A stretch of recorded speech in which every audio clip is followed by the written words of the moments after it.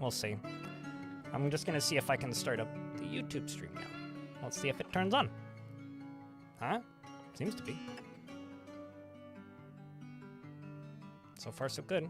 Yep, YouTube's up and running. Cool! Working and lurking. Enjoy the working and lurking. Chromium is super RAM heavy, but like OBS used to use about 1,500 megabytes of RAM. Now it's using about 600. Which is kind of nuts. Like, I have the RAM for it, but...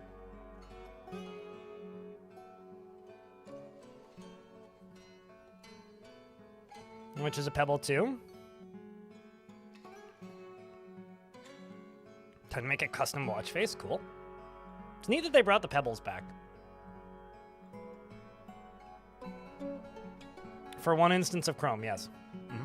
It's the reason I turn off Discord whenever I'm streaming, is because Discord uses just a weirdly large amount of resources.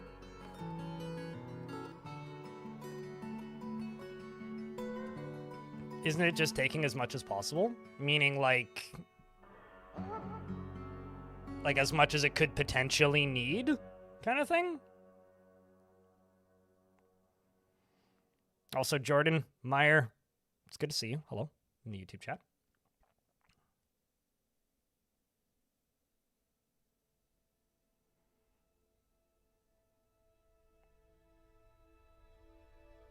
I feel like I knew some people who bought those that got them like a while ago. Shadow. Like, maybe the beginning of the year? Unless you've had it for a while and just didn't mention it, but...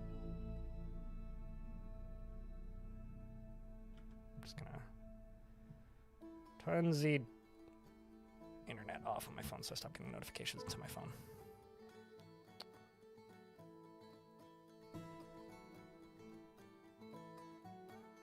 Seems less heavy. The thing is, if I run a tab, I will close it. I impulsively close tabs. Like, if I want to actually have something up all the time, I can't use a tab. I can't. I've tried. I'm not a tab power user. You know, I need my clean browser. And like, it's funny. There's a streamer I watch occasionally. It's been a little while since I've watched him actively, but there's a streamer who I watch sometimes, and he, on his web browser, has like 1,100 tabs open, and like all grouped. Like, they're very well sorted. Like, in his defense, they are very, very well sorted. And I remember mentioning it once about, I don't know, a year or two ago. I was like, dude, every time you tab over to your desktop, I just get stressed out. like that is fucking scary to me whenever I see this. And he just responded with like, well, obviously, like, you would get stressed about this because, you know, you probably run Chrome. It's going to use so much memory. I'm like, no, it's just the number of things. It's just like stuff overwhelm. I mean, these were all pinned. Doesn't matter if they're pinned. I can't have them open. Exactly. Like, it just stresses me out. Like, it's the same reason that my desktop looks like this. Hey, he says that with like Dwarf Fortress running, and like, hold up. I don't feel like... It's the same reason my desktop looks like this. I need a new background. This is a default one. But like this is all of the icons I will ever use. You know? You know? You know? Oh yeah, also I can do this now.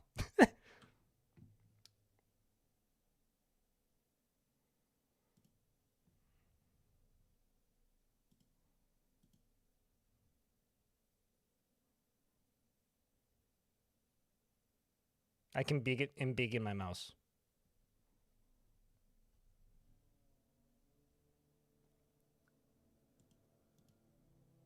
I'm also using a different method of game capture, which is weird, by the way. But it works. Well, that's kind of funny. My mouse just disappears when I make it big when I have the game captured. Oh, that's kind of a shame. I can only do that when I have the desktop showing.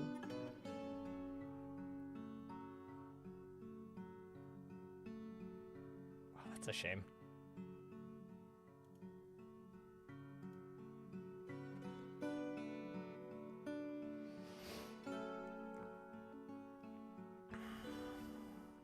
Has a tab counter? Oh god, if it shows the number, that's even worse. Also seems to glitch the camera feed. Good to know. This is what happens. Well, that does it?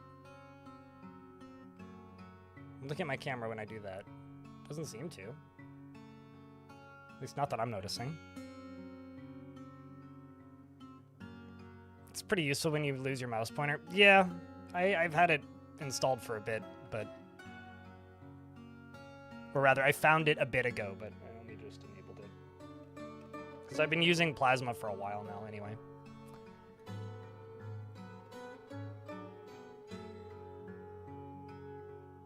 Except it's site settings instead of VPN. Nope. No, I have bookmarks. I have bookmarks in folders in, like, for all my browsers. So I open up bookmarks and I search my bookmarks and I open bookmarks. I can't have tabs open. Your face froze while I heard. That might have been because I was swapping scenes. Like if I mean here, if I go to capturing, I don't know, Steam, like that, that's probably what did it.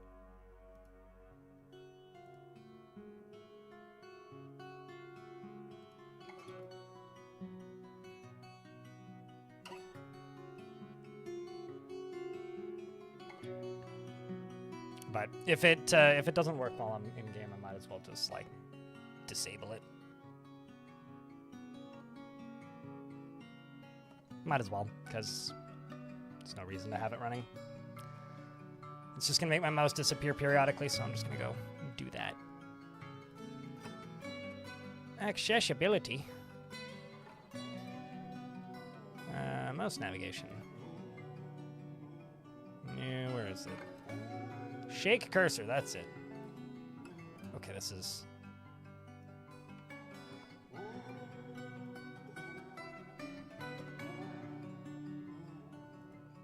Hold up, I need to know how big this gets.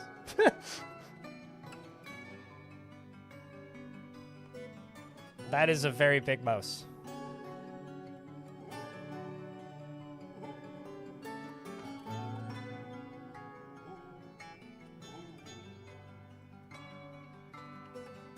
I don't really need it, so. That's your favorite thing? I like it. The problem is like, it doesn't show when I'm capturing a game, so there's kind of no point to leaving it on, because it just makes the mouse disappear. So if I do it by accident, it'll just make the mouse disappear while I'm streaming.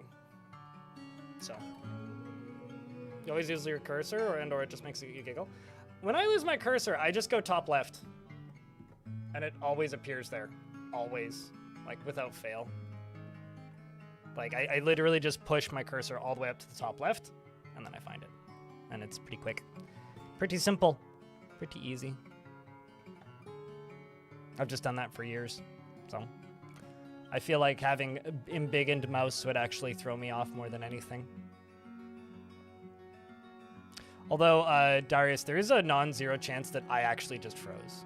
Like, not the camera froze, but I just stopped moving. I know that there's, like, been times where people think that my camera's frozen, and I'm just, like, staring at something perplexed. It's like when you just stop moving for a bit. Yeah. Anyways, anybody been looking at anything out of Computex? There's actually some really neat cases. This is part of the reason I installed a new OS. It's because, like, voice and lips didn't match. I don't know, I'm calling shenanigans because I didn't see you freezing. Normally it would tell me that, like, I had some sort of, like, error, but I didn't, so. Large mouse on a screen strictly I used to. No, I mean, like, as I said, the reason I just turned it off is because, like, the mouse would disappear when it would get big on the game. So, like, if I'm accidentally doing that, then you guys just aren't going to see a mouse for a bit, and that's going to be really confusing for watching. Like, this is already a game that's hard to follow what UI I'm clicking on, because a lot of the UI isn't that responsive. And then, like, if you add that to, like, if you take that and you also add periodically disappearing mouse, because I shake my mouse a lot. Like, it's not even that it's hard to get used to. It's just, it's like, that would be a bad viewing experience. Just period. So, yeah.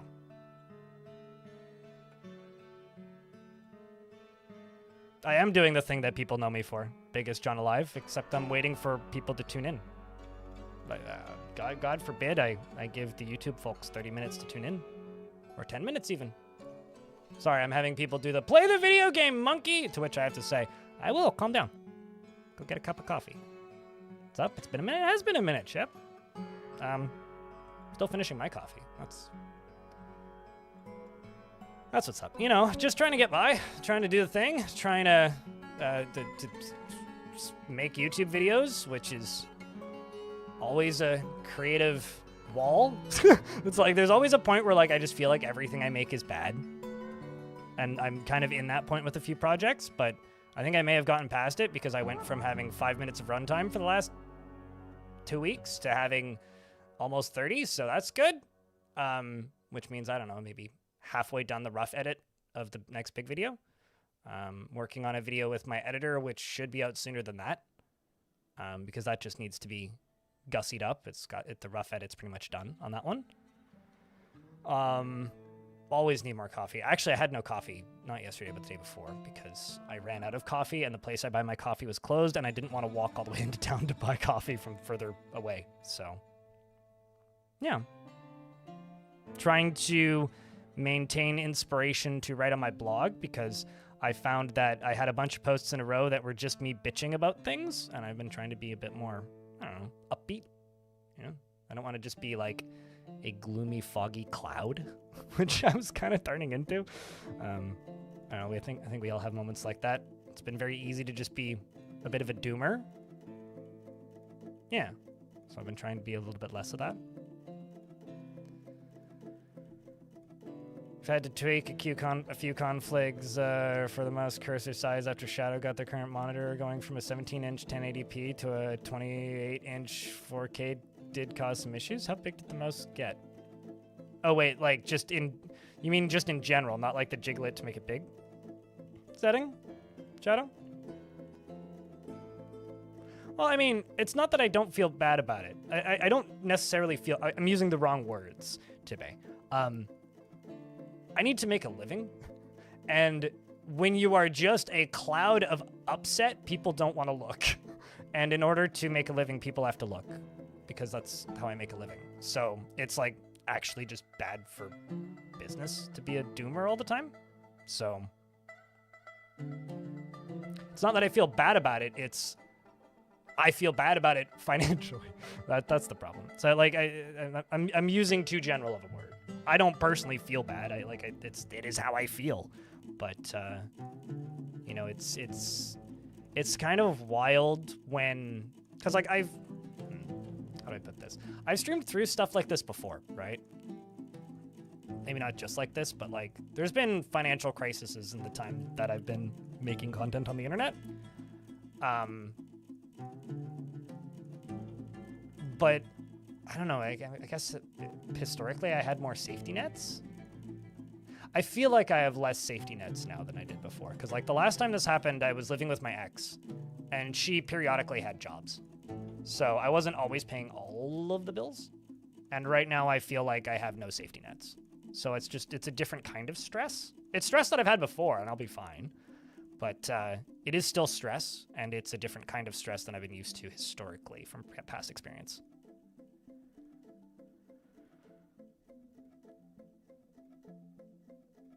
You feel bad about being a doomer?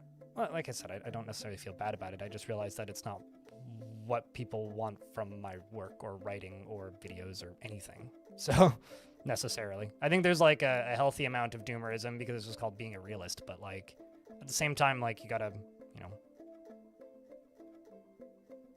when you're in entertainment, you gotta be entertaining. Yeah.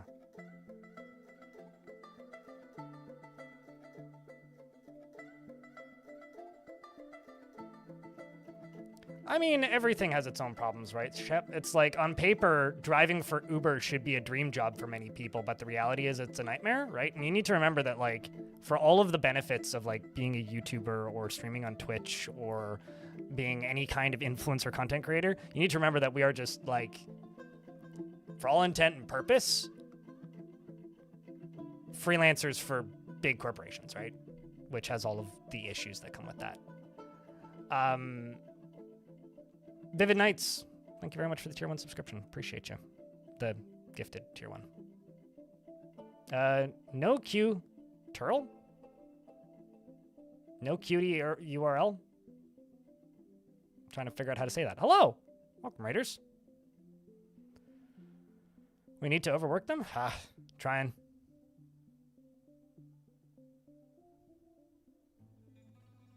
Nocturnal. Okay. I'm missing the N, but makes sense. I could see it. There's a lot of in jokes in this sentence. Nocturnal. But hi, I'm Greg. I stream too much Dwarf Fortress, and sometimes chat lets me play other things. We just got hit with an ad, so I'm sorry if all of you just got hit with ads, but I was kind of just waiting for those to end. We started a new fort last week, and we're going to be continuing that new fort. And I broke all of my alerts last night, so I'm, waiting.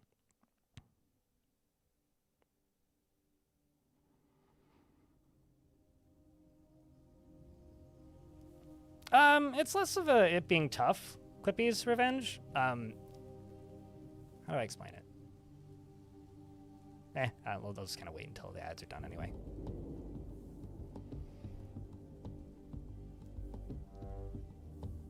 Like Nocturnal. Oh, I get it. Nocturnal makes sense, but like Nocturnal makes also sense. Okay, got it. I mean, I have a username that people befuddle all the time as well, so I get it.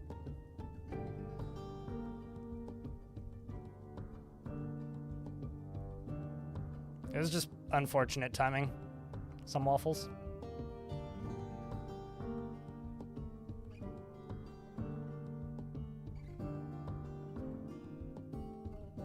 Getting older just means more of the people you depend on are dead. I think it's more... I think it's just more new experiences and different responsibilities is the way I would look at it, but...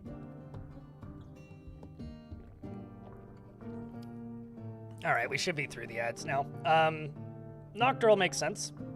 I can word that. But I have a username that people befuddle up all the time. Like, I've been called everything from Blindy to Blind Earl to Blind Girl to Blendrule to Blender. It's like and then every now and again people just get it, and I'm like, my heart, you figured it out. It's pretty simple. So no, I get you. Although I always tell this story when it comes to funny usernames, which is there's a person who goes by Vlek these days. I presume it's still Vlek. Who used to be named Freakified, who I called Freakifried for 6 years, and at one point changed their name and then said that one of the reasons they changed their name was because I never actually figured out how to properly say it. I still feel bad. Speaking of feeling bad about things. But Quippy's Revenge in YouTube chat says, it must be tough to act up even when life is stressing out. It's less of a tough to act out and more just I act like me. Does that make sense? I just act like me. And then sometimes, like, I have a reality check where it's like, oh, I've been kind of down lately. I should fix that. So I'm not really acting up, per se. It's more of, because I don't act, I guess. The only thing I'm a little bit cautious is, like, I'm a little bit cautious on, like, what words I use in some contexts. Just because the internet, like, I'm a bit more blunt in person. But, like, you know, there's certain words I can't say, like a word that's commonly a dwarf last name that is a giant pile of dirt that is used to hold ocean back that the Dutch perfected. And if I say that word, YouTube is just like, you can't stream today. I'm just like, what the fuck, man? So, it's not artificial. Because, like, okay, so there's, like, I'm just going to be positive for the sake of positivity, but it's not actually necessarily me being positive. I'd say it's a reality check, you know? Like, I live alone. I'm not around other people most days of the week, except for like weekends. And it's just me in my own head. And sometimes I can dwell on things, and that's not necessarily healthy. So I wouldn't say it's artificial. It's more of a...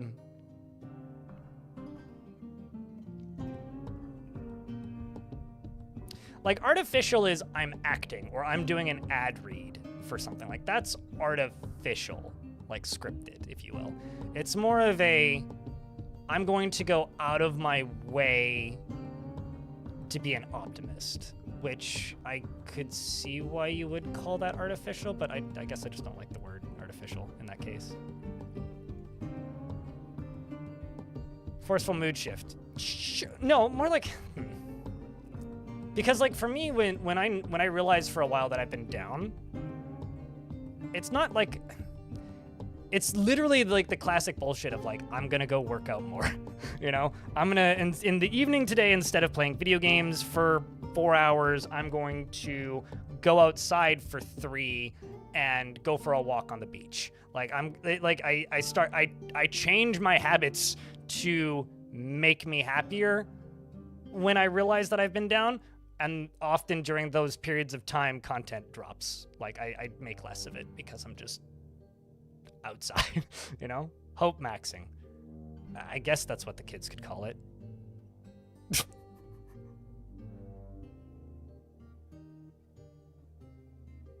Was I referencing the... it rhymes with, like, bike. And it's also, like, a derogatory term for certain people who like certain people. That's just the one that always comes to mind when I say that, like, I censor my speech, because that's the one that's, like, at the front of my brain the most, because I spent so many years of my childhood riding a bicycle on one of those.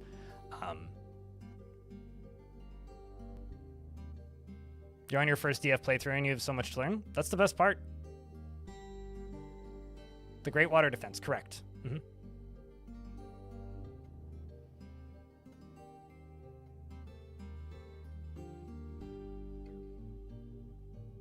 That's because physical exercise improves circulation, which improves blood flow to your brain, which improves your mood. Quippy's Revenge. Like, I didn't need science to tell me that. Like, exercising absolutely helps your mood. But, you know.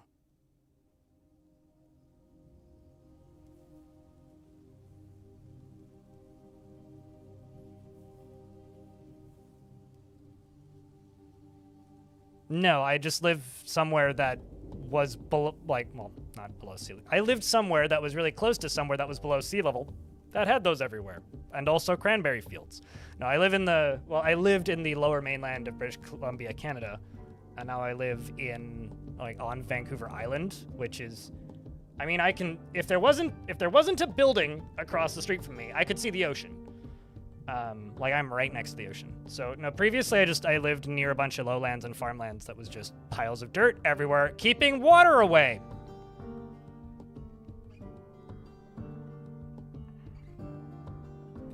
There's Dutch in my family, but it's, like, on my grandma's side, so, like, we're talking I have great aunts that live in Rotterdam.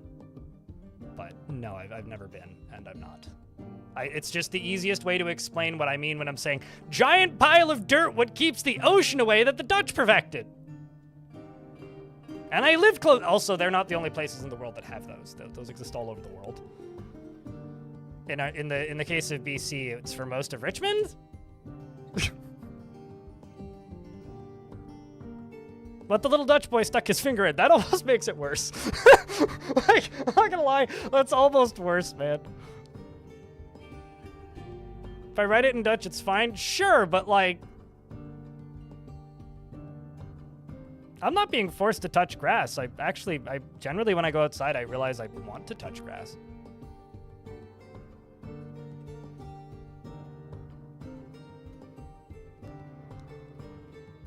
You know, there's a lot of, like, I think it's, like, Zoomer and, like, Gen Alpha speak, which is just, like, aggressively...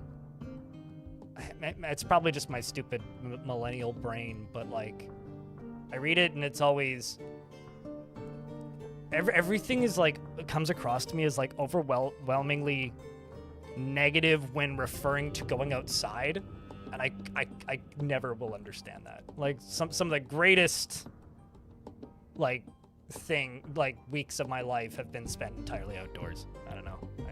I love the great outdoors. Maybe it's just where I grew up, but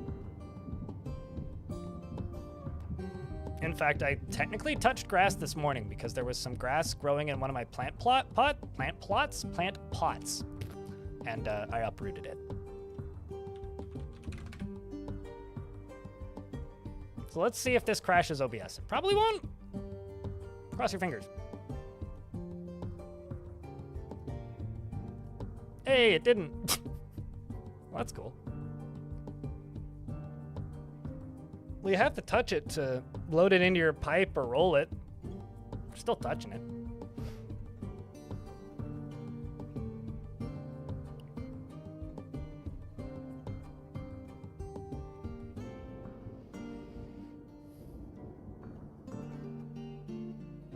Can I ask which town is your hometown? You don't have to say if you don't want to. I'm just mildly curious. Shep? There's something about the forests in this area that are just different. The coolest place, one of the coolest places I've ever been is, I can't say the top coolest, but one of, is if you go to Golden Ears Park and you hike up Hector Ferguson Trail, and just when the trail starts to disappear, because it kind of does, because it's a volunteer maintained trail, which means there's bridges, which is like, it's a 2x4 this wide, that's like 5 meters long, that goes over a 10-foot drop. It's a volunteer maintained trail. That's a bridge, by the way. You go a little bit past that, maybe about 1 kilometer, and it's just all old growth. And there's something about like trees the size of like 4 semi-trucks glued together vertical. That is just incredible. Small town in Oregon, foothills of the Cascades. Oh, Cascades are beautiful. I can see parts of the Cascades actually when I go over the beach. Cascades are cool mountains.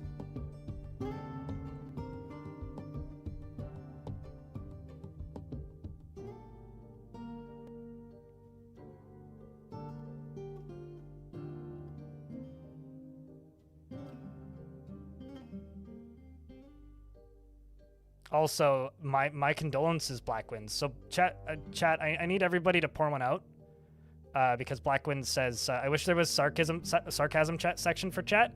/S at the end of what you're typing is the international sign for sarcasm. But because a power surge fried my computer and I'm currently being forced to go outside if I want to entertain myself. I'm so fucking sorry, dude. Do you know what was fried in your computer?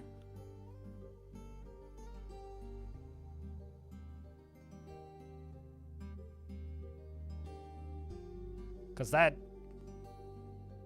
sucks. My condolences, man.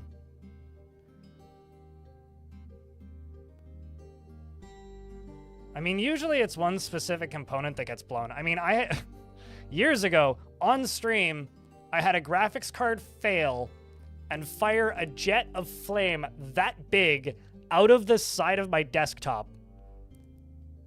And the entire computer was fine and rebooted. Just the graphics card died. Everything else was fine.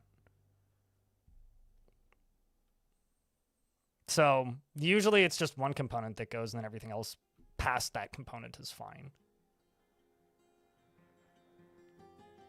Granted, that was, what, an MSI? It was an MSI...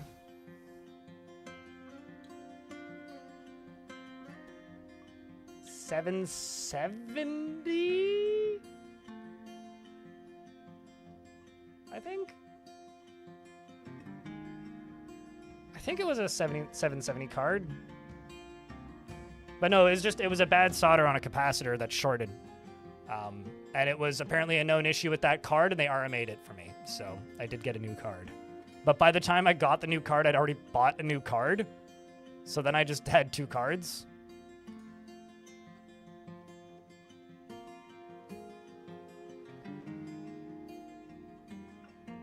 Yeah, I don't know. I'm just kind of hoping that the next time I need to replace something seriously like that, prices have come down a bit. That's my hope. Gray Hat Nub.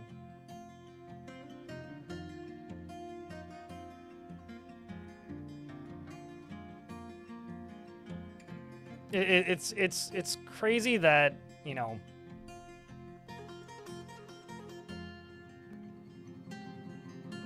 I've just been like scrolling eBay for the past few weeks.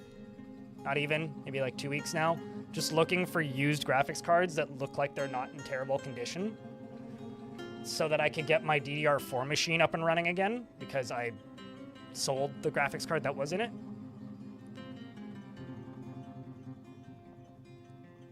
So I'm like, you know. PC is now 1 month old and definitely not low end. What's scary is there's a very real world where you're not even going to be able to RMA parts because companies are going to go under if this stuff lasts much longer. The only thing that wasn't fried was the motherboard and RAM. Well, that's good. That's like 3/4 of the value of the computer at that point, Blackwinds. So Blackwinds, the only thing that wasn't fried was the motherboard and RAM, and some of the capacitors on the motherboard cracked. Oh, Jesus. So the motherboard is fried then. Hey, Quippy's Revenge. Don't hate on potatoes. Potatoes can run GLaDOS. That's a very heavy operating system. Very advanced AI, in fact. Also, I haven't even checked. Are captions? Oh wow, captions are working. Cool. I didn't actually check that module at OBS to see if captions were working. It turns out they are, so that's good. Also, I realized something.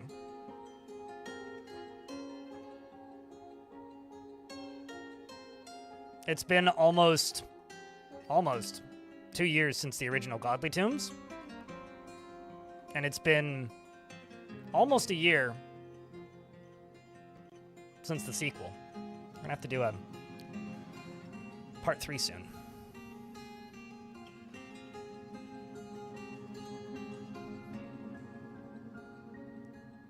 Holding out for RTX Spark chips. I was talking about that earlier. I want to try one of those, but I don't actually want to pay the money that they're inevitably, like, those things are going to be fucking $12,000. Like, there's no way.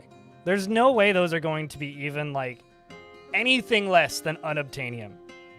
Like, I was looking at, like, comparable computers out there, like laptops that have similar specs, and it's like MacBook Pros in Canadian dollars, like almost $8,000. And it's like, looking at NVIDIA Spark, like, specs, and just going like, there's no way. There's no way. Do I do the thing again? I'll do the thing again.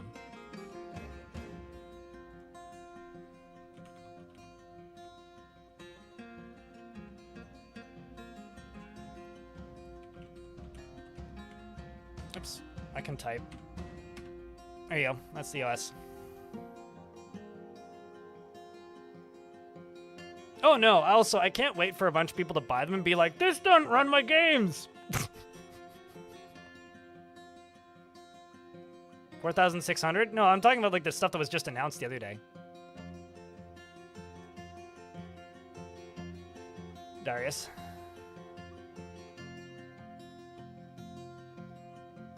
Oh, I always power stuff down.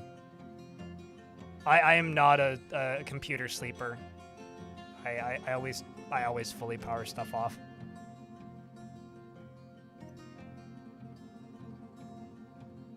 That's why you put a 4 instead of A.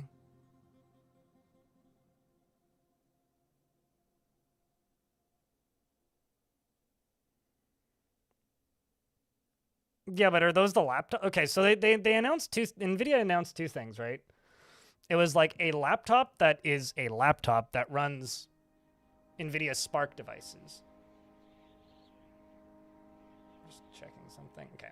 That runs NVIDIA Spark. But there was also a there's the standalone box which runs the current NVIDIA Spark stuff, which is like $3,000, like $3,000 US or whatever. but they're making an all-in-one laptop that has better specs than the little standalone box thingy that's a laptop and not a little standalone box thingy, and I don't see a world where that isn't like... I don't see that being anything less than like $8,000 to $10,000. Like there's no way. There's no way. And they're gonna sell 30 of them.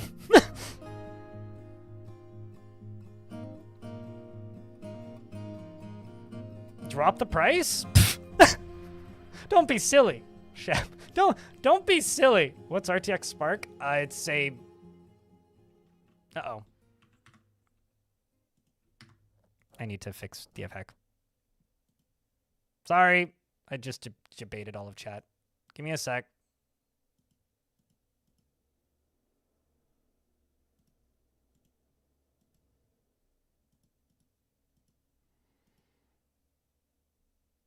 Why are you no launch DF hack? Excuse me?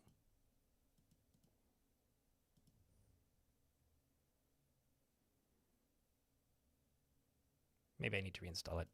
Yeah, I think I do. Hold on, let me check something. Yep, I need to reinstall it. That's fine. That's quick. It's what, like 100 megs?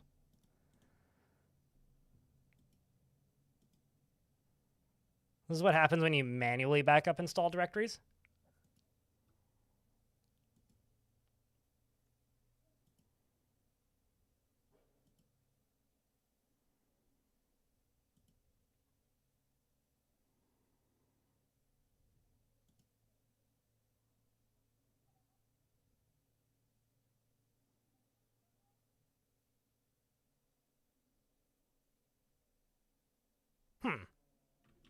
What did I do wrong?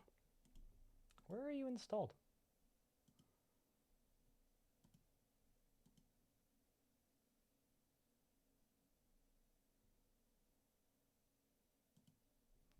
It's in the right place. The heck? I wouldn't want to actually do the, like... Streamer, why aren't you playing without DF... Why aren't you using DF hack and actually not be using DF hack? Where the heck did you go? Installed files. Local. Oh, what? That is a very weird place for that to be.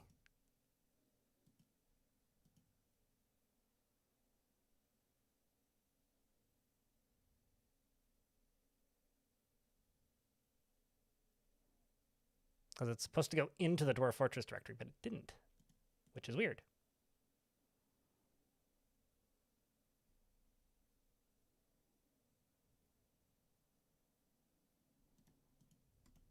Let's try this again.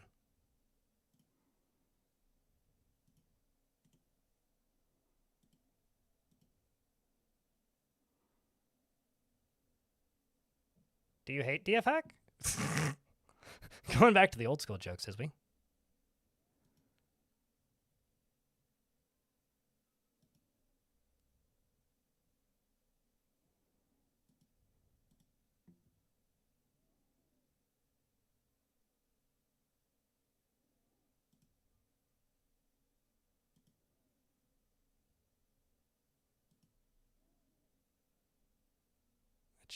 It should work. Weird. Okay, well.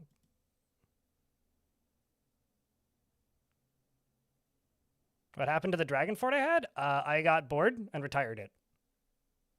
And now I'm making it into a video. But quite literally, the answer is I got bored. Sorry if that's a boring answer.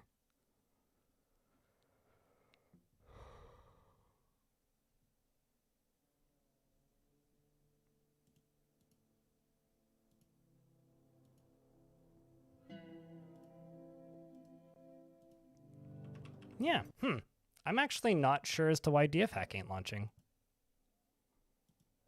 I wonder.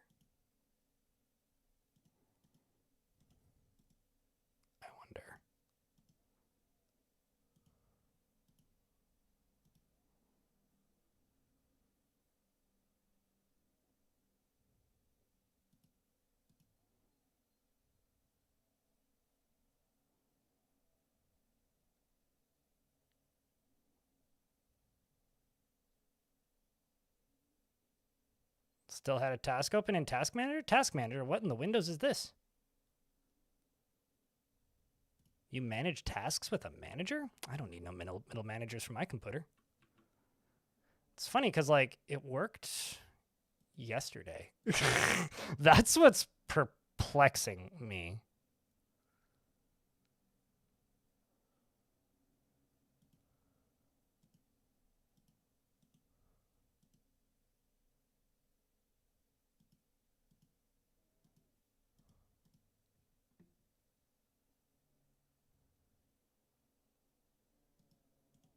Huh. Yeah, I don't know. Wait, hold up. Did that work? Okay. I'm going to do this the old school way. Give me a second. Literally just going to fucking click and drag the files over because that's how you make it work.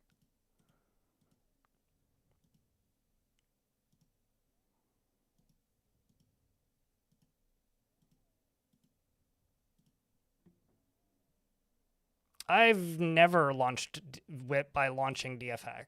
I did try that and it didn't launch. Or rather, I've never done that as like the daily driver. I don't know why. Just habit mostly.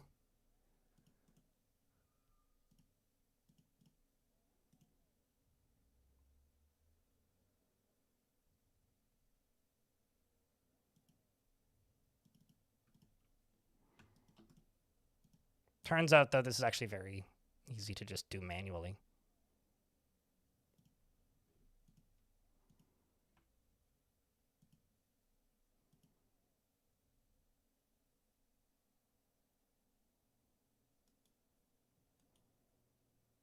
This isn't really a rolling release distro. This isn't a bleeding edge distro. This is the opposite of that. Like, Debian is like the anti-bleeding edge distro. Because I'm not running the SID. Anyway, it works now. I just did it manually. I'm not entirely sure what happened there, but I'll fix it. I've never used Arch. I'm not using Arch. I used Arch for about 90 minutes on my laptop and said, fuck this shit. I tried Cashy on my laptop and I also uninstalled it. Also, I saw that pop up but didn't mention it. Thanks for the units of money, Super Chatter.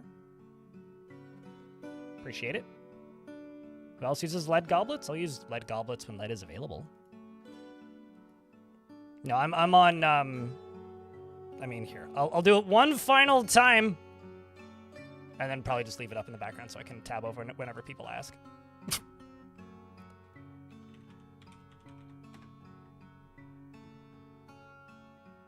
That's what I'm using. Not Arch. Decidedly not Arch. I don't have the beard capacity for that, Strixa.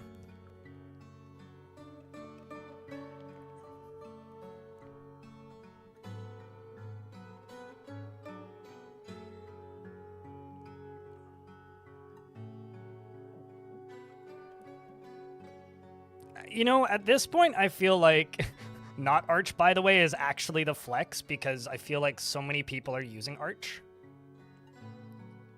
Same as yours? Well, there's probably different specs, but...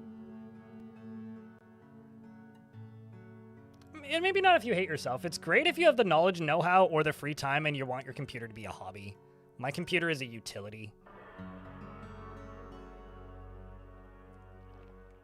Like, it's, you know...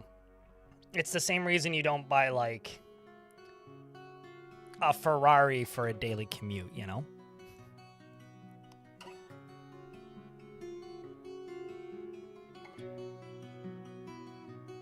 Dude, I've I got a couple of comments, not enough to be like a trend or anything, but I got a very small handful of comments from people on my Linux videos, basically like crashing out in my comment section, going on about how I'm an idiot for using, for using anything other than Cashy, and how I should either be using Arch or like I never got this with Nyx, but I feel like Nyx would get there. The thing is, like, Arch is, like, pretty straightforward and easy to use. Generally speaking. It's just tedious. At least, like, you know.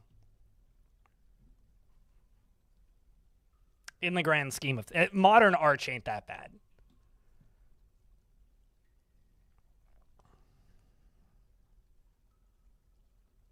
I'm sorry, but a Ferrari is something I cannot let slide. What? What? What's up, Dilf? How's things?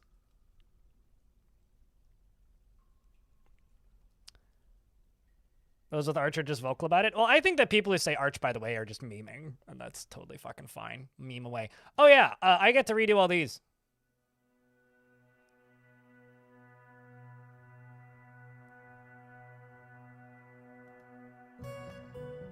I get to redo all these. And a feature. No food. Pop up. Struck mineral. Yeah, that's fine. Gremlin. Give me a pop up. Snatcher. Pop up. Ambush. Pop up. Ambush. Pop up and recenter.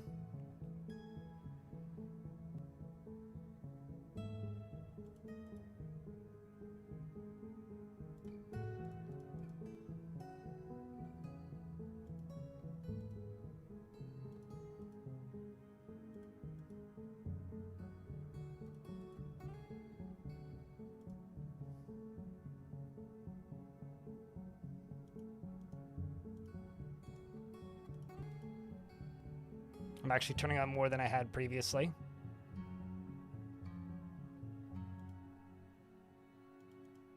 Pop up, pause, recenter.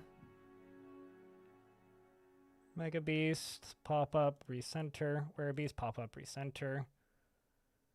Regular Beast, nah.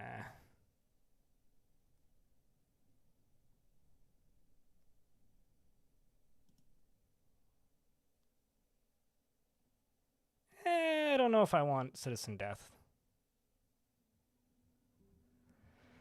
So that'll make fights bad. Creature, stolen object, pop-up. Citizen missing, pop-up. I'm probably going to go in and turn a bunch of these off as I go, because I can never quite remember what I have set to be pops up and what I can't, what I don't. Because I only do this setup maybe once a year or so.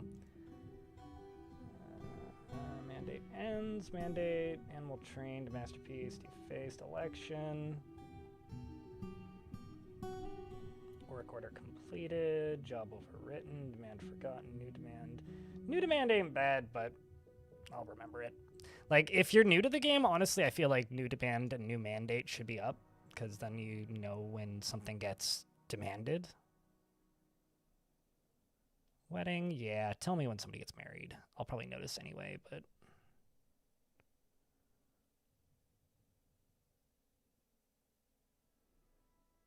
Agreement satisfied. Guild founded. Agreement abandoned. Actually, tell me when it's been abandoned. Because there's times where I fuck it up and I miss it, but creature stuck, citizen. That's an interesting one that you can have a notice for that. Huh. You know what? Fuck it. Give me that. All right. Yeah, that's how I do it too. Clino! I gotta say that the moderator for 3 years thing is kind of neat. Clino, thank you very much for moderating around this channel, even though I know you don't moderate all that much, but thanks for, you know, being a presence with a sword, because you got to keep the masses at bay. Speaking of the masses at bay, Blazing Iceberg, thanks for the 27 months with Prime. Chat, this is primarily a crowdfunded stream. I will be honest, because of the way the world has been as of late, I have been looking for people who want to pay me to put 60-second ads in YouTube videos. Haven't had any luck yet, but I'm trying. That being said, I do want to keep these streams primarily crowdfunded, period. So if you like what I do and want to keep it free of sponsored games, consider subscribing with Prime so that I can pay my mortgage and my bills. Because that's how I do it.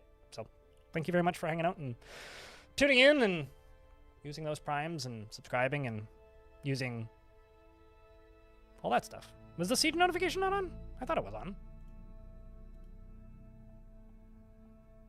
Putnam, please give me a search function for all this.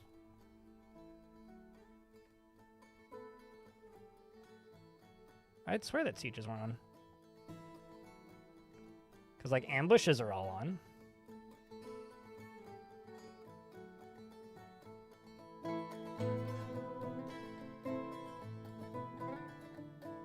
I love that you could, like... Oh, actually, Evil Cloud is one that I should leave on.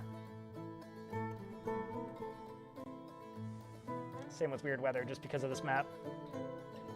I love the fact that you could just be like, every single time somebody pukes, pause, recenter. Game unplayable.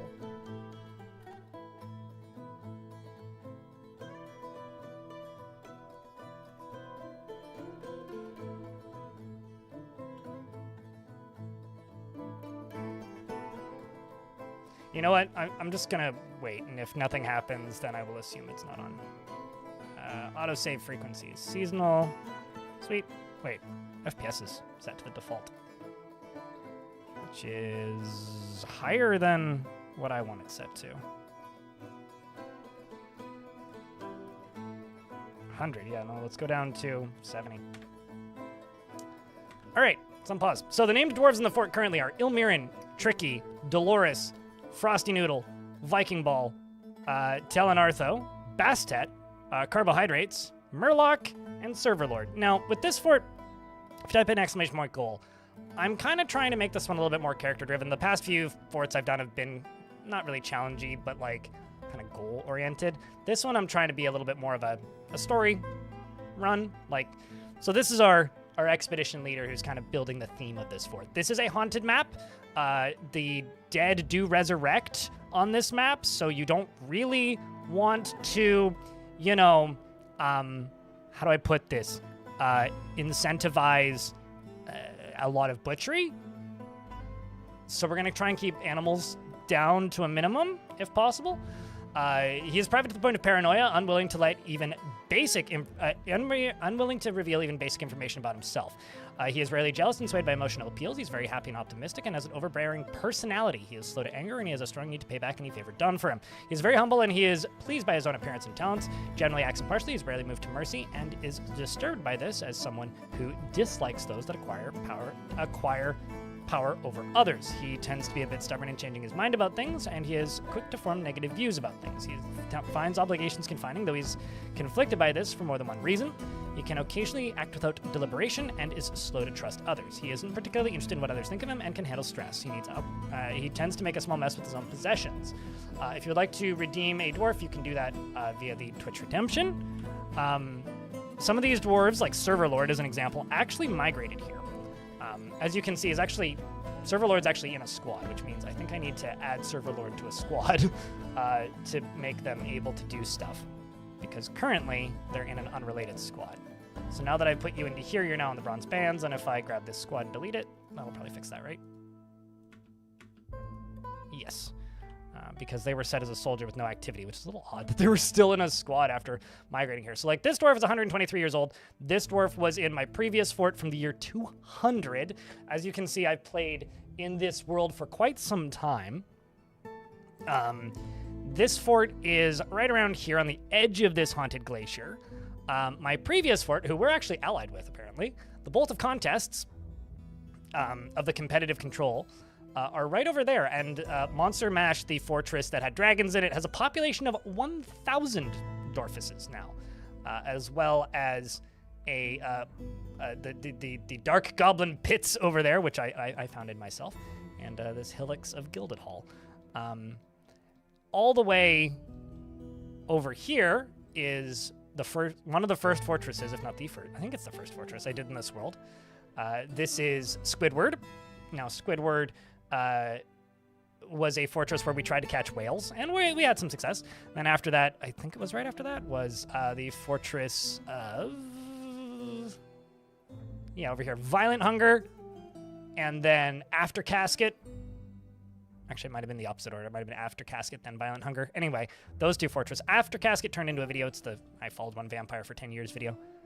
Then we did that one, and now we're over here. Oh, actually, then we did that one, then we did this one, and now we're over here. So yeah. BGS Lurkers, thank you very much for the 5 months. Greetings from Poland. It's been 5 months already. 5 months and a dozen fortresses lost because someone forgot to lock the door, or someone came to the conclusion that this elf has a nice job. Hey, sometimes you just gotta punch the elf. Lord Bottomleaf. Okay. We'd like the dwarf Id. Id like the dwarf Id? So you have a child. Machine Trust is your last name. But you're also not a lord. That's stolen valor, my guy. I don't know if I don't know if I can allow that. No, it's fine. Lord Bottom Leaf. Machine Trust is very curious and sometimes to her detriment. Very easily develops negative feelings towards things. She lives at a high energy and kinetic pace and cracks easily under pressure. She doesn't have an active sense of humor, and she tends to be swayed by the emotions of others. She's slow to anger, and she tends to hang on to grievances. She has a tendency towards forming deep and emotional bonds with others, and she is bothered by this since she values friendship. She is often cheerful, and she often feels discouraged. She currently is more rude, currently more fearless, and currently less private. She taps her feet when she's annoyed. She blows out her breath when she's annoyed, and she needs alcohol to get through the working day and does not mind being outdoors at least for a time, and is a hardened individual. You've been here since 264, so you're already. Also, your husband has the greatest last name ever. Kibb's Sword Knight. Golly gee, man. Are you PBN, James? I don't know. You're playing Dwarf Fortress currently, and your first long-term successful fort just hit 115 dwarves, but apparently you were judged by the gods and a giant monster came out of the rock. Oh, well, do you have a soldier? Do you have soldiers? Do you have an army? Do you have squads? You might be cooked. I would recommend locking all doors if you have them. How's the baby's name? Umber Chambers? No, Urn Chambers. So we've got Lord Bottomleaf Machine Trust. Your only son doesn't live here, and your last name is Sword Knight. Or this guy's last name is Sword Knight. Hey, YouTube chat, the first person to put 3 sword emojis into the YouTube chat can have Sword Knight. Because I need to give this guy a name. That's too good. Hylam, thank you very much for the 14 months. Welcome back. As for the fort itself, it's still very small. This is the actual map. Undead Yetis keep walking over, and there's evil weather that does something. Now, there's a secret with this fort that I'm not going to show off just yet. That's probably going to become the front door eventually. Right now, it's not.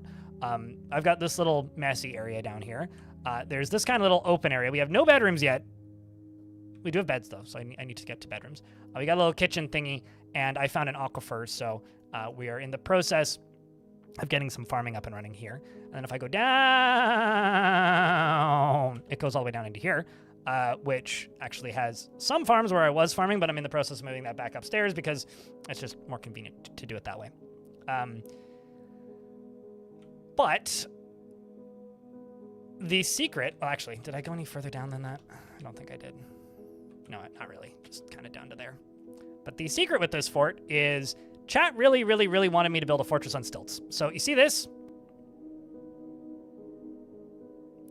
I'm very slowly building a fortress on stilts. Hey chat, can I get a round of beers? For Hylam, who just subscribed for 14 months.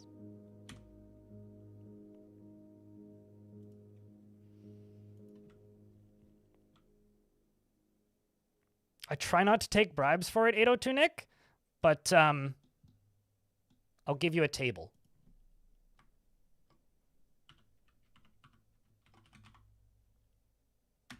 Thank you very much for the 20 bucks, though. Appreciate you greatly. This dwarf, Felix, I'll just call you Felix, has a low sense of self-esteem. I'm sorry. I mean, your name is Sword Knight, so he has little time for forgiveness and will generally seek retribution He presents himself modestly, frowns on any flashy accoutrements, and has a greedy streak. Is brave in the face of imminent danger. He can sometimes act without deliberation, and he likes to keep things practical without delving too deeply into the abstract. He does not have a great aesthetic sensitivity. He's conflicted by this. He values artwork and its creation. He doesn't mind a little tumult and discord in day-to-day living, and can easily fall in love or develop positive feelings. He always points at others when he's greeting them, and when he's nervous, he rarely talks. He clicks his tongue repeatedly when he's annoyed, and when greeting others, he always smiles nervously. He needs alcohol to get through the working day and doesn't really care about anything anymore. He dreams of mastering a skill and personally thinks that introspection is valueless, and those that waste time in self-examination are deluded fools. Sees guile and cunning as indirect and somewhat worthless, and doesn't think one way or another about leisure time, but dreams of mastering skills. He likes alabaster, brass, and blue diamond, and sheep leather, and gray parrot tooth, and rami fabric, and ballista parts, and cows for their haunting moos, giant spider monkeys for their prehensile tails, the words of the fatal death, and the sight of the mechanical amethyst, and when possible prefers to consume giant sparrow, tuber beer, and absolutely hates blood mats. And Lord Bottomleaf is your wife. That's a fortress on a stilt. You need more than one. I needed a way up and down to build it first, okay? Just work with me here for a sec. Just work with me. Cows for their haunting moos. I mean, haven't you ever noticed just how haunting cows' moos are? So I need to figure out where to put bedrooms. We do need more migrants. It is mid-autumn. We did just trade. I think that bedrooms are probably just going to go up here. I'm just going to build a little dormitory or something up here. We actually ran out of boulders a couple times, which is kind of fun because I've been using so many blocks. But that's the current setup for the fortress. So I'm building a little hyper-compact fortress for the purpose of building a fortress on stilts. Your entire army got wiped out? No way to lock the door, hey? You know, I've had moments where I thought my fort was going to fall, PB and jams, and you know how I saved it? More than once. Beast just happened to chase a cat or a dog into a bedroom, and I just locked the door. So, it ain't over until every dwarf is dead. On the map, there is a friendly hammer dwarf. That's probably from trading. And a bunch of albatross. Where's the hammer dwarf? Okay, you're about to leave, probably.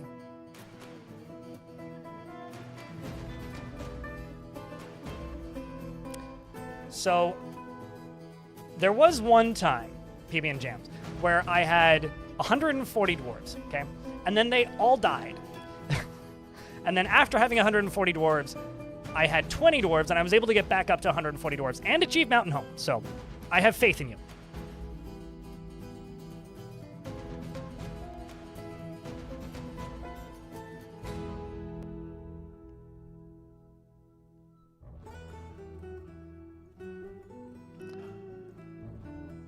Sounds like if an elf is wearing Rios Macaw leather armor, they're probably a goblin-aligned faction or human-aligned, if I were to bet. Some migrants have arrived. Oh, would you look at this? Nomald's showing up. So's a Kenton, potentially. We're getting, like, the entirety of the population in my last fort. I really need to take a leak. I will be back in, like, 90 seconds? Apologies. BRB. 2 seconds, chat. 90 seconds, actually.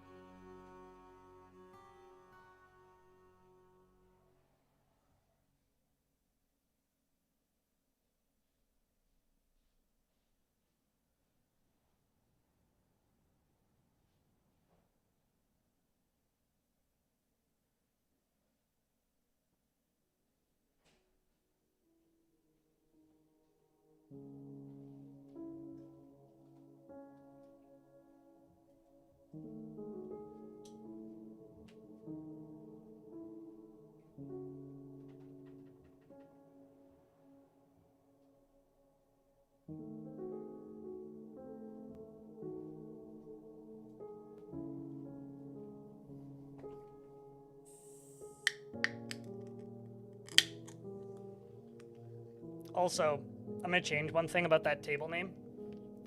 So I gave 802 Nick, who bribed me with a $20 super chat. I gave you a table. I'm actually going to change that from just 802 Nick to 802 Nick was here. Smiley. Because one of the greatest things we did in the last fort was I named one of the workshops to Nomald was here. And Nomald died like years before that. And just having a constant like reminder of Nomald was here is just very funny. Okay, so I need to open this up. And we need to jump Ogre to the new arrivals. And they should move pretty quick. Also, this is Cran Fizz. Please don't be named. Hallelujah, not named. God damn it, it's named.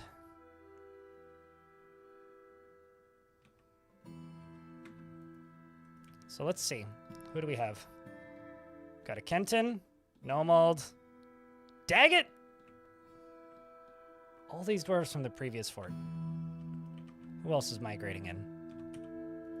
Zasset. Asmil.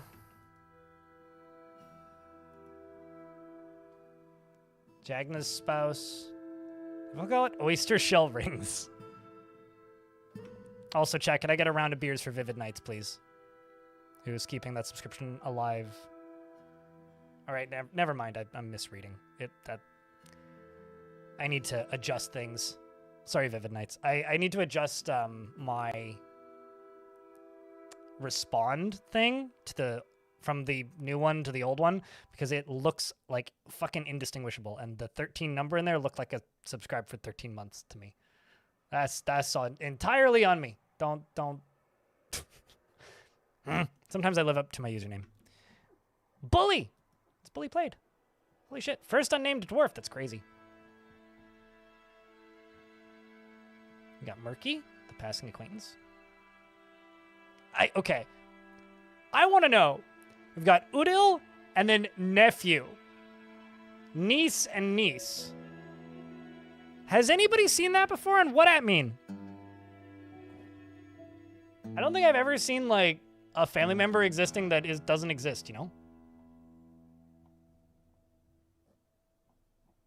It's like missing data or something? They must have died real bad. They died so hard that they got unnamed. Huh. Weirdo. That's very strange. So I'm going to slaughter this goat. I'm going to... Yeah, I'm going to need to butcher them because at least the skin on its surface is very easy to butcher. They're unknown to the dwarf? Yeah, but like I don't think I've ever seen that before. Like that's probably what it is, but like to me that would mean it's a bug, probably. Let's just let you run out and go grab the thing because I need to get them all underground again. So 23 dwarves means I'm gonna need to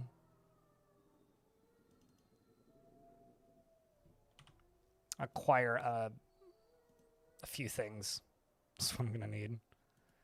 Come on, kiddo. Cursed? No, because they would still know their name.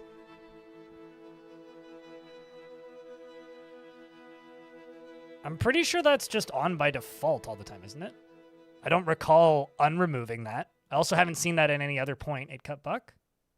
No, what removing unimportant people from history does, it basically just makes like your world folder smaller, more or less. Okay. Because there's just less data overall, right? That's all that it really does. But I don't know. That's weird.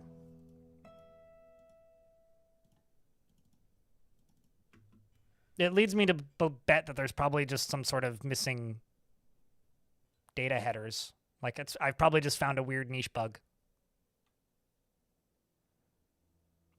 What kind of evil weather do I have? I don't think I've had the evil weather long enough to actually have been asked that question a lot.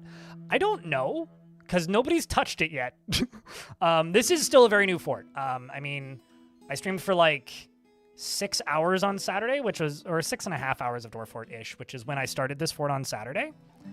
And because of that, I genuinely don't know. Because it wasn't a super long day of streaming. And no one has gotten close enough to find out. So we have many fun discoveries ahead of us today, I'm sure. Back to work. Enjoy the work and lurk.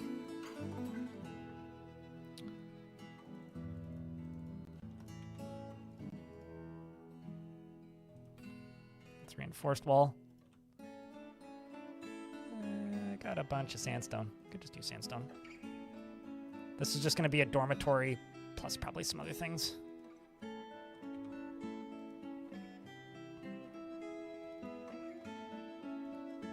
First and foremost, it's going to be a dormitory. Although usually dormitories get converted into like hospitals for me.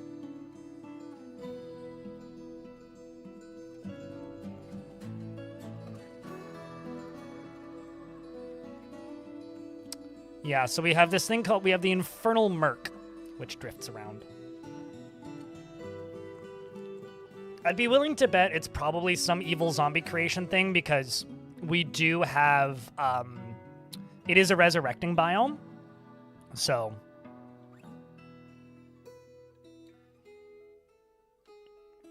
Do you want that on the bookkeeper or broker? Do I want one on the bookkeeper or broker? No one's an appraiser. Appraiser is a skill that you need to train. Natilter? Not sure how you say that, but like you do have to train appraising. It's kind of a specialty thing. So it's not necessarily a bad idea to go out of your way to specialize a dwarf early. So something that's kind of cool is this area is full of bauxite. So we've actually been finding a bunch of rubies super early, so a lot of these beds are extraordinarily high value because they're all just rubies.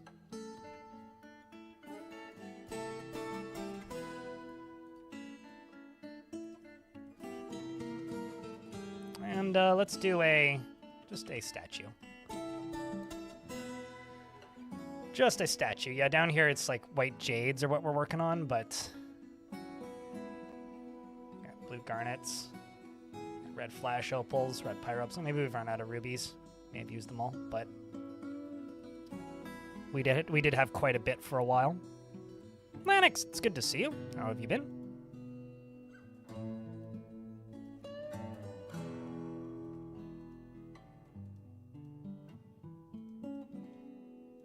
And then the other thing I'm going to do is I'm just going to make a seeds stockpile up here, I think. Even though this is going to get rained on, it's fine. It's going to get water falling from the ceiling periodically.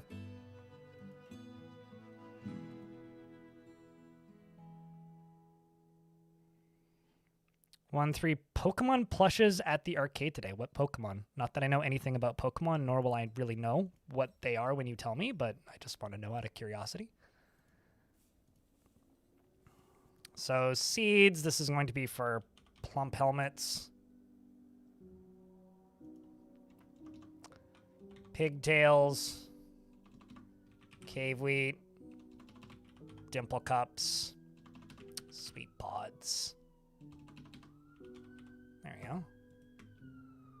Then I can go Odui down to here and delete that. Just pigtail, sweet pod, pigtail, pigtail, pigtail, sweet pod, sweet pods. Yeah, that's fine.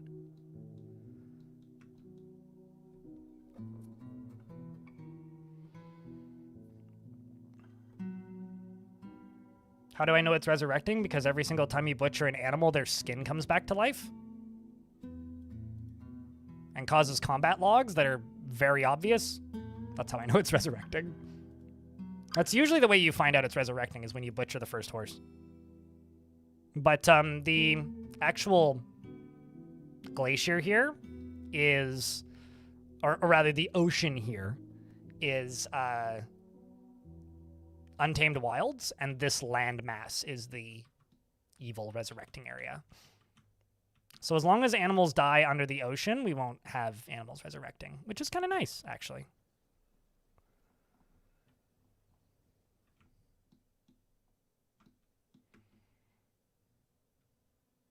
Their skin, yeah, and their hair. Smoking top hat.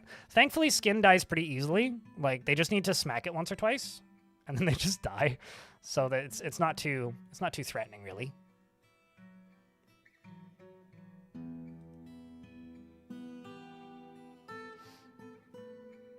What's really funny is I once saw a child having a like one-on-one sparring match with a human neck, which led to a lot of jokes about various things, but like primarily just like, oh no, the child it's fighting with a neck. Brings new meaning to the words neck brace, you know?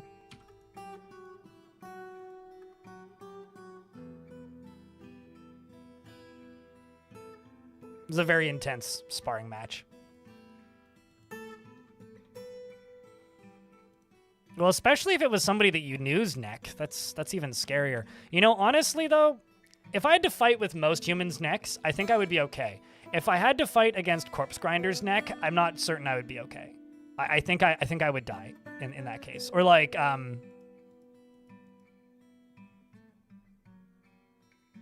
Corey is his first name. Vocalist of Slipknot. I don't think I would win. I think I would lose that fight to his neck. Chad, help me out here. What's the vocalist of Slipknot? Blanking on his name. It's Corey something. Well, I know that Cannibal Corpse is Corpse Grinder, but like Corey Taylor, that was it. Yeah, weird two first names. People with two first names throw me off every time. Will always throw me off. Forever. So, I don't yet know what the evil clouds do. I have a question, Chad. Do we want to find out? Because, like, the dumb way to find out is to just, like, throw your hands up and go, we'll figure it out eventually. The smart way is to put a goat out there.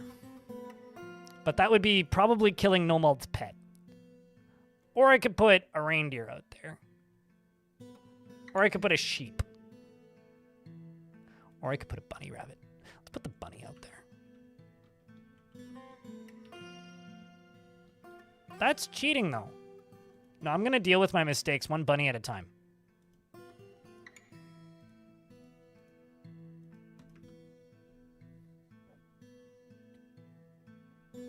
Mass Morass, thank you very much for the 25th month. Welcome back. Oh, also, I have no meeting zones yet, so we should probably make a meeting zone. In this dinky little fort, where would you put... What would you put in first? A temple or a tavern, and where would you put it? Snacrifice? Well, it won't be edible once it's been turned into whatever happens to it.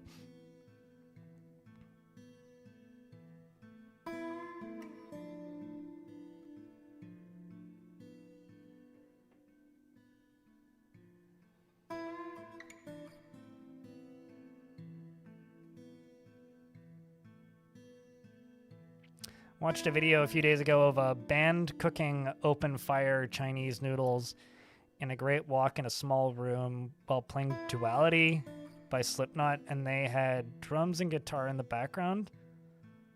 Was Curry Taylor? Oh boy. Sure. I mean, I could go for some open fire Chinese noodles and a giant wok. That sounds pretty good. Were they playing the wok as an instrument? Or was this like the Finland Knitting and Heavy Metal Championships? You know, actually, why don't we do it that route? We just give them a dining hall for... I kind of like this.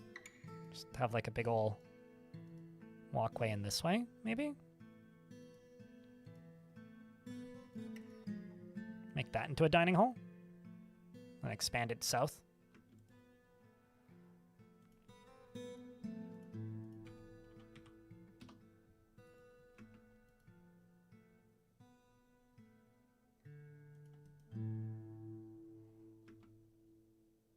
The baby called Timmy. Oh, poor Timmy.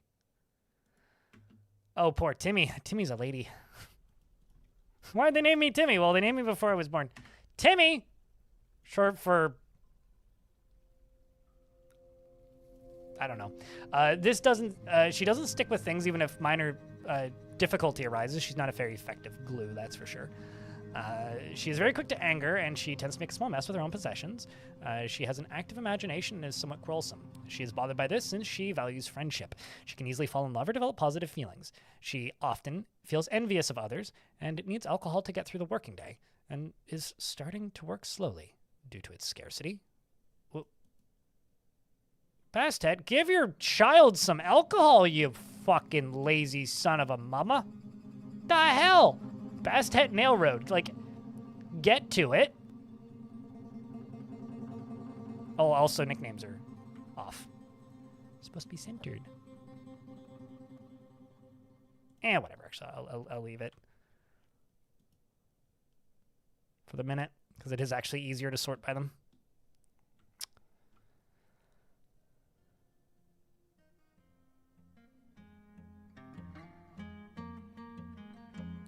You also, by the way, chat, you might want to check how many tickets you have. I'm running there's a TLDR if you type in exclamation point alerts, but I'm running a new distribution of Linux for me anyway. I'm on stock Debian now. The problem is I kind of fucked up some backups.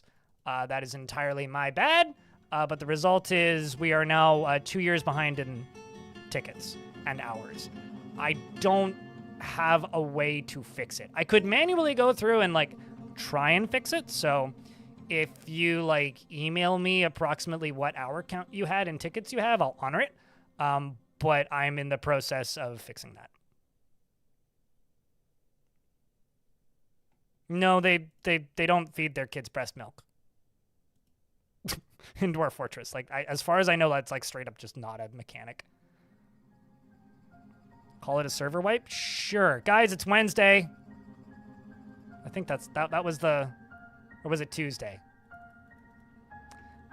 I used to have a friend who played a whole bunch of Escape from Tarkov, so I followed some Escape from Tarkov memes for a minute there, but... Wednesday, 3 a.m.? Right. Was it Wednesday or Tuesday? Anyway, whatever. Yeah. Why is this always surprising to people directly? Yes, no, that's why they're always like their mother like literally sticks the child into the vat of alcohol and drags them out. Oh, maybe. Actually, that would make sense for EU. But I had a friend where everything was Tuesday for a bit, and then once I asked him, he was like, "Oh, it's a Tarkov meme. I'm sorry."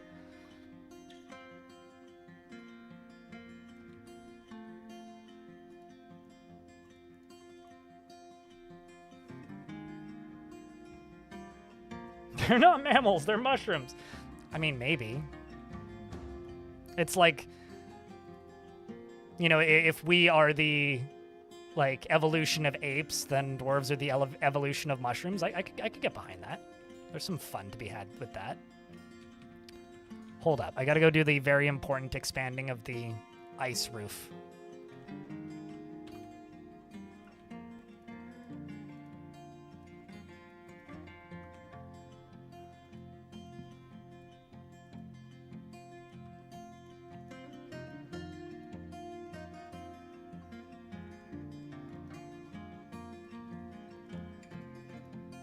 Before it gets destroyed. It all melts. Mushrooms that bred with beavers? I don't know. Mushrooms are already pretty industrious. Like, I'm not certain that they need all that much more.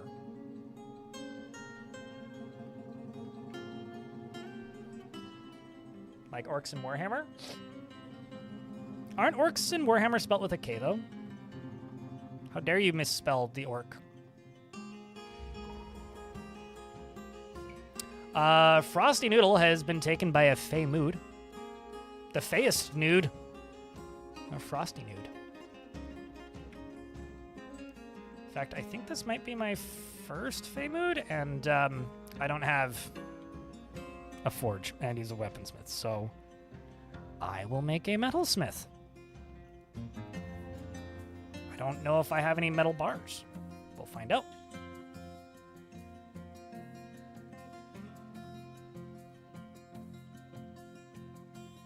True. Yeah, no, actually, I think that... this is how you know that there's zombies on the map. Mangled hair.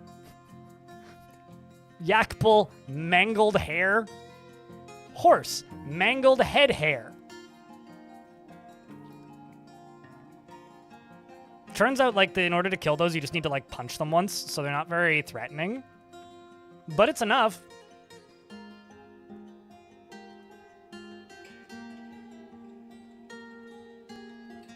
Oh, never mind. Okay. You actually claimed one of these. And you've also already begun the mysterious construction. I completely misread this. 2 boulders, 3 boulders, and goat leather. Okay, well. Good on you then, dwarf.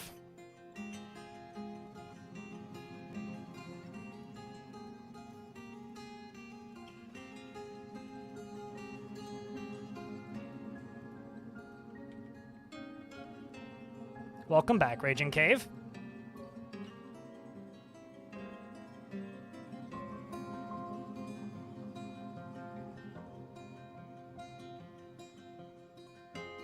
They fixed that bug as far as I know. So, no, it's not worth doing because you can't do it anymore. Like, it was like 2 or 3 patches ago that bug was, like, fixed. The Guildhall bug, yeah. It was a couple patches ago. But I would say no, because you will kill a dwarf doing that. Like, just make an infinite stockpile. It's like making an infinite stockpile, but you kill the dwarf in the process. I do not see that being even remotely good in any sense.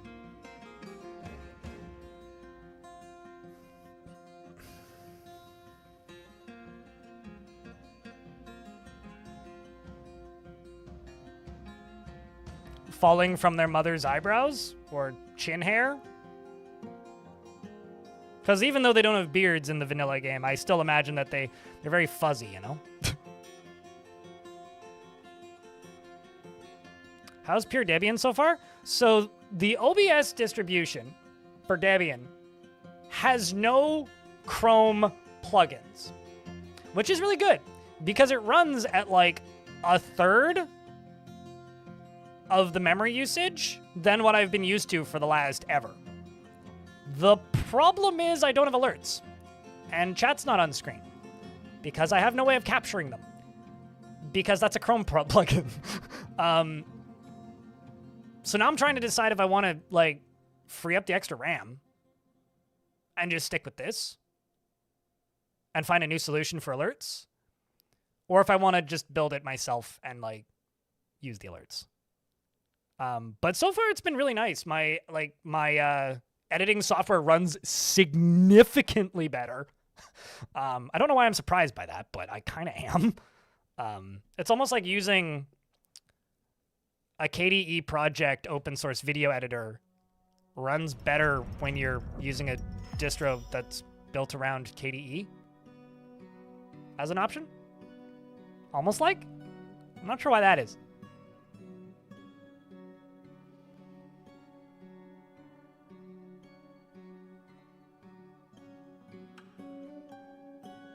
You could lock a dog in a 1x1 room, but it won't starve or die of thirst, but we assume that's an abstraction?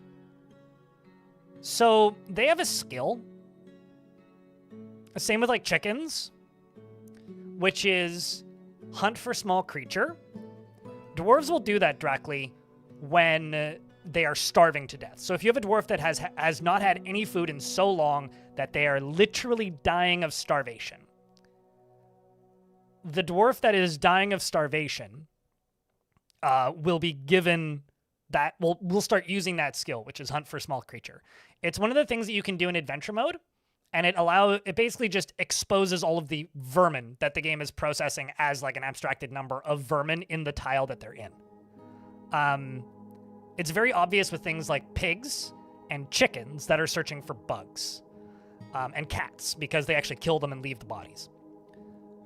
So that's what they're doing. It just doesn't queue up as a job that you can see. all livestock do that. So dogs are doing that, cats are doing that. Cats just have the unique thing of like, instead of just subtracting them from the pool of thing that is there, which is what cats do, they just graze off of them. So like lowering the abstract number of vermin in that area. Some animals, like chickens and whatnot, they like expose them entirely, and so they'll just be there at all times. But like that's why they don't starve. That being said, they don't actually have a meter that's draining for food. They just subtract vermin from the tile that they're living in.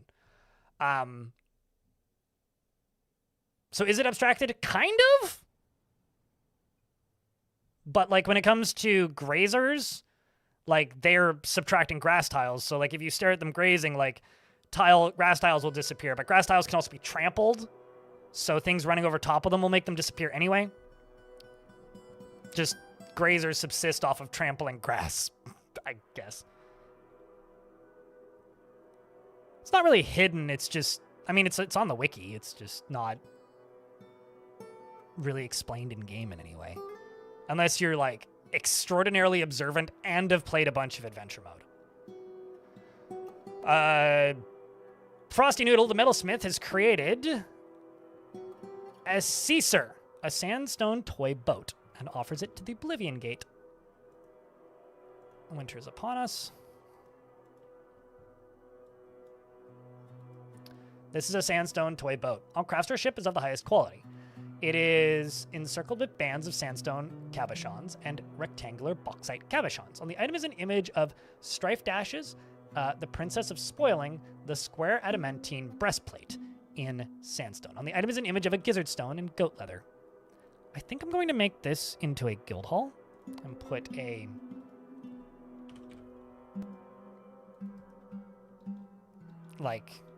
that artifact into here. So I once did a thing, Space Pants, where like I dug really deep into the game's raws and did a bunch of like fiddling with DF hack to figure out exactly what the number of vermin in a world was, and also the approximate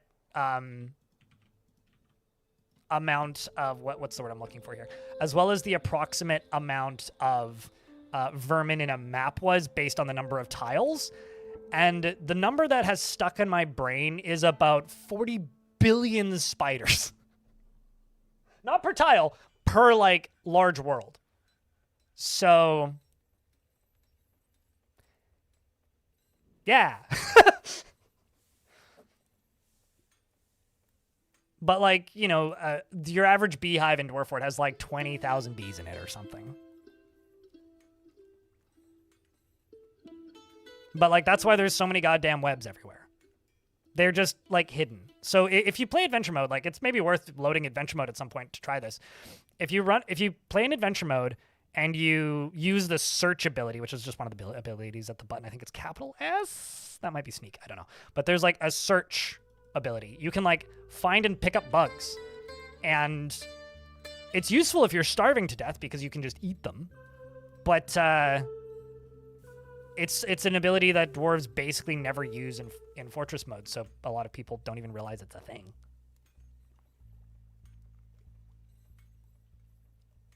Also that too, yeah.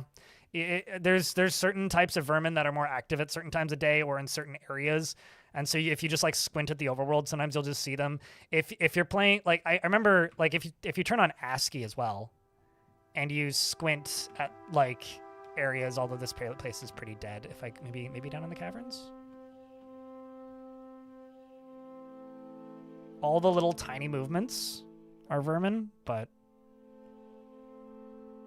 oh, that's actually important. I should follow that. Oh, there's one. Like that's a two-legged rhino lizard. It's probably hunting or something. But they have different behaviors based on the species, which is just frequency at which they reveal themselves, basically. Which isn't, like, that major of a thing. What direction is this going? Okay, so this is the evil infernal merc that we don't know what it does yet.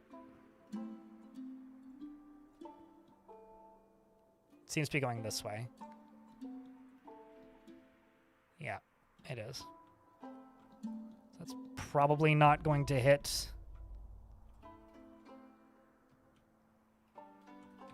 the wabbit, but... All right. Everything can theoretically breed. The better question is, will they? So fun fact about animals breeding. In order for a creature in Dwarf Fortress to breed and make a baby, they need to be married to breed. Any and all animals will get married for the period of time that it takes for them to conceive a child. And then they immediately get divorced. This includes cats, dogs, horses, chickens. Which is why if you have, like, a cat that is gay, they won't ever make babies because they won't get married with the female. Which is, like, 1 in, like, several hundred or something chance. But it's, like, often enough that it happens. So, the result is... I need to make 3 mechanisms. The result... Uh-oh, actually, I can't make 3 mechanisms because I'm out of boulders again. Cool. Cats, anything that what is alive in Dwarf Fort can be gay. Anything can be. Which really pisses off some people, which I think is really funny. Like, gay penguins was a meme in this chat for a hot minute there because I had 5 penguins and all of them were gay. It's, like, based on, like, population density, more or less. Oh, I've had it happen, directly. I've had it happen. I had, like, the funniest thing that I ever had directly was I had a dwarf who was, like, pretty notorious in one of my forts because his wife kept tantruming. But he was, like, I think he was, like, my appraiser or something. Like, he was just one of those dwarves that I just kind of valued a whole bunch, so I just didn't get rid of him. I just kept them. And I'm just going to go up a little bit. Just do this. And so I kept him, even though him and his wife were a bit of a problem. And then I retired that fort and started a new fort in the same faction. And then that dwarf, the dude, migrated to my fort, and I had to check legends to find out what happened, but his wife died.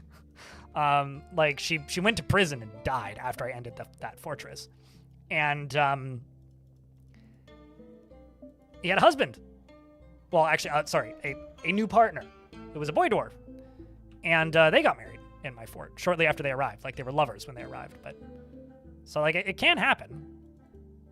But what was even funnier is his lover looked identical to him.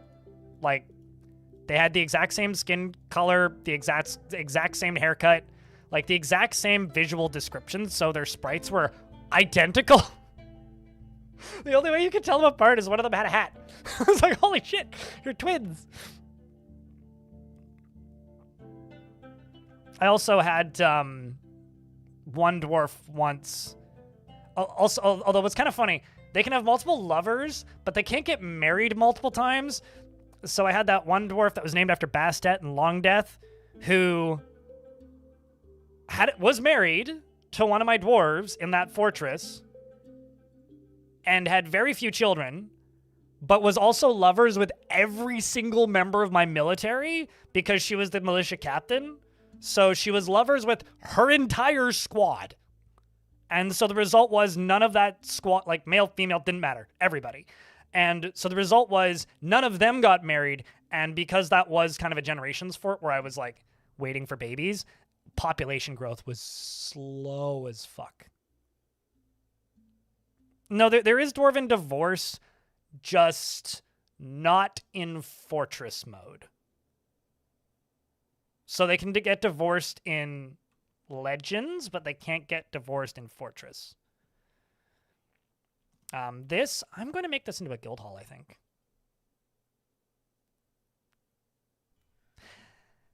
Chat, question. Miners or engravers?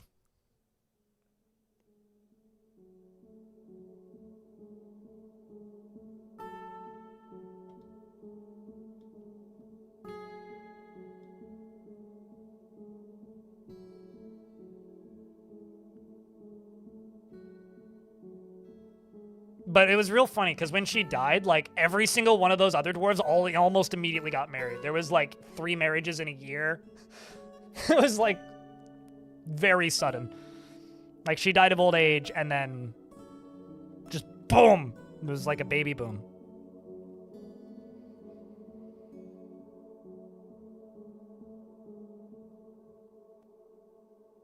Do you get Dwarf's performance issue when producing takes too long on fort growth to keep up to 150 to 200? I'm not entirely sure what the question is. Are you talking about frame rate or dwarves being efficient?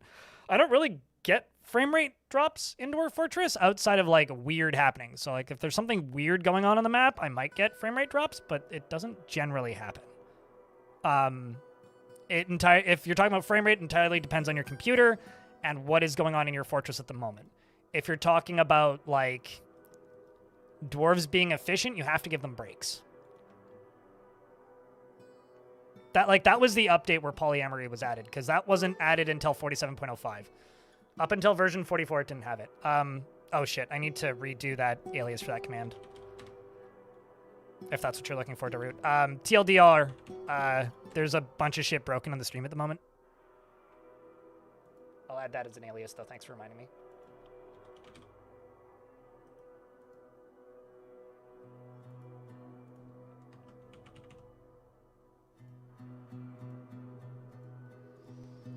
It's going to be a process of rebuilding everything.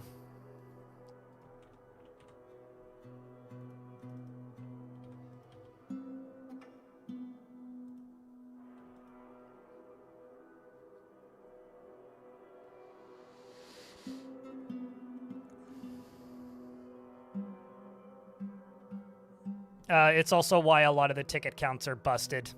Basically, we've had a server wipe, so we're all starting from ground zeros.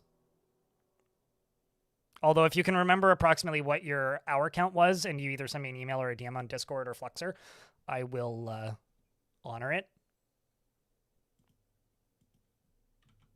If it's something that matters to you. If it doesn't, then it's fine.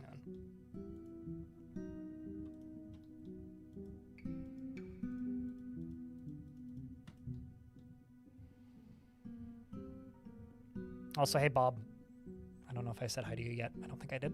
Not today, anyway.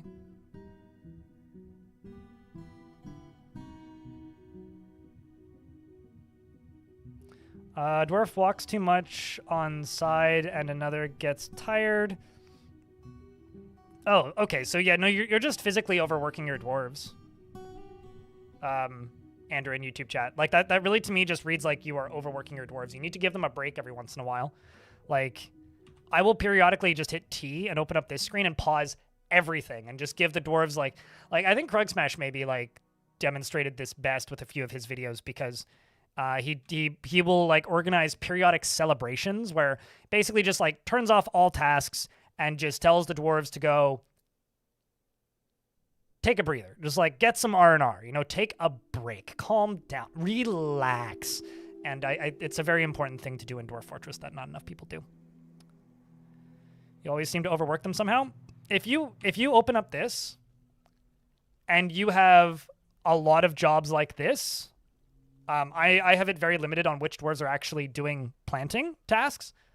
But if you have a lot of jobs like this that are just sitting there and not actually being done, you are probably overworking at least some of your dwarves. Like, giving dwarves breaks is like one of the things I wish that they would tutorialize a little more. Like, whenever I do my next, like, Dwarf Fortress getting started guide, because I promised I'll do another one of those this year. I'm kind of waiting for big patches to see if I need to, like, you know, change anything about them. But whenever I do that, I will do my best to kind of explain that. An ad break is about to run. I'm just going to go use the washroom. Don't ever get diabetes. It sucks. Type 1 or type 2. In my case, type 1, but I'll be right back.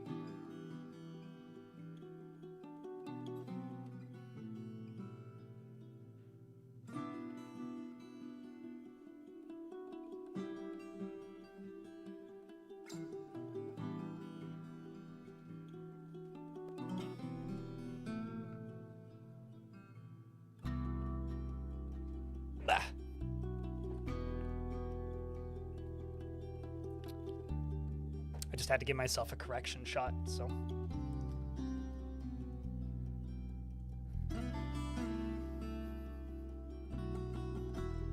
I don't know about that. Is he, so our Zakil Omega says, MB4 dwarves have better work-life balance than humans. So if you think about how time works in Dwarf Fortress, about 30 seconds at this frame rate is a day. Dwarves will consistently be outside in the weather working for like a week at a time. Yeah, I don't know about that. I don't know about the better work-life balance thing. I honestly, I mean, like the idea of getting like 2 months off a year is fantastical, but I'm still not entirely certain that that's necessarily a better better work-life balance than what we have at the minute. Let's get some more beds built, as well as one of those levers. At least give them pee bottles. That's the thing, like, so dwarves create grime, which you only really see when they clean themselves generally, which is allegedly Karn's abstraction of poo. That's all I got. I think I might need one additional one of these.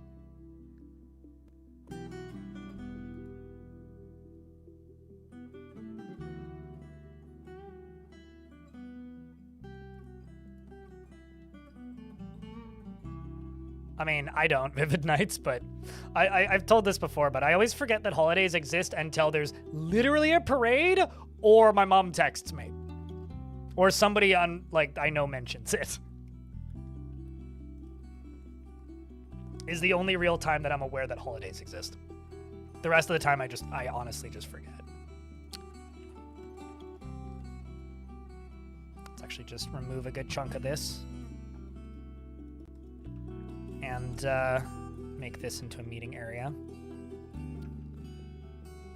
And assign you. I'm just gonna do engravers. And engravers. And I'm gonna make it public. To citizens only. And long-term residents, why not? So now they have somewhere to go to socialize at least a little bit. So now they can start getting some respite. And they can go chat. And talk.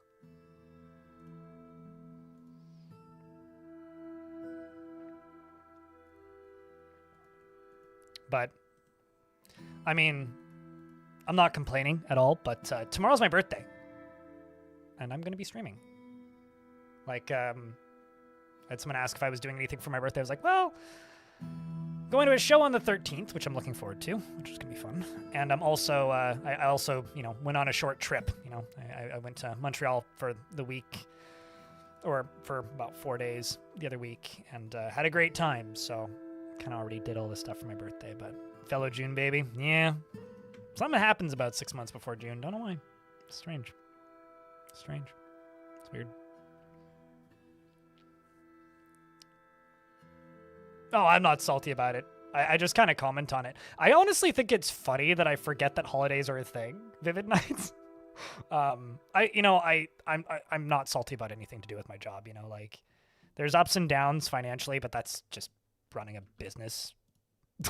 Like that's just called like being self-employed. Like that's comes with the territory. And as far as holidays go, like, you know, I used to cherish them, like when I was a shift worker, but like, I don't know, if I was like legally forced to take holidays or something, I think I would just be kind of frustrated, to be honest, because like, I don't know, it's fun to stream on holidays because like people tune in, like I like, especially like on holidays that aren't holidays in Canada but are holidays in the US. Like holidays are fun, just like as a part of doing this. So, but I do forget that they're happening. Because I don't have like the, you got the bank holiday off this week kind of thing. Like I literally need like scheduling that I am not doing to remind me that they're even happening. It's more what it is.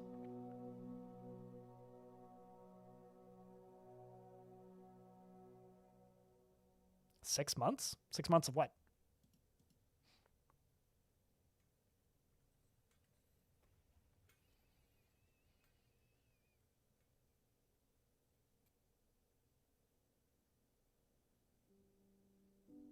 But where did the pregnancy thing come in? I'm confused. I mean, generally, unless you're early. I was really early. Oh, did I say 6 months? I'm 9 months. Sorry. Because June's the 6th month. I don't know why. Like, you're right. I don't know why that's where my head went. Oh, I definitely just misspoke. Like, mouth moving faster than brain is a common thing that I do. Thinking one thing, saying another thing, saying one thing, thinking another thing. I mean, I was almost a month early, so I almost died twice in hospital when I was born. I was like 3 weeks early or something. So I was 8 months. I was an overachiever. I was in a hurry.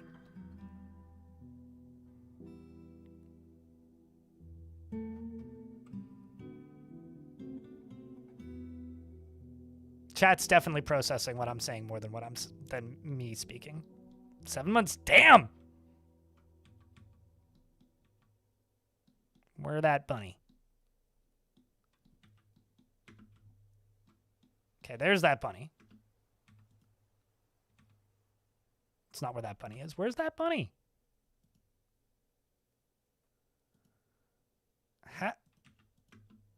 I thought that I put... Did I not? What? I thought that I put you up there. I guess not. Okay, well, I have to move it after the evil cloud goes by.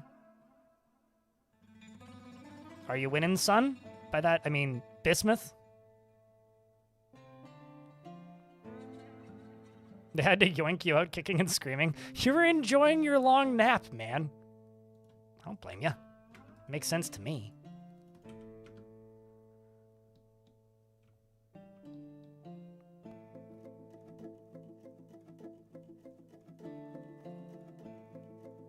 How many taverns do you recommend for a fortress of 70 dwarves? 1. Maybe 2.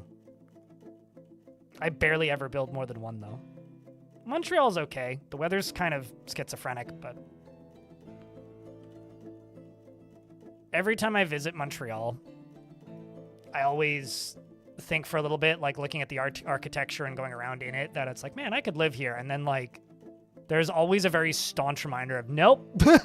No, I really could not. I really couldn't. Like, I really like the housing setups. Like, the little fourplexes are super cool. Little brick houses are neat. I like all of the cast iron, like, I think they're more wrought iron, not cast iron, but wrought iron stairways. Those are neat. What I don't like is almost everything else. It's like there was a chunk of highway missing, like an entire segment of highway, like right in front of our hotel. So it should have been like maybe a 20-minute walk to the metro, or like a 2-minute drive was almost a 10-minute drive with traffic. So about 15-minute drive to get to the metro. Like, there's just things about the way that city is run that just makes me go, how the fuck does this function? I feel that way about a lot of things in Montreal, actually. Especially after coming back here, where it's just like, now that I'm back here, it's like, yeah, no, like, things are just a bit less... Like, it feels like, in a lot of ways, like, Montreal's a really beautiful city, but it really feels like it's held together with bribes and duct tape. Kind of. And that fucking scares me a wee bit. You dated a girl from Montreal once, it didn't go well. Well, that's why you said dated and not dating.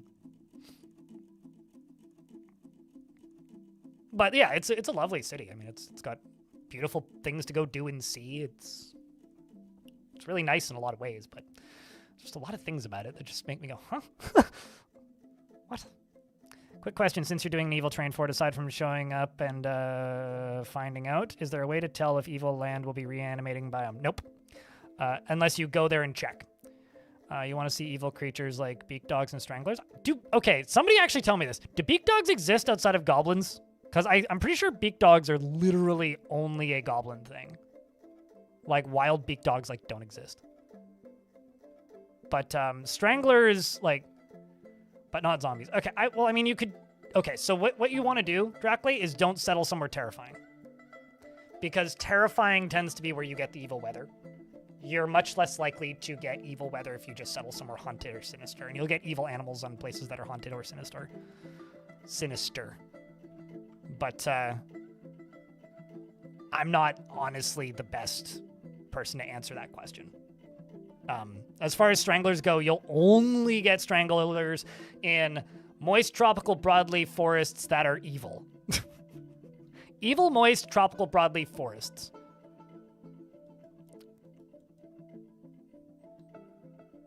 They're like R with big googly eyes. I've literally never seen one, but I know what they look like, but I've literally never seen one in game. I've not once successfully found one. So, but I don't disagree that they're funny looking.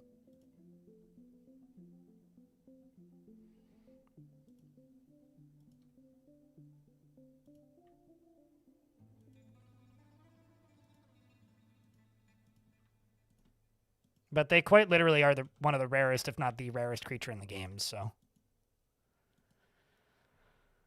They are quite a curiosity.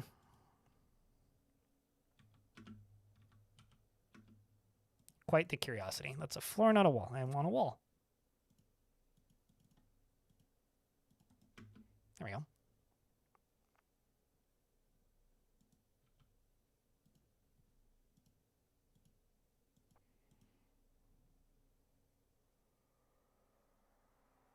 Evil swamplands. Moist tropical broadleaf forests is what they're called in fort mode. So when you go to embark on them, they're called moist tropical broadleaf forests. Swamplands is what they are just titled as in the wiki, because that's like the non-technical term, but in-game that's what they're called. They're technically swamps, yes, but in-game they are labeled as moist tropical broadleaf forests, which is why you'll have temperate tropical broadleaf forests.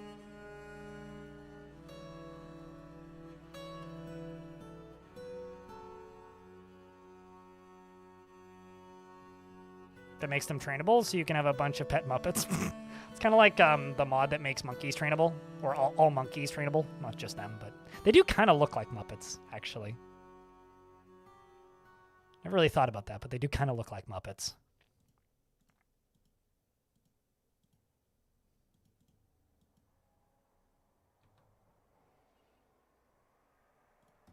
Okay, let's just go up to here. Yeah, the problem isn't like, I guess, training them. It's just finding them.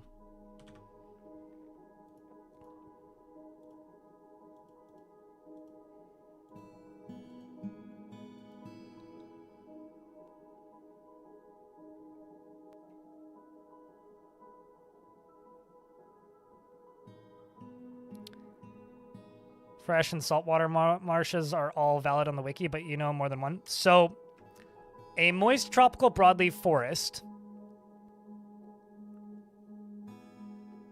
could be saltwater, freshwater, or just a marsh. Like, those are kind of the same thing. So, like it doesn't show you in fort mode, but do I even have a... Those look like broadleaf forests. But like you're kind of looking for like these areas basically. Now those I don't think are. I'm pretty sure these are. Basically it just means wetlands. It doesn't matter like what the actual content of the wet is. They just need to be like wetlands, rainforests.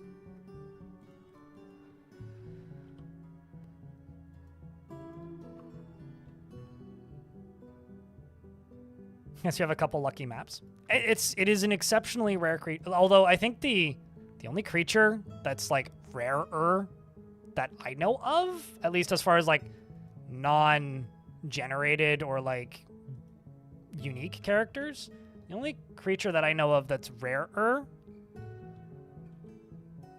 You going north? Yeah, looks like it. The only creature that I know of that's rarer is Pandas. And that's because they starve to death.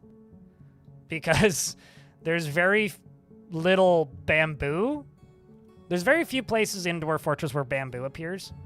And because they graze, and they graze purely on bamboo, it's actually really, really difficult to keep them alive, or for the game's simulation to keep them alive. Which I think is hysterical. And that's all.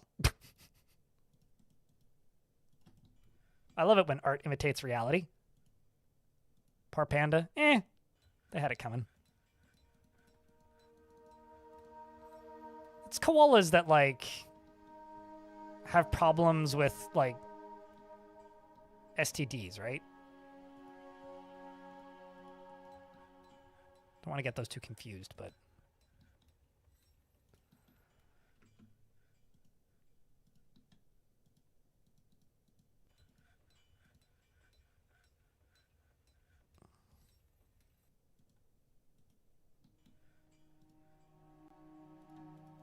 Although, when I do say that I've never found a strangler, I've also never looked particularly hard. Oops, I don't want ice. Because ice melts when it gets warmer, which it does in the summer. It doesn't actually cause the walls to melt, but it does cause my blocks to melt, which is a little bothersome.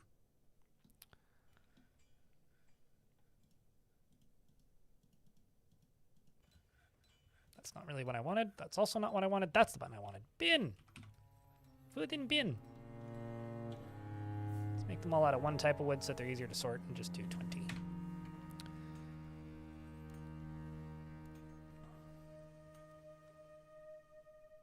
It's koalas and chlamydia. Yeah, okay. That's checks out. Poor koalas. They just want to be obnoxious in peace. Honestly, koalas having temper tantrums after falling out of trees is the most, like... I don't live here, so I find this really funny, but holy shit, that would be annoying if I lived there. Thing I've ever seen. It's like where I grew up, I just heard screaming foxes, and that was more than enough.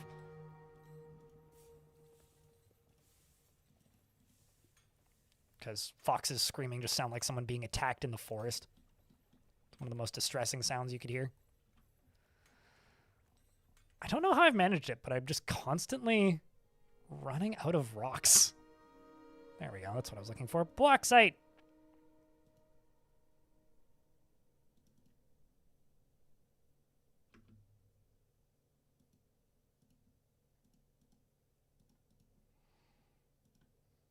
So I'm actually, like, doing a bunch of this. I guess it's because I'm just harvesting a whole bunch of materials and making blocks instead of, like, you know, doing the normal thing, which is building bedrooms and stuff.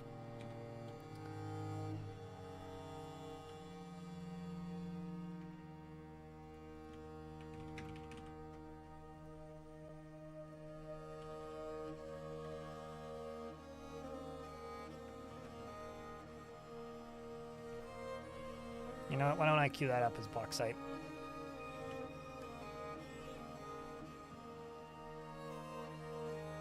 True, yeah. Although, for me, it's like a pretty close tie. Serverlord has given birth to a baby girl. Congratulations, Serverlord. Earthen Rampart.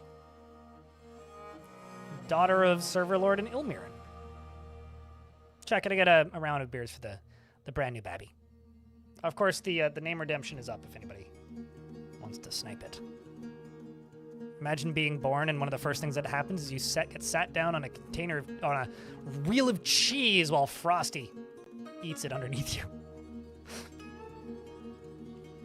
I talked to my friend. I am Fawn. Is your friend your child? No, they're saying Dada. Daba? Daba! Daba-doo! Well, congratulations, you on the lucky couple. And Serverlord wants to practice a martial art.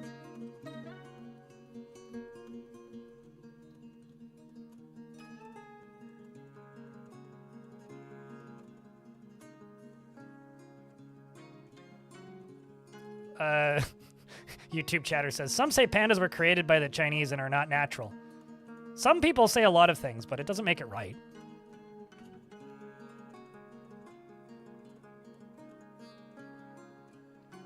First available beard.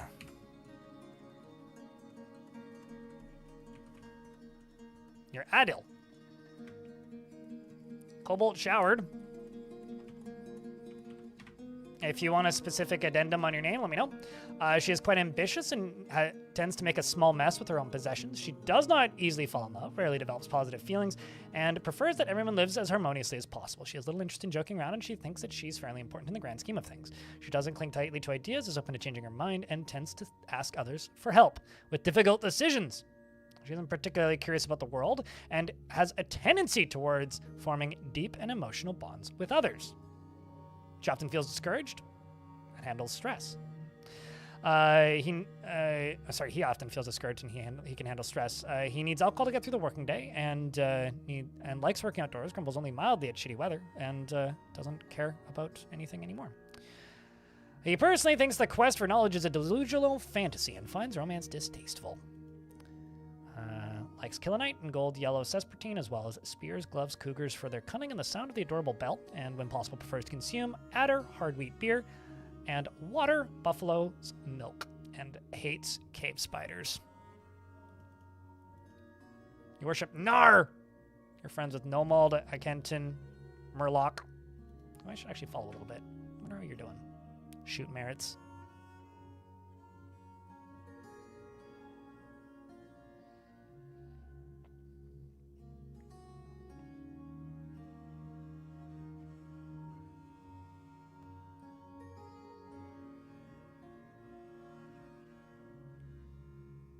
Nar sounds like something somebody would scream in disagreement. It's like, who do you worship? Nar!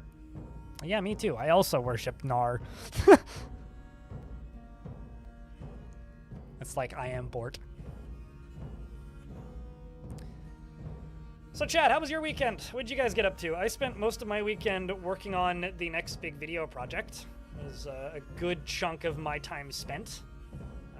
I will be continuing to slowly pluck away at that. I finally got a setup that I think works and sent out a preview to anybody who signed up for my newsletter, although if you missed it, you missed it, and if you deleted the email, I'm not sending you a new link. But feedback on that was pretty good, so fingers crossed. Aside from that, I kind of realized around halfway through yesterday that like there was no way in hell I was going to release a video this week, and I was like, nah, I've got like another easily 20 hours of editing left to do. So I updated my OS. It was more or less my entire week. 3 new job applications, and we'll see where they take you. Best of luck, dude. Best of luck. You're rendering your sister's basement in Blender. I was really confused when you said rendering my sister's basement. I was about to ask, and then I said in Blender. I was like, okay, that makes sense. So she can visualize where she wants to build new walls and rooms. I use like a spreadsheet for that. Just like make them all square. Like make it like a what's it called? Like grid paper, basically. That's how I've always done that. I always kind of felt like rendering stuff in Blender is just like too much work, but I guess it depends on like how versed you are in Blender.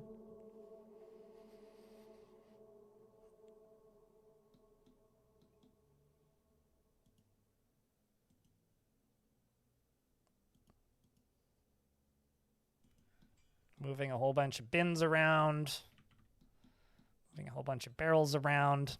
All right.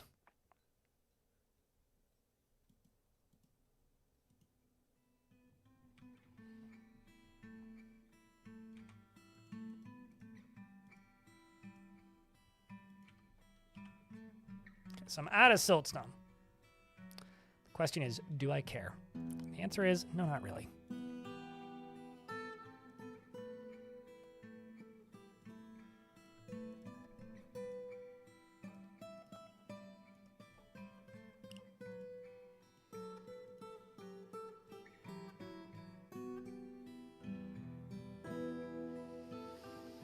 Yeah, I mean, like if you're using Blender anyways, like Suited Giraffe in chat renders like home spaces a lot in Blender for the exact same reason.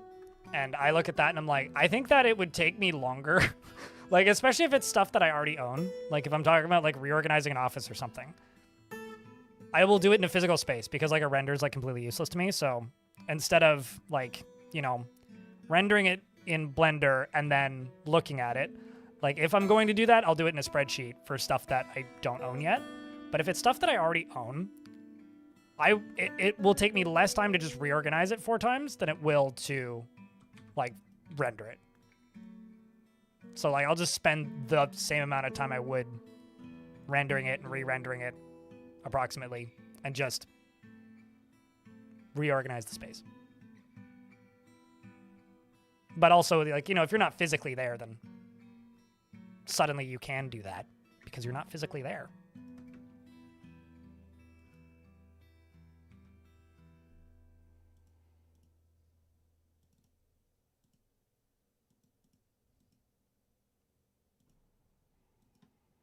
So this is me building my flying fortress.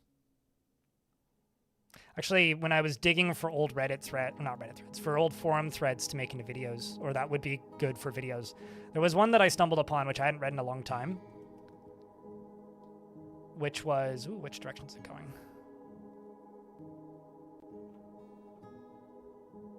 Not the direction I need it to go, I don't think. Oh, there's another one here. The bunny's back there, so depending on which direction this goes. Seems to be going to the left, so it's not going to hit the bunny.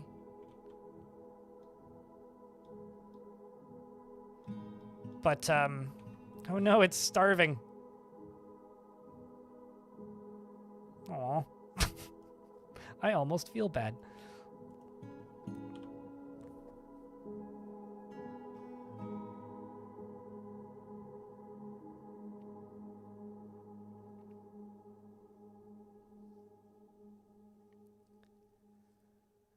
Your dad wants to visit family in the province over for a whiskey event, so you're at home with the cats. Well, that sounds fun. Getting to take care of cats is good. Sometimes being home alone is nice too. You hide from the heat and you're sewing a new project. Yeah, it's gotten hot somewhere, hey? 18th century men's shirt. Oh, neat. Knitting stuff or sewing stuff? You're also on the job hunt. You've had some Steam in the past week has been exhausting. Yeah, I believe it's 60%. You're getting familiar with software. What's up, Vid13? How's things? Ads are about to start, so I'm just trying to get caught up on chat while I can.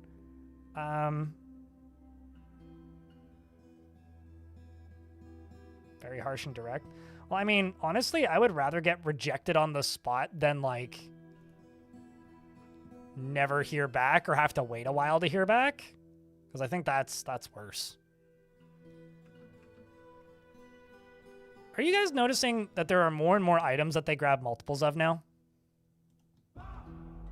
Like, I've been seeing this more and more. Like, now, like, gathering blocks up to put them into a bin. They gather, like, a half dozen of them before they actually put them in the bin.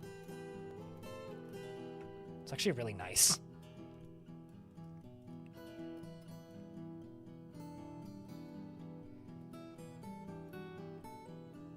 There was somebody in chat a little while ago who mentioned that they heard back from a job, but it was like over a year later, which is like crazy. It really destroys your confidence, the instant rejections. Oh yeah, no, I can relate, but I feel like it's better to rip the Band-Aid off in some cases, but yeah, no, certainly it hurts your confidence.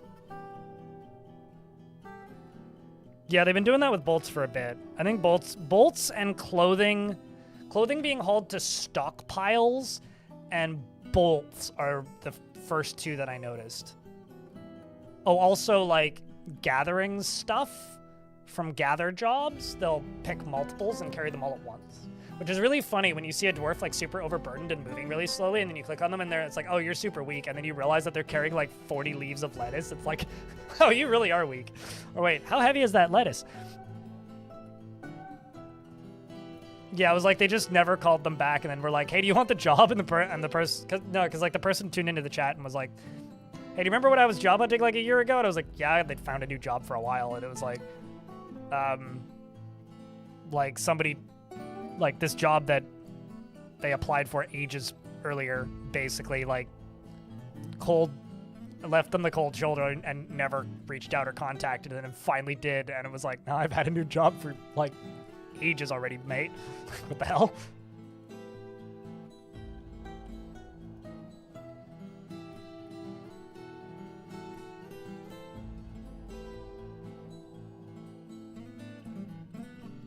Okay, now we're just waiting for these ads to finish.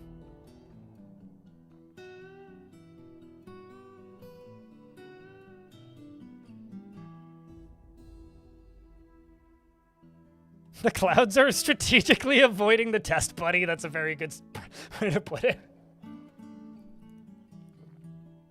That or the test bunny keeps rolling a 20. You know, honestly, if the next cloud misses it, I might bring the bunny back inside and name it Lucky, and then put something else out there. Like the reindeer, maybe? Because, like, that was 3 clouds that missed it. What do you think, chat? Oh, also, Ilmirin, you were here when... you showed up, right? Because this is your dwarf from the first fort in this world. Oh. So if this one misses the bunny...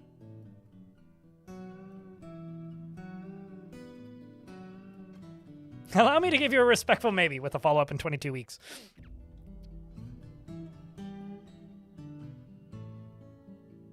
I mean, HR is the one that tells you that, no, we're not firing you, we're just laying you off. Oh my god, it's going in the opposite direction. All right, bunny. Congratulations.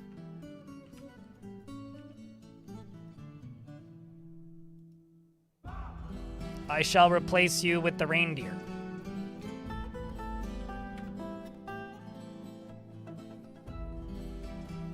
And I'm going to name you Lucky.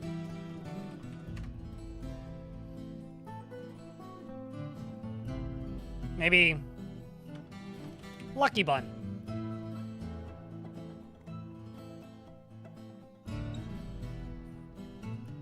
Yeah, it was Saturday. You were part of the first migrant wave.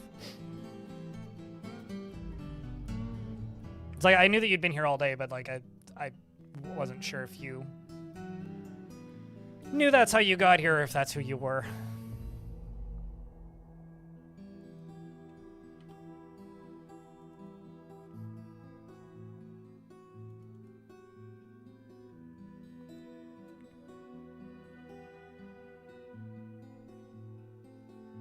I think that's maybe the nicest thing about what I do for a living. It's like the biggest advantage is just there kind of is no fear of being laid off. There is fear of like platforms changing to a point where it makes the enjoyment less or it makes the job more difficult.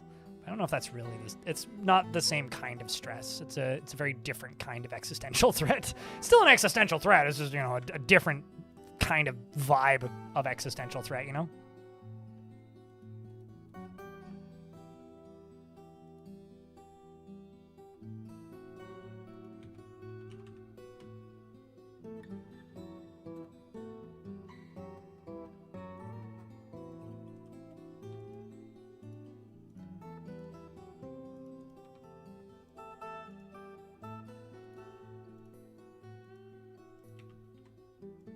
Nope.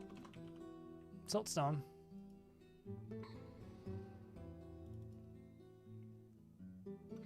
This is the first bedroom in the sky with the great ice ceiling.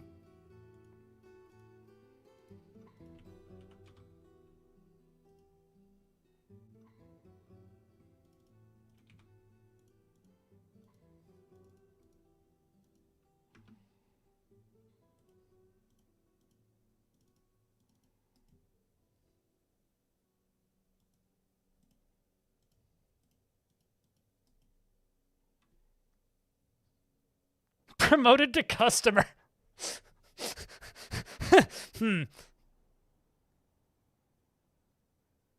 Hopefully it's above the clouds. It literally is above the clouds. Although those clouds are more like fog than... like, they're very low clouds, but yeah.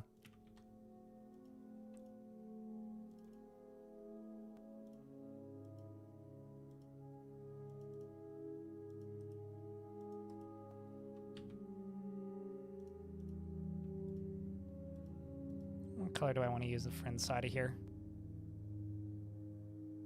I just do more of that.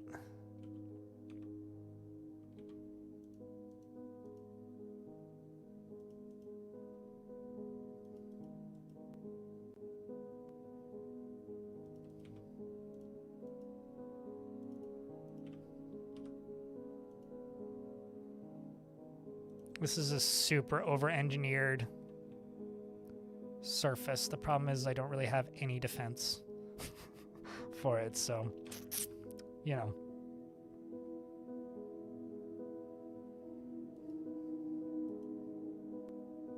Who gets the first penthouse? The expedition leader, obviously. Followed by whoever I settle on the militia commander being... Who's probably going to be Server Lord, actually. Then probably the manager, or maybe the sheriff. I mean, besides, the expedition leader has just been taken by a Fey mood. Where's Murloc? There you are.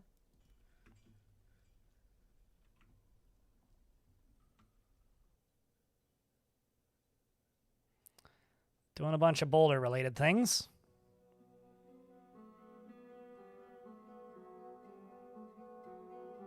I don't know, who do you think should get the first penthouse? Scout Pie?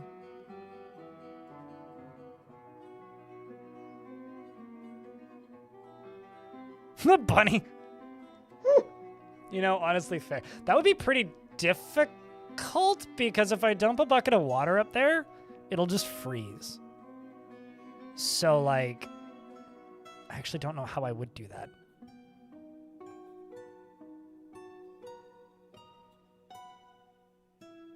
Feels deeply unnatural for a dwarf to sleep so high up. Far away from all the dangers. Although, it would be kind of fun to just make those all of the nobles' bedrooms and then keep all the normal dwarves down here. So, like, any nobles up top, everybody else down bottom. But I will need to build a better stairwell up and down from it.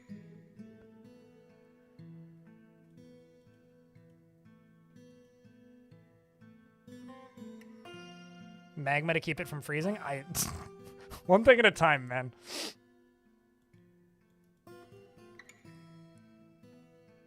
He shall make an artifact.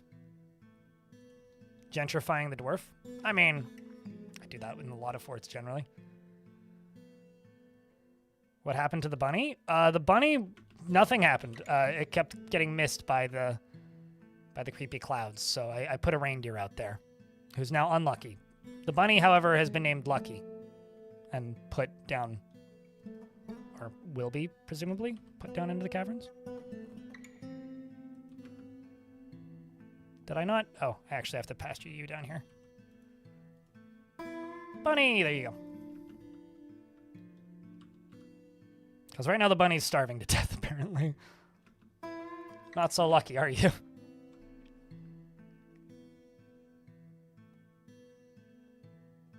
The bunny has been missing for a week? Is that what you're telling me? It can't because it's somebody's pet. Murloc, the expedition leader, has created a shell bracelet and offers it to the Oblivion Gate. I'm sure that you're giving it to the manager as a gift.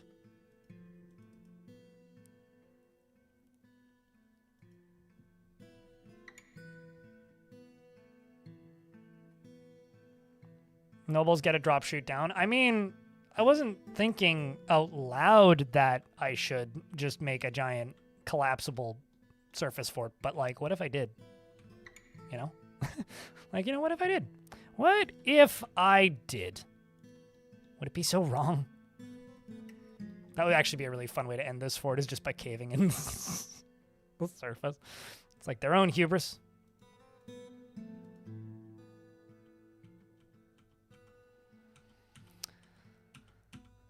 Oh my god, that's so tall. Holy shit. Okay, well.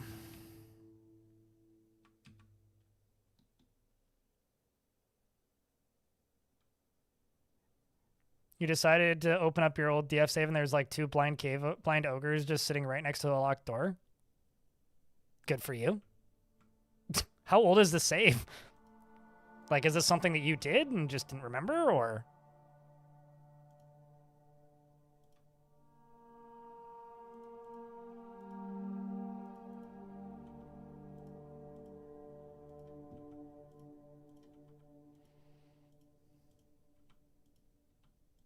There's so much quartzite up here. Holy crap.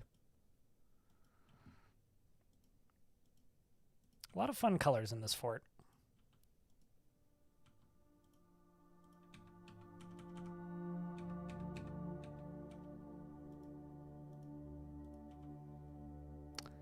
Cloud of murk has come nearby.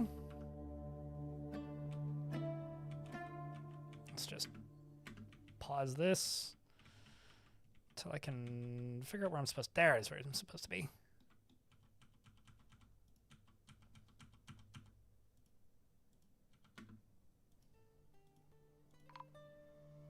And an elven caravan from Tose Thema has arrived. Well, oh no. Oh no. On yo.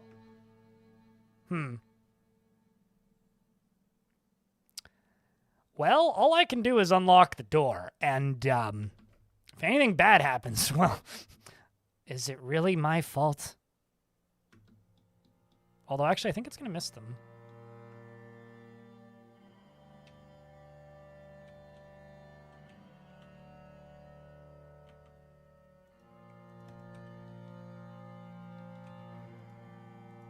I think it's going to miss them, because I don't think it's going to turn. So it is just kind of sitting over there.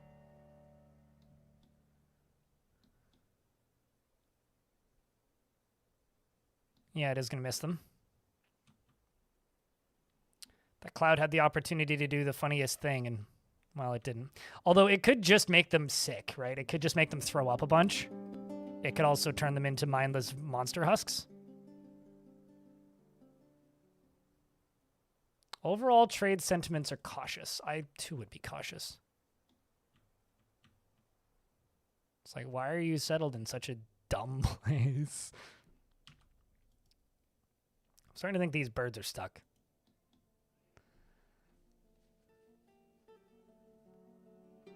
I mean, we don't actually know what the mist does. Like, I'm not trying to accuse you of misting the point, but, like, we don't actually know what it does. It could be all-consuming murder mist. It could be the mist of mild vomiting. It could be the mist of spontaneous combustion. Probably not, actually. It could be the mist of spontaneous bleeding out. We don't really know.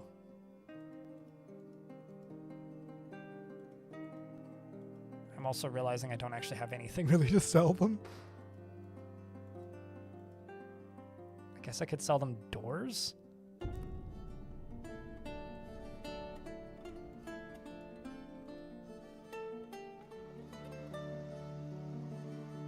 So I just have like a bunch of blocks, which aren't really worth much. Oh, I could bring the cloth bin up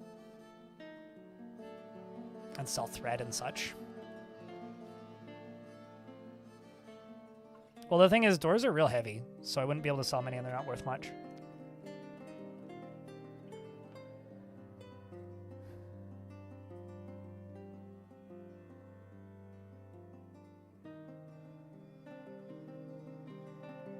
Are you asking if it could freeze them solid? I don't think so. If you're asking, like, could it just be rain? I also don't think so. But I've definitely had them where they're, like, super detrimental and, like, a nightmare. And then I've had them where they're, like, kind of a non-concern. I'm just going to buy some clothing from them.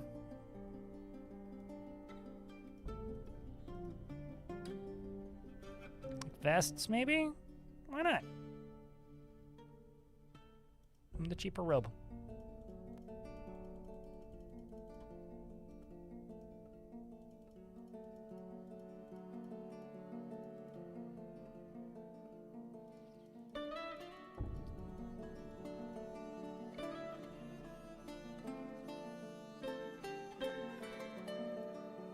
This is all just pigtail thread.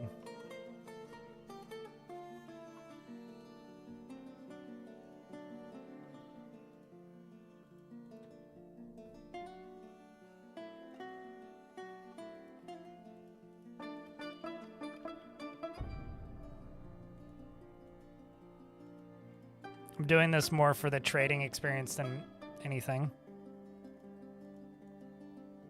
Let's see if they'll trade for that. Nope. No, they will. Wonderful. Thank you. And Murloc now has a fancy hat. Sorry, cloak, actually. And also a sea otter leather vest, which I think he had on previously. Yes, he did. We bought that from the humans, I think.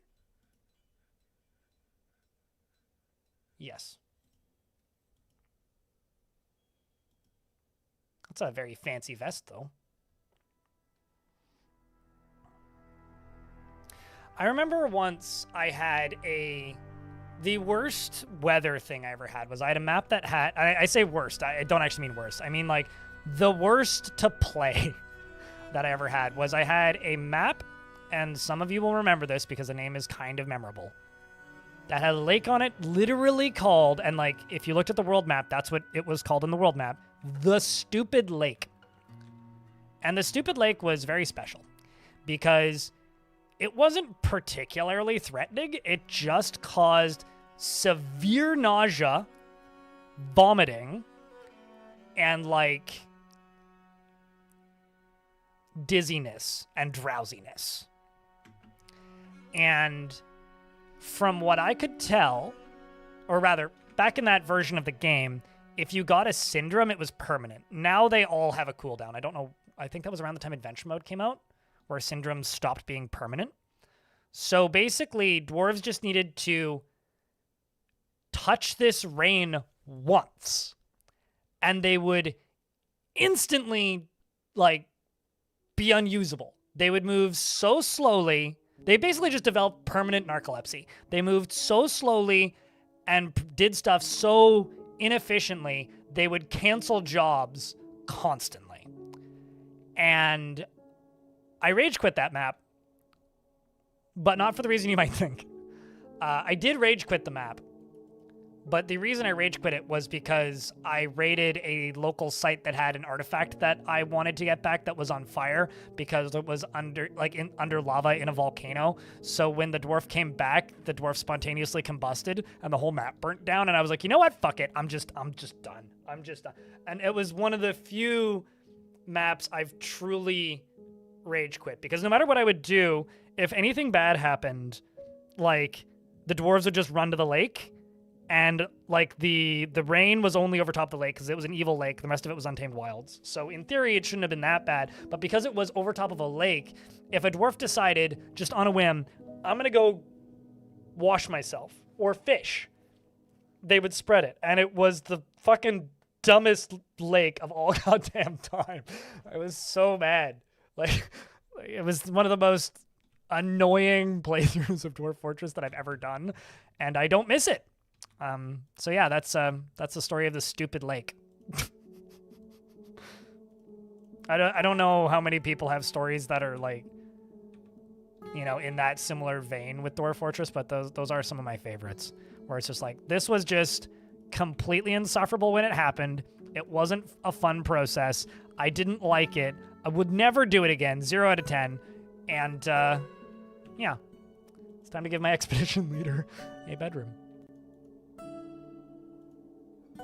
Murloc, the expedition leader. So Murloc needs...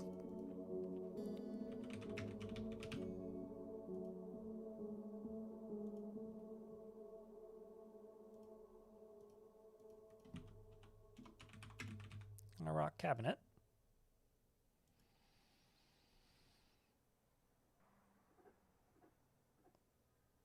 Let's actually make those out of quartzite.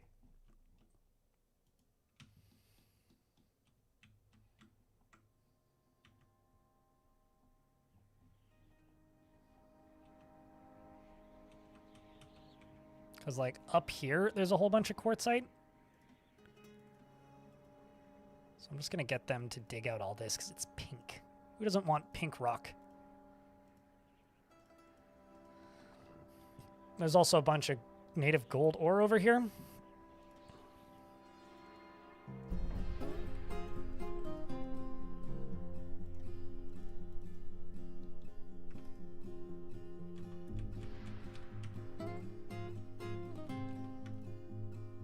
Actually, I'm just gonna go over here. I'm just gonna plop a ramp right there. I'm just gonna pop up on top of that and just fill that in, because that'll be easier. Same with this. Just flooring this in might actually be easier.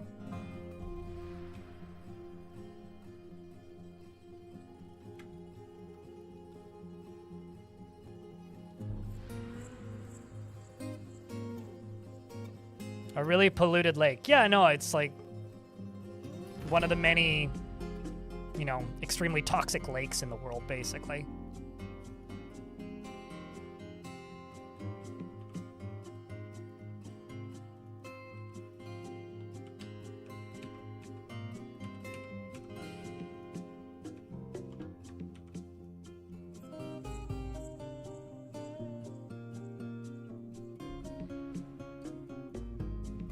Visit Lake Stupid, you'll never forget it for the rest of your short life. I mean, or long life, I don't know. But, you know, it's like a lake filled with enriched uranium. Just immediate radioactivity poisoning. It's like the lake of asbestos, I think is what we were calling it at the time. It's like, come to Asbestos Falls for all of your asbestos needs.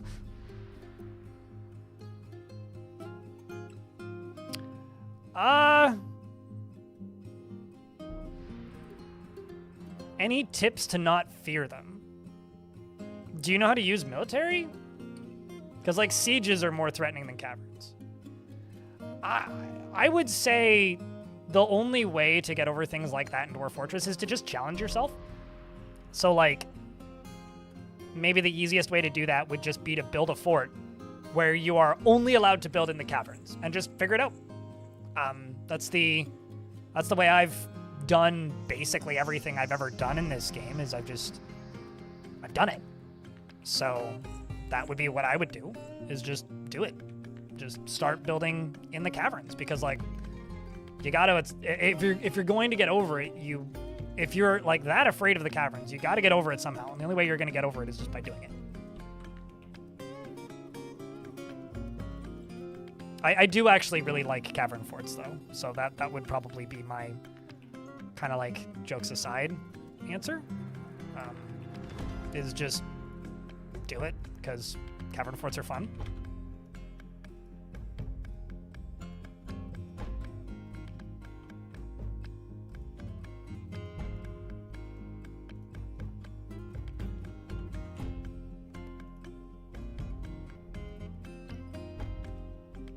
I also need to dig out more ice.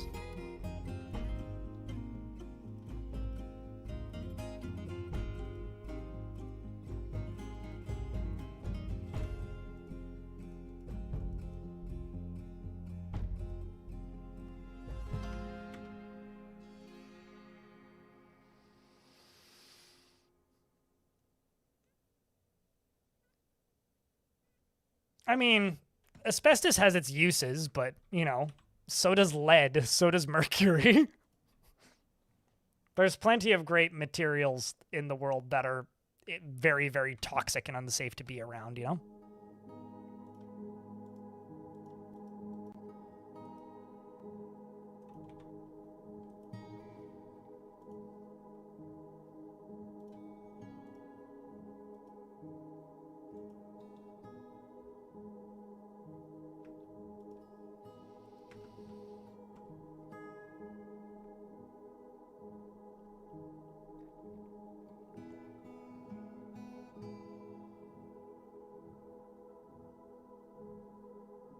Cavern forts are the best forts?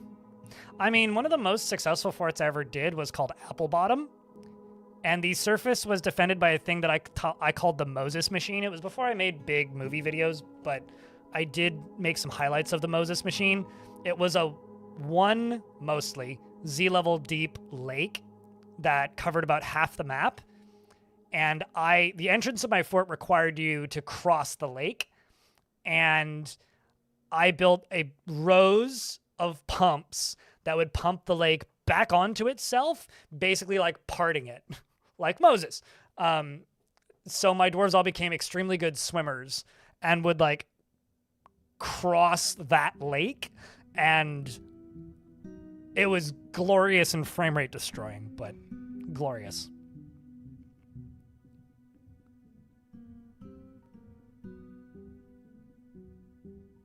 I was gonna say that's definitely epilepsy, not schizophrenia, but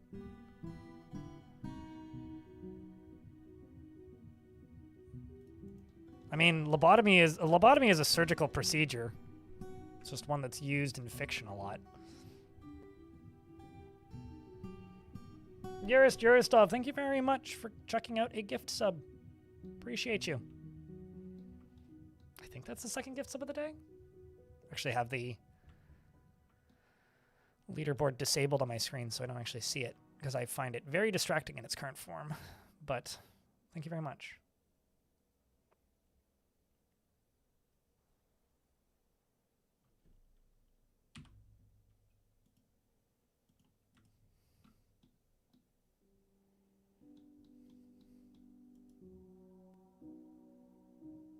I don't know. Plenty of surgeries are good. Talk to your doctor. Or in my case, talk to your doctor and then he prescribes all of the wrong medicine and too much of it, and then your pharmacist phones you and says, what? Shoutouts to my doctor. My GP did a fuck up the other day. He prescribed way too many.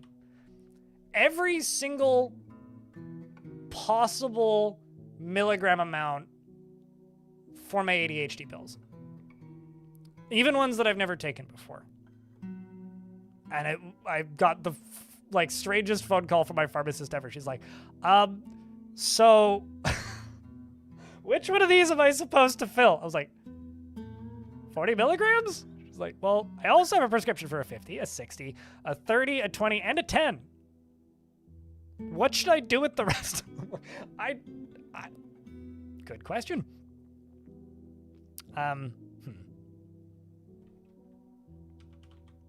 They're all probably under the ice. Nope. They're all mining gold.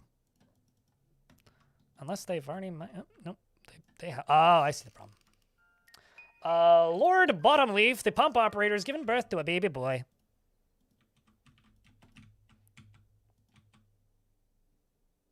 Congratulations to the happy Lord Bottomleaf. Mush. It's very mushy. Along with Felix Sword Knight, which still is the best name. You want to learn something? Blasphemy.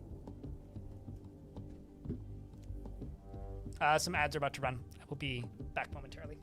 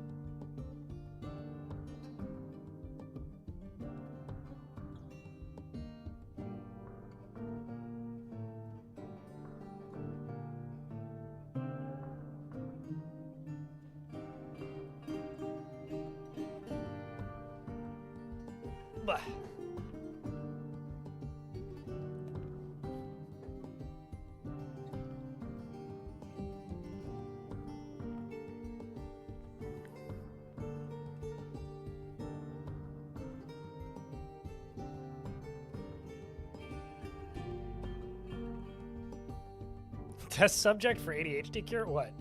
Me being given every single pill? Or my doctor for prescribing every single pill?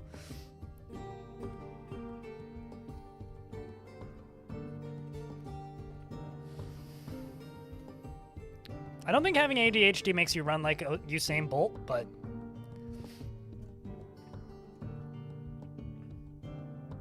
I'd run in a baby formula race. That just seems easier than a Formula 1 race. That's the only other Formula thing that I could think of.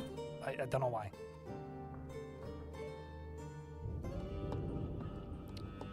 Still waiting. So, chat, I've got a question. I want you to decipher something for me now. This is a really, really deep and complicated subject, so please give me the grace to fully explain it before you give me your honest thoughts. I just have to open up my YouTube comments to go find it. That's how you know this is a very deep and serious subject. Also, that I'm chuckling to myself. So this is a comment that I got a couple of days ago.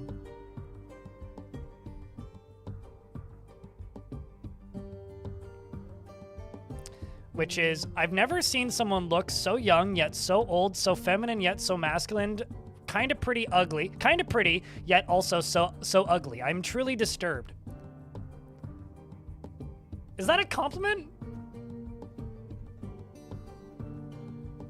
Because they're just basically like being very, very, very, very, very drawn out about saying that I look neutral?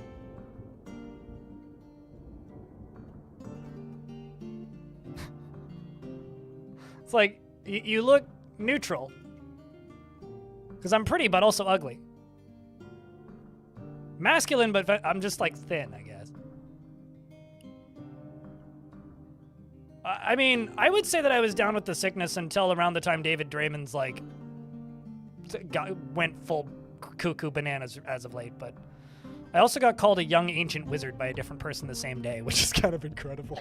Actually, that one I'll take. Fucking rock and roll with that. For clarity, I'm not offended by it at all. I'm more just kind of perplexed as to what they're trying to communicate. It's like, I don't get it. Insult containing compliment or the other way around.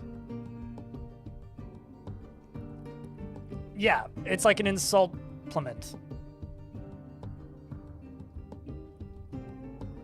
You know, honestly, after reading that comment, I thought that English wasn't my first language. I did also think it was pretty funny. I got a good laugh out of it, but also then, like, I was thinking about it later and just being like, how should I, what? I don't actually know how I should feel about this. And the more I think about it, the less I know about how I should feel about it. It's just a very confusing comment, I guess.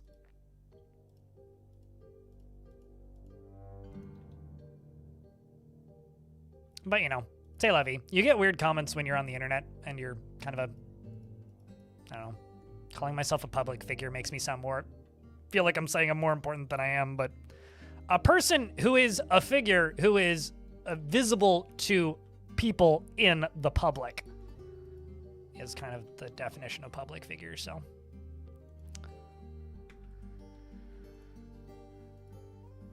Actually, I've decided I'm not making this as wide as I was, so let's just get rid of those.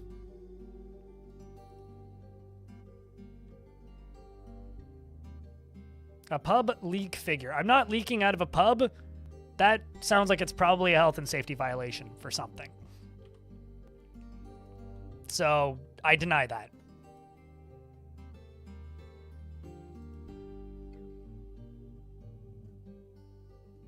It's also that, like, it's kind of a, like, that, I almost responded to the comment, Stone, purely because it's like, you've never seen very many people, have you?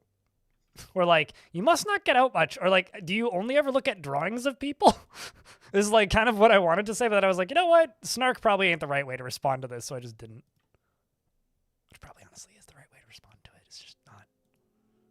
It's just, like, the very small minority of comments that I got on the last few videos, which is the, why are you showing your face?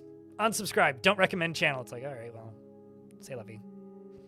It's because I'm trying to make a slightly wider variety of stuff alongside of stuff I've already made and always made.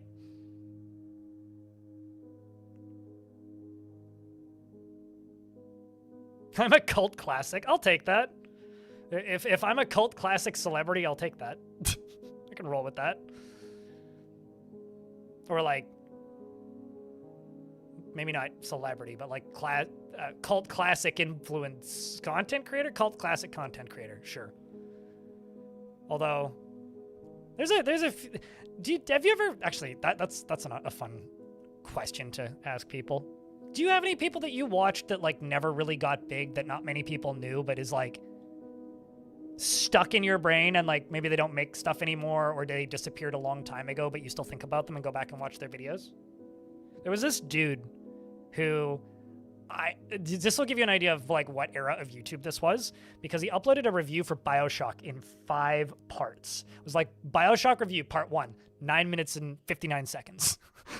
Bioshock review, part 2, 9 minutes and 59 seconds. Bioshock review, part 3, 9 minutes and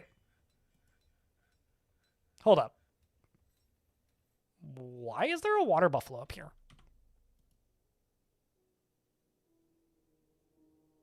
Oh, it's because the merchants are trying to leave. That's why. That makes sense. Yeah, the 10-minute limit era. Exactly. Hey, back then, YouTube videos lasted longer than most people in bed, so. Or most men in bed. That's maybe what I should say. Some migrants have arrived. So don't knock the 10-minute era. They quit the endurance.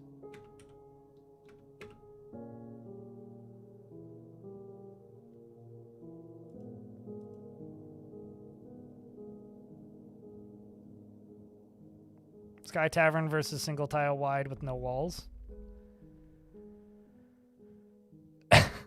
that's a little slim. As long as you're not training on that, that would be a little dangerous.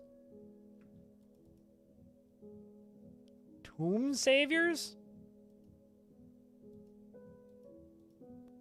We've got a big family. You're related to one sparse.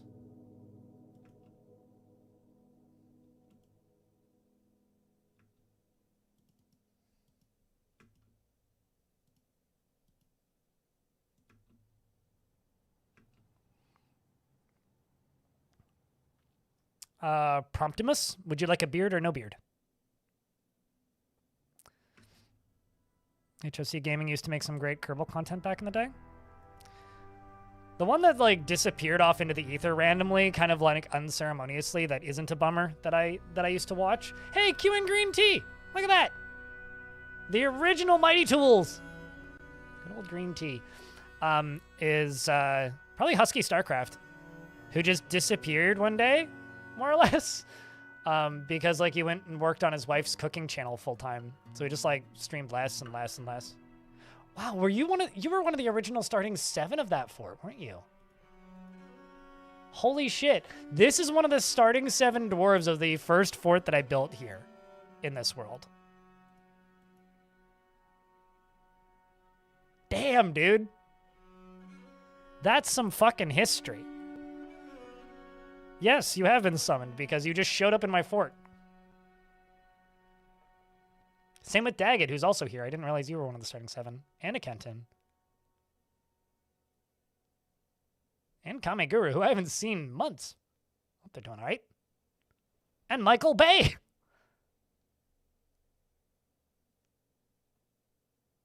Yeah, Husky's still on YouTube. He just is the, like, filmographer and editor for a massive cooking channel. Or, like, director, I guess?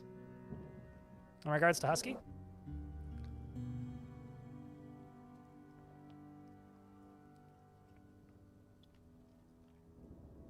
Oh, did he, like, straight up delete his StarCraft channel?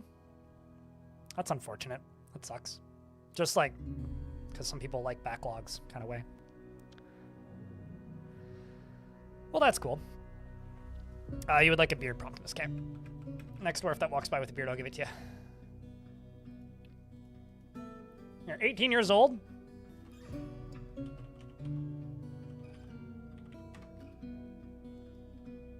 And you have a wife named Yushat Electamost, who's a beekeeper. He is grounded in reality and likes to brawl. He has a tendency to consider ideas and abstractions over practical applications. He tries to do things correctly each time. He can sometimes act without deliberation. He doesn't seek out excitement and can occasionally lose focus on the matter at hand. He enjoys the company of others, has a greedy streak, and is somewhat quarrelsome. He can handle stress and is quite ambitious. When he's thinking hard, he has a habit of licking his lips. He needs alcohol to get through the working day, and he does not mind being outdoors, at least for a time.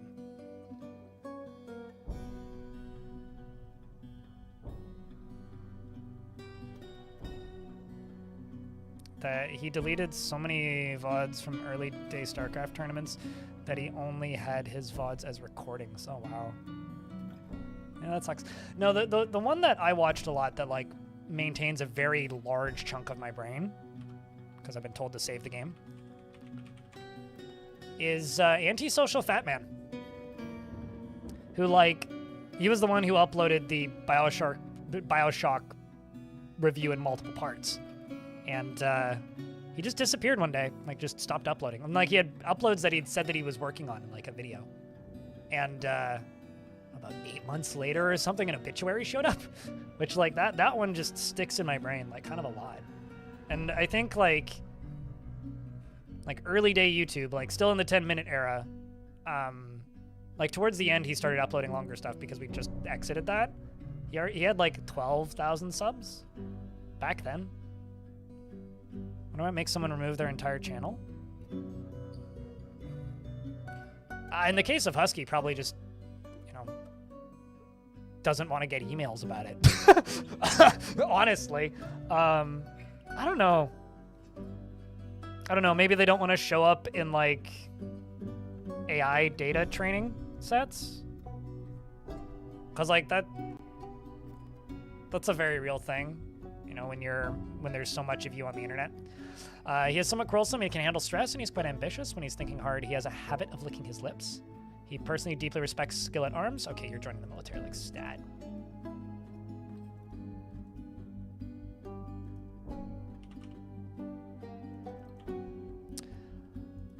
Deeply respects skill at arms, treasures leisure time, and thinks that it is very important in life, sees war as a useful means to an end, and does not care about friendship.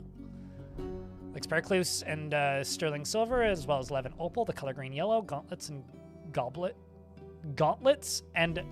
goblets, and capuchins for their social natures, and the sound of the adorable bell. And when possible, he prefers to consume rainbow trout and blood amaranth beer and sweet pod seeds, and absolutely hates fire snakes. He has a long beard, which is braided, and his short sideburns are neatly combed. His very long mustache is neatly combed, and his very long hair is neatly combed. His extraordinary broad, short ears are fused-lobed. His teeth are gaped, and his nose bridge is convex. His hair is taupe gray, and his skin is dark tan. His eyes are slate gray. You hope the bunny gets a nice pen. What's it gonna write with that pen then?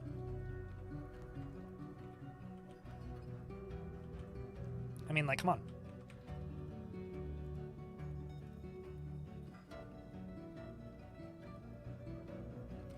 Day9 just does, like, general, like, video game stuff now, if I'm not mistaken. I do have kind of a lot of affection for Day9. Like, I haven't watched his stuff in a very long time, but fond memories, you know?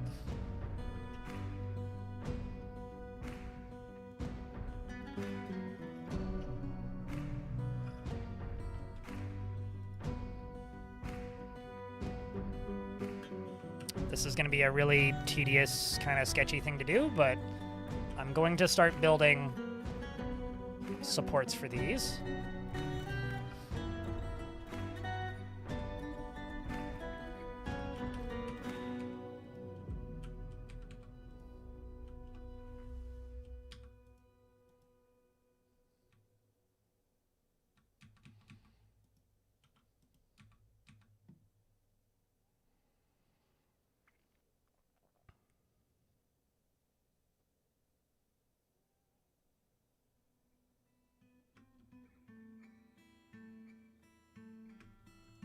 Because, like, Day9 hosts, like, the PC Games show and stuff. Like, he does, like, unrelated industry stuff. I've got a bunch of dwarves with various combat skills now.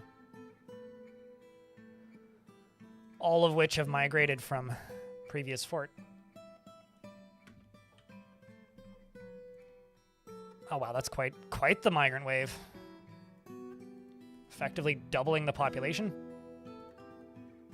Clone doll. Okay, hold up. Who else is here? Got Clone doll, Kaz. Obviously Felix.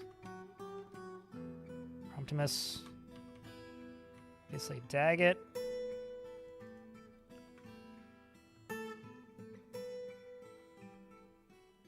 Some random chickens. Some more random chickens.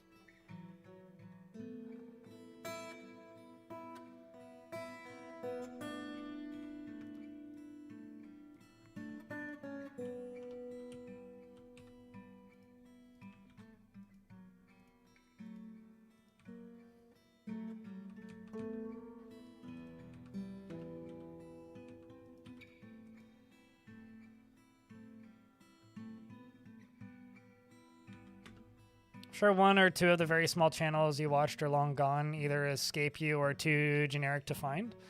I had a...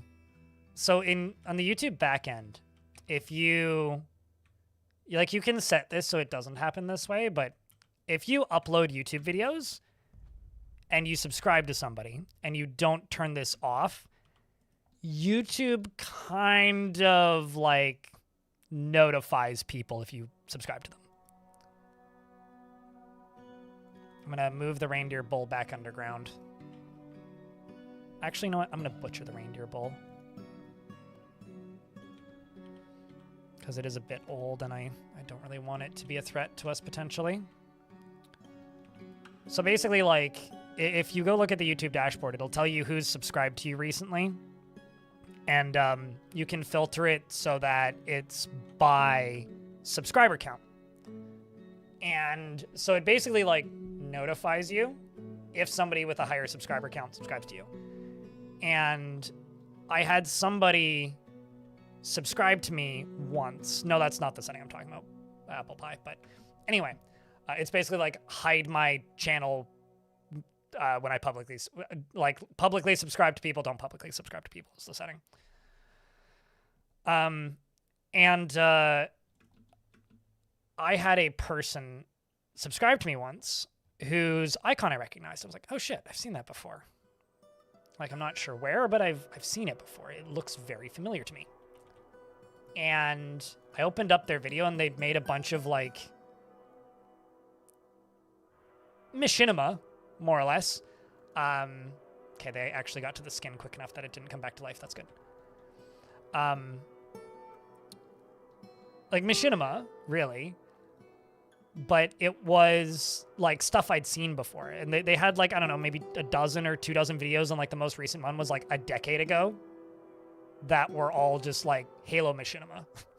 And I remember watching a bunch of those videos, and they all had like, you know, some of them had like mid-millions of views. They were all a couple minutes long.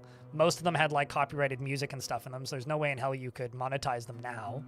It was just bizarre.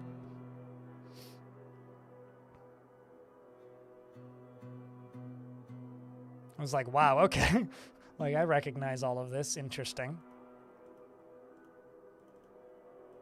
And then there's people that, like, actually click that button to disable that feature, and it makes me wonder, like, how many people I watch or subscribe to me, because, like, I learned a couple years ago that Ambiguous Amphibian is subscribed to my YouTube channel, and that blows my mind a little bit.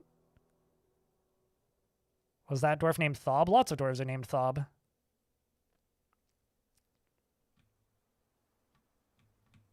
THOB.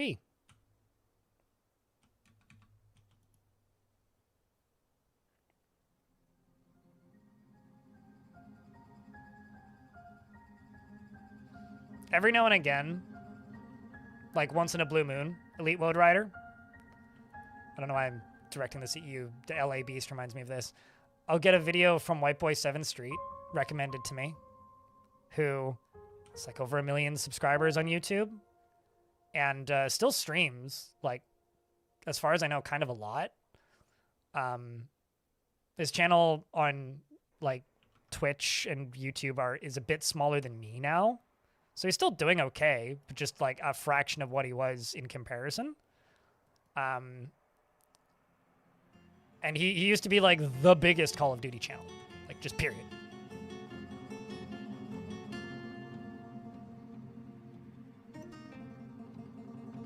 Keep seeing single frames of your background, the hand-drawn disc with audio equipment stuff pop up.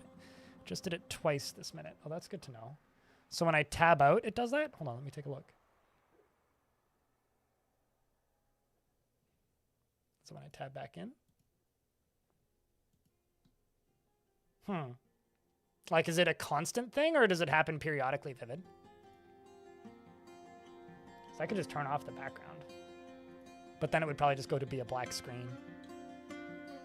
I mean, I'm looking at it right now. I don't have OBS, like, in a spot where I can see it all the time, but it is happening very occasionally? Okay. Tell me when it happens and clip it, if you could do that.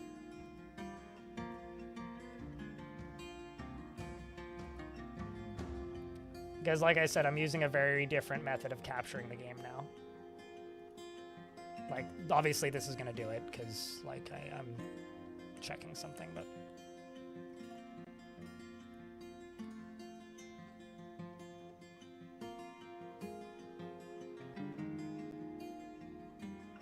Weird. Yeah, I'm using a very different, like, build of OBS than I'm used to, so this is quite a bit different for me. Oh, reindeer bull hair came back to life.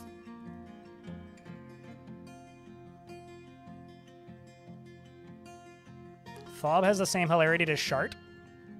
The one that always gets people is Cog. C-O-G. People always mishear that one.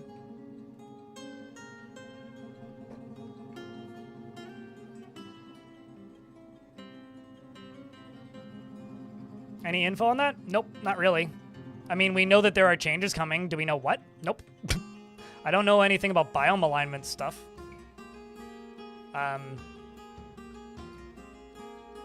If we had info, I probably would have made a video on it at this point. But no, not that I'm aware of. We just know that, like, map rewrite stuff is going to happen at some point. Some point. I don't really know more than that at the minute, but yeah, I wish I had more that I could tell you, but I don't. So far, though, I do think everything's been pretty stable. How's the stream been from your guys' perspective? Is outside of, like, you know, we have no chat on screen and, like, no notifications. Outside of that, has things been good on the audience end? Because today's been a little lurky, but nothing out of the ordinary.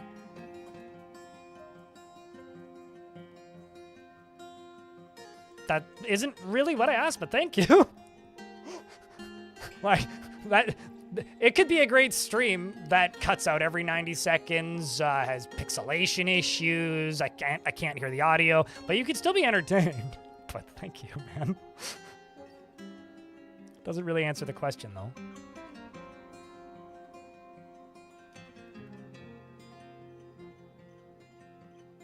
I will say something that I think is kind of interesting. Tarn posted the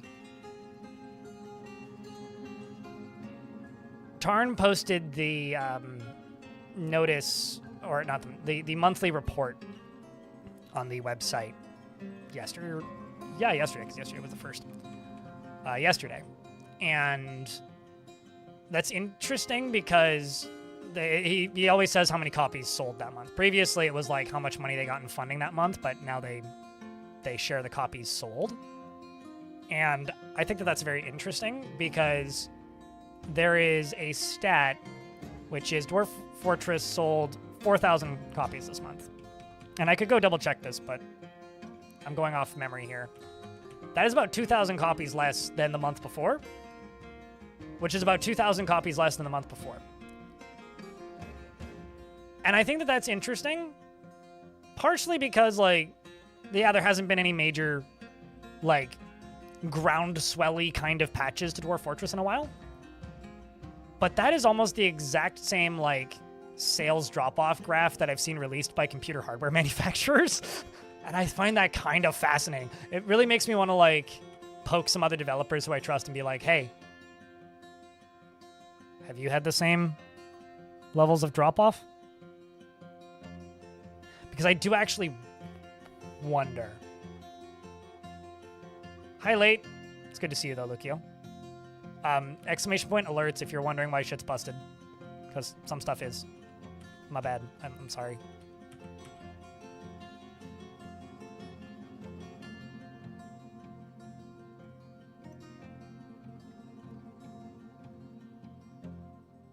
Still have a baby troglodyte in a cage? Hell yeah.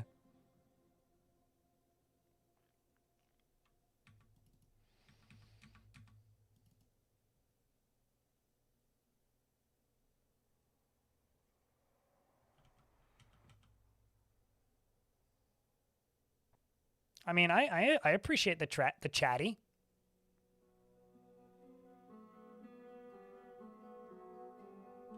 The chatty is good. It's got a were chinchilla. Hell yeah! You can make more. I mean, they will eventually die of old age, but I find like were creatures, if they're not in were creature mode, they will just leave the map, but then they might attack you again. Although it's kind of fun having reoccurring were creatures if you're pretty good at dealing with them.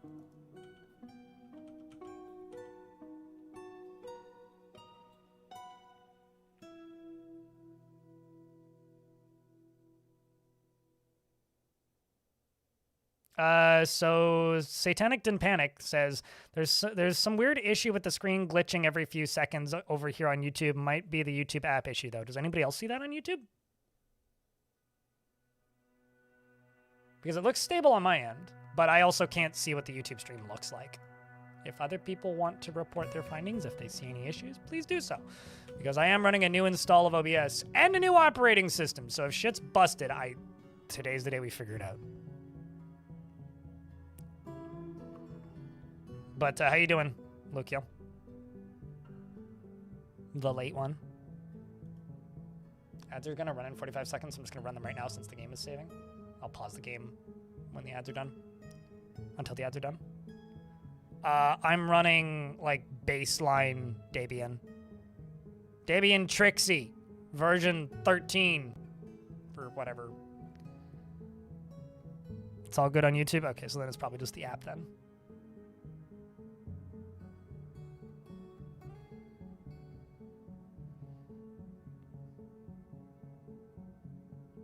To see if you can set up logic gates. You absolutely can. It's not straightforward, though.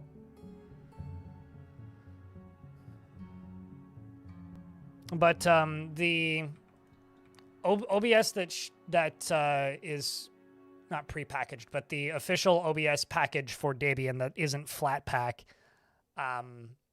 doesn't have any Chrome apps or doesn't have any Chrome-based plugins, which does mean it runs way lighter. It uses about a third of the memory than normal OBS seems to, but doesn't have browser source.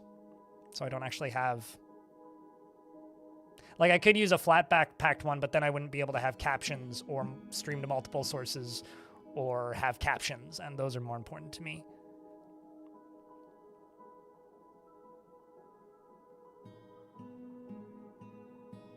It's certainly possible that you saw something and also are on fumes from the stupid lake. But it sounds like things are pretty much the same on both sides. There's definitely some artifacting going on, so I will keep an eye out.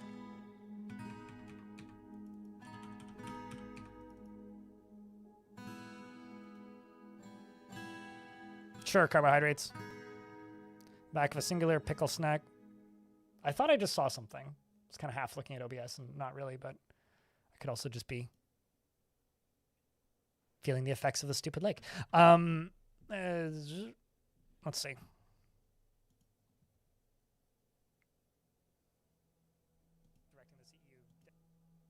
Yeah, I did see it. Okay, no, you're right. I'm just going to delete the background image because it's not supposed to... It's, like, disabled entirely right now, so I'm just going to remove the background image then. Because it was like, it's not supposed to be visible at the minute. Thanks for that. Thanks for the clip. That's good.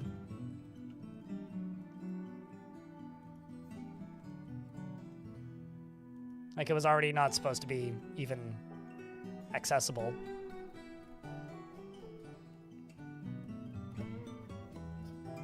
Because when you first mentioned it, I disabled the image because I figured it would just go to be a black screen. So it's some sort of conflict with those two sources, which is weird, but I don't know. I might just end up like building OBS and just using the Chrome apps, but it is kind of nice that it's so much lighter. Where was I? 18% of your daily sodium recommended intake, and who's going to eat wait, hold on. It's 1/5 of a pickle is a single serving, and it's 18% of your sodium. I love it when they do that, but it's a treat. But that's who. I mean, like, I make like baked goods at home and stuff that are like not good for you. It's like, just don't make a habit of eating it every single day, you know? Just once in a while. Although, who's gonna eat 1/8 of a pickle or 1/5 of a pickle? I guess it depends, like, on how big the pickle is and if I'm putting it on a sandwich. If I'm putting it on a sandwich, I'll probably eat 1/5 of a pickle as a single serving. Most certainly, in fact. Oh, that clip is before you mentioned it first? Oh. Okay. I thought that was from, like, just now.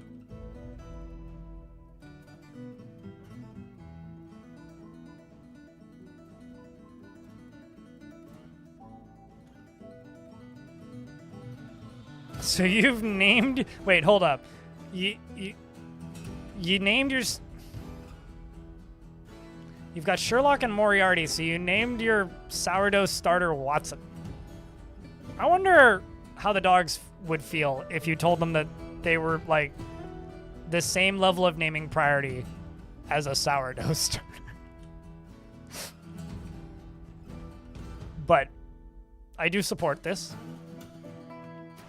I just might be a bit offended if I was a dog. I feel like a dog would feel that a dog is a higher level of sentience than a sourdough starter.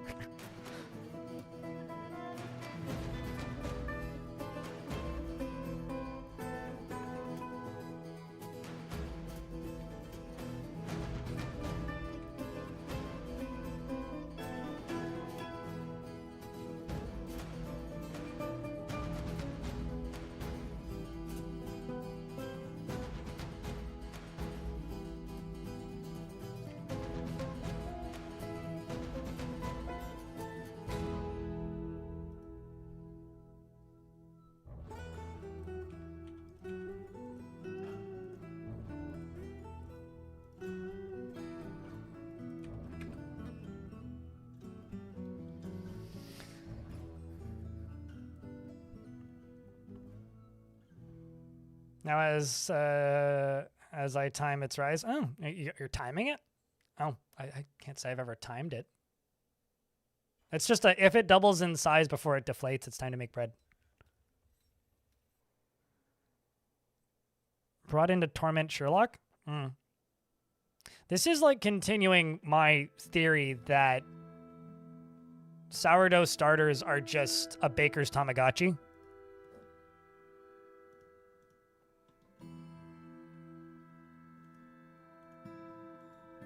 This is my platform, and I shall stand with it.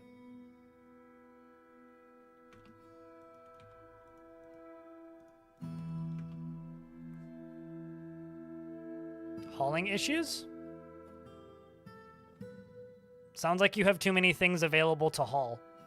I mean, you could specialize haulers if you want. I guess I don't run into hauling issues like in particular. I try to, like, every now and again, like, the fortress will get real fucked up for one reason or another. And at that point, I will sometimes, like, pause basically every job and then only have, like hauling jobs available to complete, and then they usually just focus on getting those done. So I can't say that I've really had that issue. But yeah, probably. I think that's probably something I do subconsciously. Meso, who says that being more selective with my stockpiles helps with hauling. I would agree with that. Like, for sure. Minecarts, I find, create a lot more hauling jobs, I will note. Because then everything needs to, like, if you are using quantum stockpiles, then everything needs to be hauled at least twice.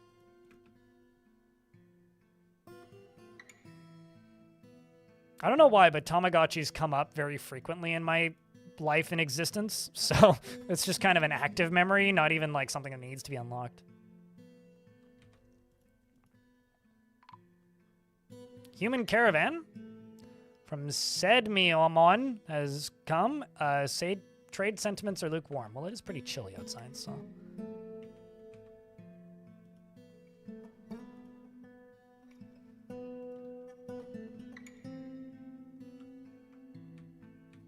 So these now go all the way down to here. So I need to figure out some way of making this right here collapsible. Is what I need to figure out.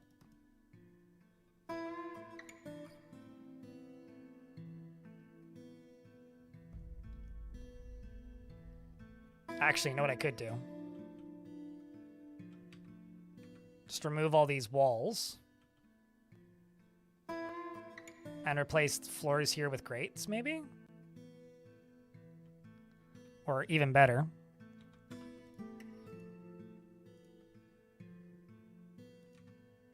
Go down here. Remove those walls there, and then that stair down, that down stair right there. Yeah, that's what we could do. So if I go here, and just go siltstone down to there, I can make a walkway to here that then connects with grates.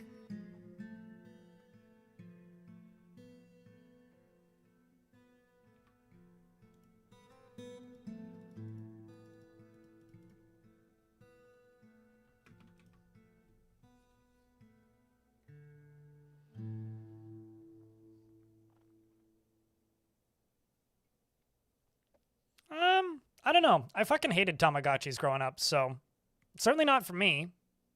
Maybe for somebody. But definitely not for me.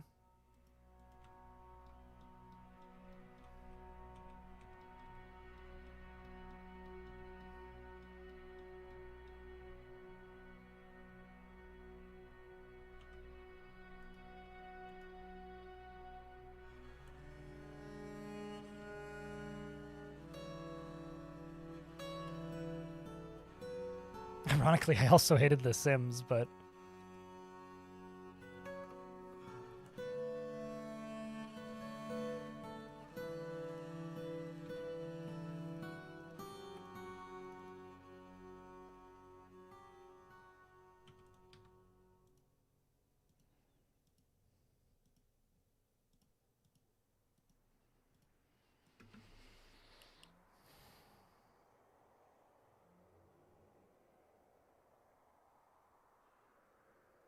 I once had a setup where they hauled from a stockpile to a quantum stockpile and vice versa. Oh, so like you just built an infinite loop?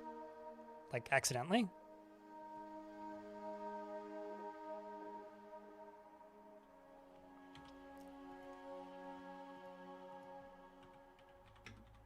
What if I do wooden grates? Just for a different look.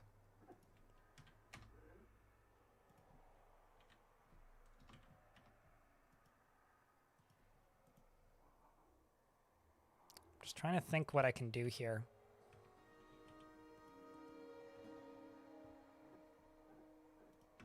Actually, 1, 2, 3. 1, 2, 1, 2, 3, 4, 5, 6, 7. Let's do 7.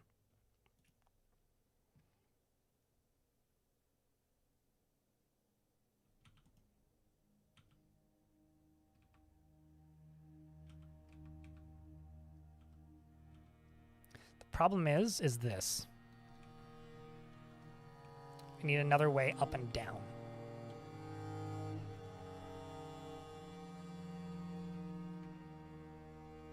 What if I go up to here with ice, get rid of you? Yeah, we'll just do it this way. This is probably smarter.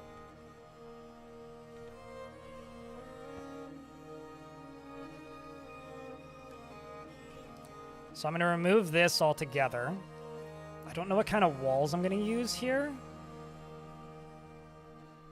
Can I attach levers to windows?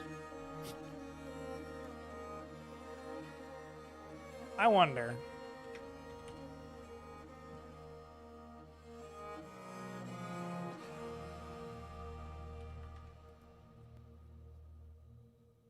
And if so, what happened if you attach a lever to a window?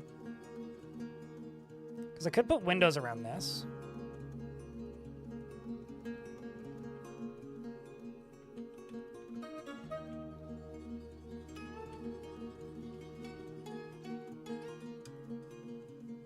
Just gonna bring these body parts and sell them body parts because they're convenient and humans will take them, and it's like a free body parts disposal.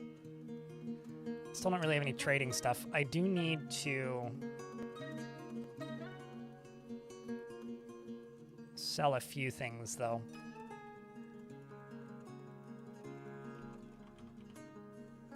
Ammo bin. I'll sell that. What did the mountain home want?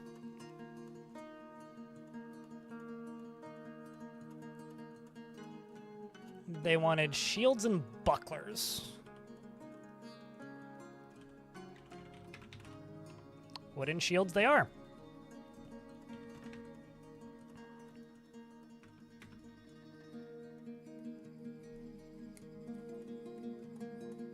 How does your management task tab look so clean to keep everything running, yet you basically need to put a dozen orders running on standby? I don't know. I've always played this way. I feel like if I have too many orders, the dwarves always end up overworked and unhappy. And they tend to just do better if I don't. So I usually don't.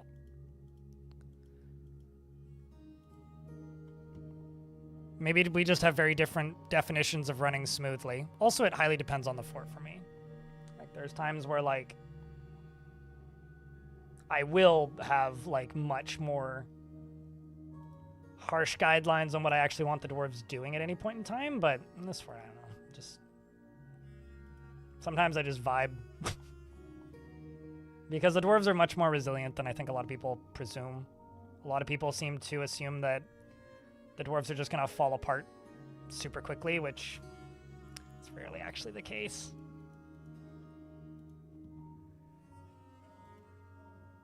Like, usually they're just kind of fine. All right. You grab the bin. You go put it away. You also grabbed a new hat. So up to here. That should be getting built at some point. Or napping, I guess. Up here. Should place. I have no access to doors? Oh, I see the problem. Okay. I've removed all access to this surface. To this upper area up here. Wait, that doesn't make any sense. Because this needs to be here. According to the guidebook, you can link windows to levers? What happens when you do that? Does it destroy them?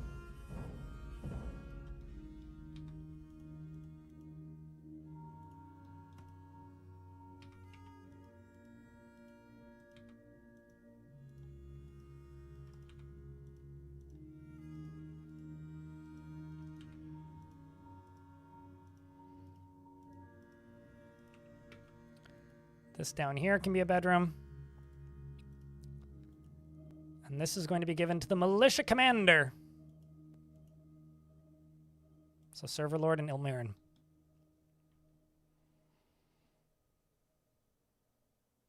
Probably soon the mayor. Actually, I should make these out of more permanent materials that have no threat of melting.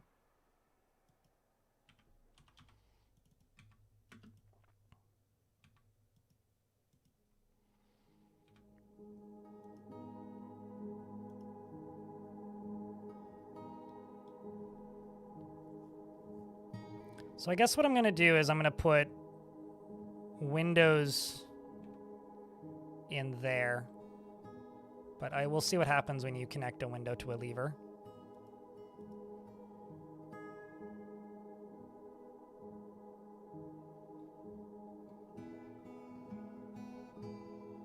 Because I know you can connect vertical grates, but I don't see that as being particularly helpful.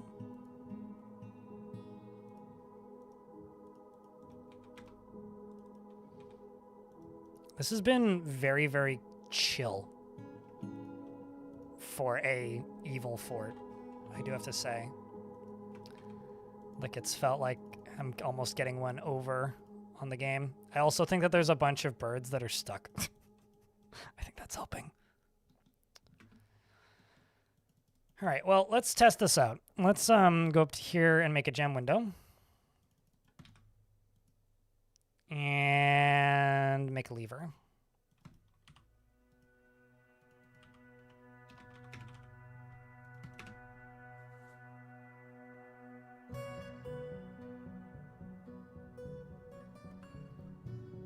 You measure nothing, vibes only. Yeah, that seems to be most of baking. Satanic Tin Panic, YouTube chat. Because they say, my controversial sourdough opinion is that people baby it too much. You measure nothing, vibes only. I mean, I use a spoon. But, like, I don't know, I do 3 scoops of that and 3 scoops of that kind of deal. So it's like three spoonfuls of flour, 3 spoonfuls of water. It's about 50-50 by weight. Ish. But no, I think that's most of baking, actually, in my opinion. Is that most people baby their baking too much.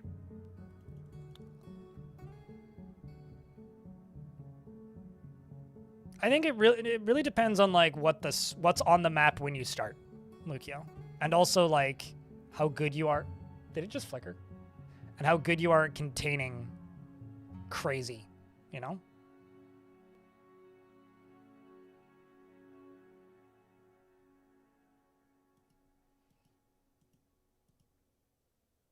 I guess it didn't flicker, so because nobody commented that it flickered. You saw a flicker, but you also bumped your text. Okay, please tell me when there's flickers. This is like actual tech support that I need your help with. So don't be like, oh, it was probably me. No, 99% certain it was me.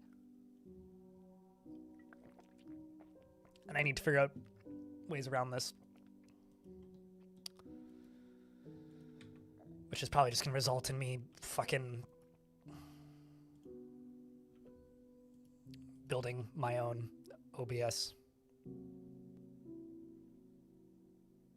That's when it was timed 7 minutes and 47 seconds. Before that, you have a timer going? Damn. You must work in quality assurance.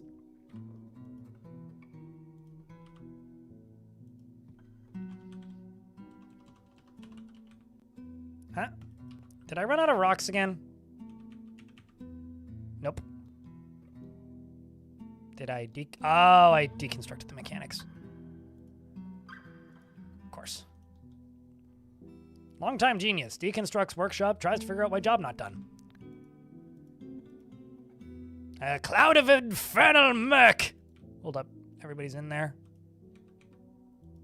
Locketh the gate.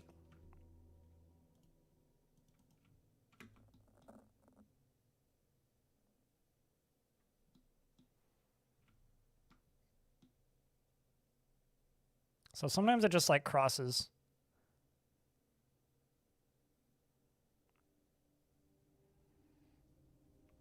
I'd be willing to bet it's just a random. Well, actually, there's something I could check.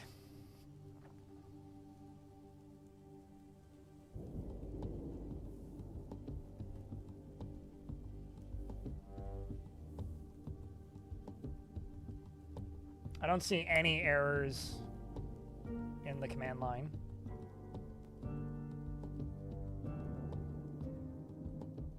They're all just comments about captions, which is working just fine.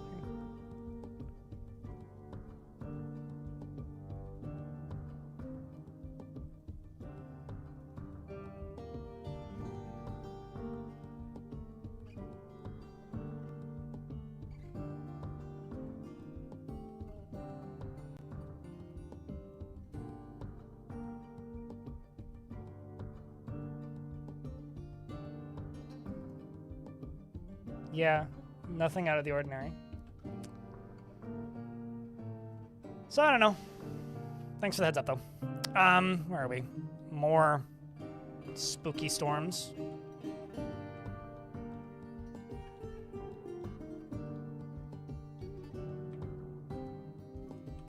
Where is this one? I'm not even seeing this one. Oh, there's one. Oh shit, this might actually... I should... This might actually hit... Maybe? Might actually hit the turkey, maybe not.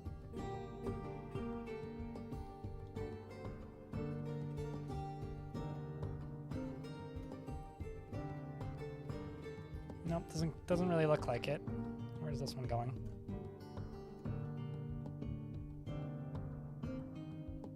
Kind of going south. We're not really going to know how dangerous this map is until that touches something. Looks like it just did it again. Drake is another word for a mallard, or a really self-centered, annoying, kind of problematic Canadian. Or alternatively, what you're probably thinking of is male dragon. It's a bit different.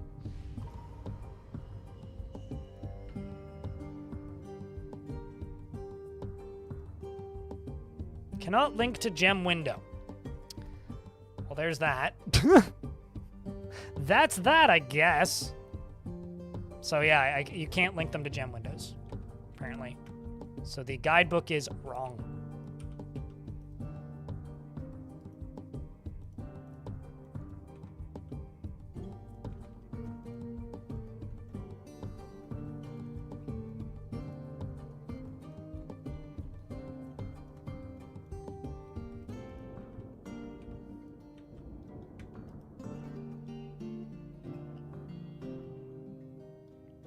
The Mist by Stephen King. Got a bunch of comments about that. Ooh, speaking of, jeweler's shop. Rough color and what? Do you just need more uncut gems? I guess so.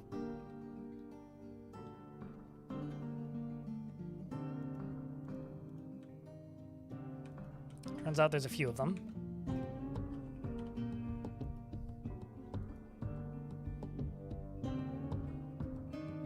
You know, at one point in my life, I would have said Justin Bieber. At this point, Justin Bieber is kind of inoffensive when it comes to annoying celebrities. Well, I mean, he ain't perfect, but who is? He's just not the worst, I suppose.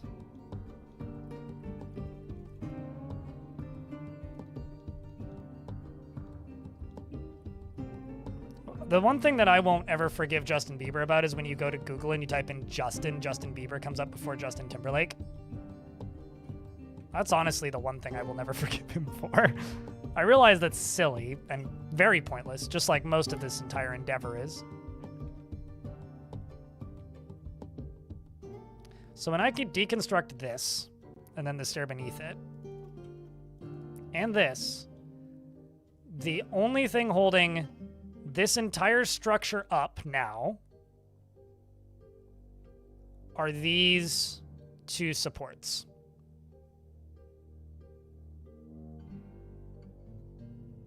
Although, does it say window or gem window?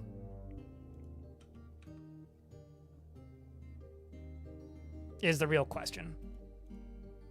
Because windows and gem windows are not the same thing.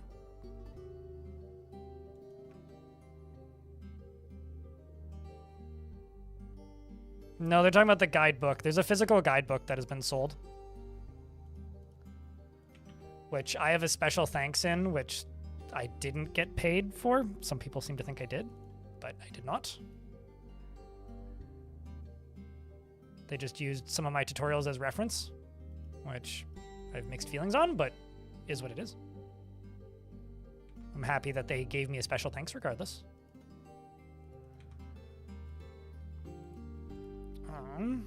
You go there. I wonder, like, although we might just be interpreting the information incorrectly. I'm not entirely positive if it's saying that you can connect levers to windows is the same thing as you can connect a lever to a window. But I know that sounds silly, but... Okay, so now all I would need to do is pull this, and this entire above ground structure disappears.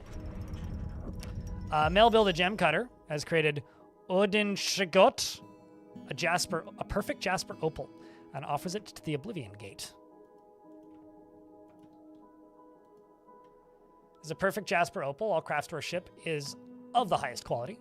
It is encrusted with tapered baguette cut jasper opals, oval tiger eye cabochons, and encircled with bands of round brilliant cut jasper opals.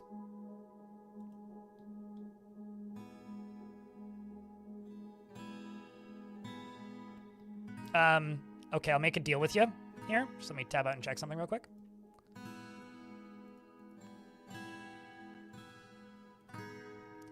On stream, I have a daily minimum.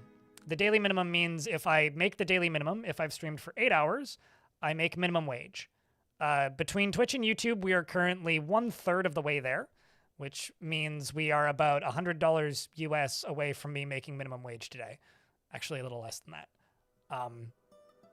About 96 US dollars. If we hit the daily minimum today, which I made it once. I literally just closed the tab. Once in the last, twice in the last 30 days of streams, I can tell you that. Once in the last, I think, 2 weeks of streams, and it was the last stream I did. So if we make the daily minimum today, I will cave it in as a test run at the end of today. But before I save and quit, obviously.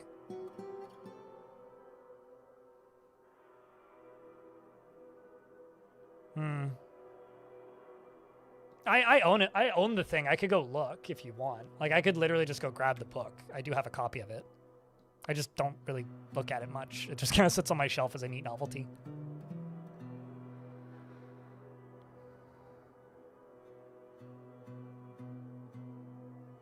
So if it's just saying windows, it's probably not specifying gem windows. It probably means glass windows. Which means, I could check. Might as well, right? Wood furnace.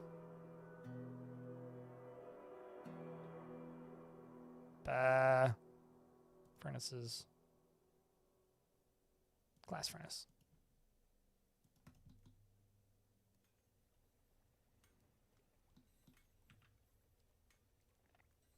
I mean, streamers gotta pay bills, man.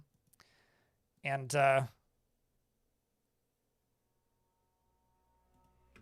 that's it. I don't know. Mighty Ret, thanks for the prime. Appreciate you. Oh, trust me, those are like, I don't know, sometimes about 1/3 of my monthly sub revenue. Those prime subs, they do add up. They really do.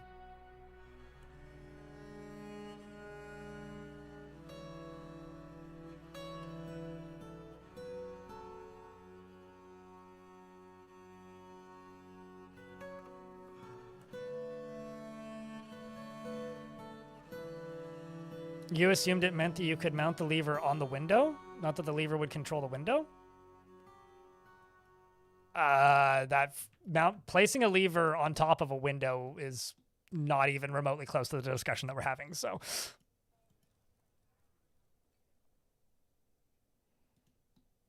It's like, I know that you can do that with grates, but. So you collect sand, you make charcoal, you make...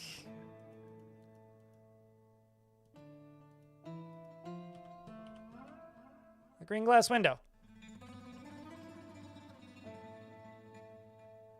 Reminds you to resub to the bot. I get paid by the bot once every X number of days. 20 subs do the job.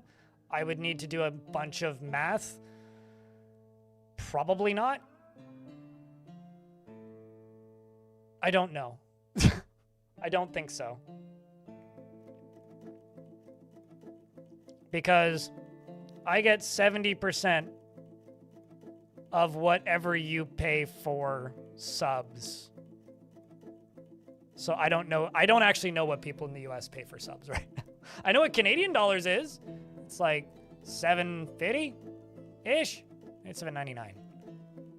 I don't know what it is in US dollars. Plus Control, thanks for the prime. Appreciate you.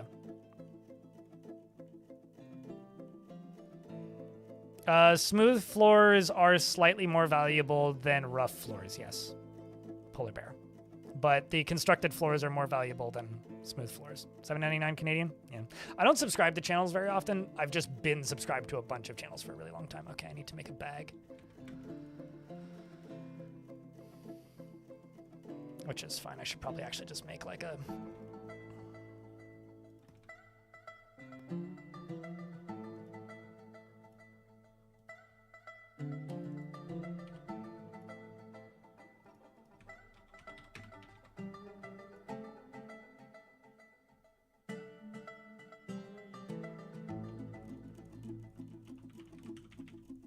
Processed plants, pigtails. Oh, there's 10.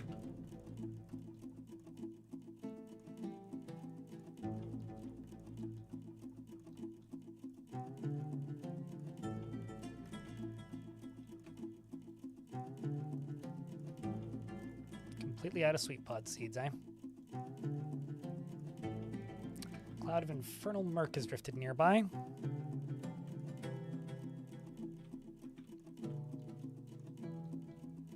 I don't know. I've gotten worse and worse and worse at being like a, for like all clarity here. I've gotten worse and worse at being an e-bagger, I guess. Purely because like when money is tough for people, it's the same for everybody, regardless of what you do for a living. And it's like, usually if my money drops, it's because everybody else's money's dropping, and I just feel bad asking for money at that point. So I've gotten real bad at it, admittedly. But it is what it is. Heart Grenade, thank you very much for the 4th month. Welcome back.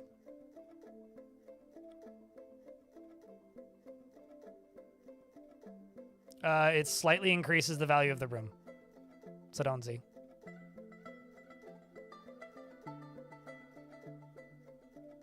And it allows you to be able to engrave it, which increases it more, depending on the quality of the engraving.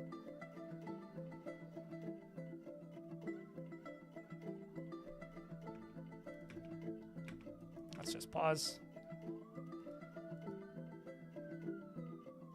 Make charcoal there again. Oh, you already have a white sandbag. What the heck?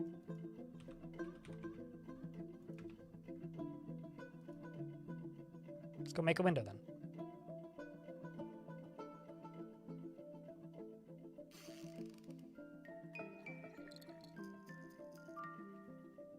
So weed needs a large round of beers.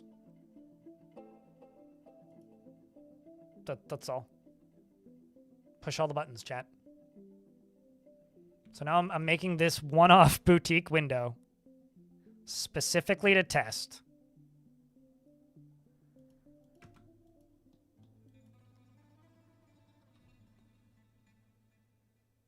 Thank you very much for the 20-pack. You are very kind, man. It's almost a hype train.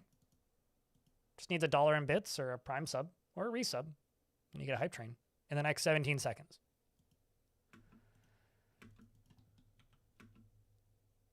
Appreciate you, Weed.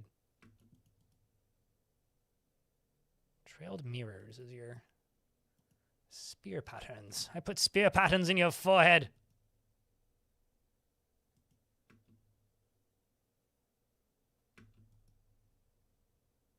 Net splashes? You do sound like a fisher dwarf. Wheel breach? Thanks for the $5, Polar Bear. Appreciate you. You're sorry in your debt. I don't know about that, but a thank you is plenty.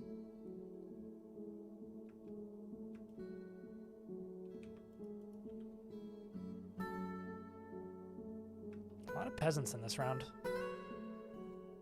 94 Tails, thank you very much for the gifted subscription. Appreciate you. I think it's tricky to ask for big packs of subs because I've always kind of thought of subscribing on Twitch and stuff as a team effort. But, you know. Popularity of platforms goes up and down, and people's priorities go up and down alongside disposable income, and we're definitely in one of those points where people have less. So, gotta be smart. I do have a request for a Craftsdwarf's Guild. I have to get that made.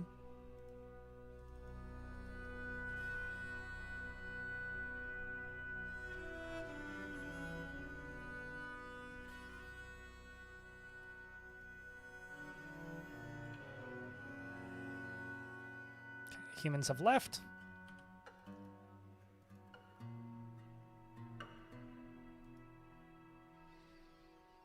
You know what? That would just be cheating, wouldn't it? I could find one of those clouds and just teleport an albatross into it, but no, that's cheating. Won't do. Cannot do. Is cheating.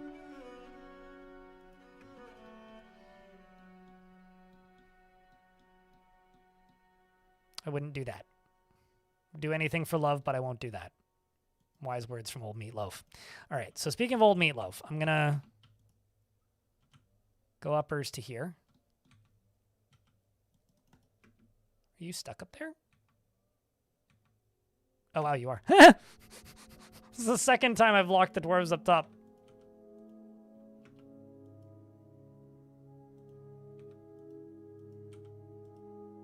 Oops. Let's go down here, throw that in.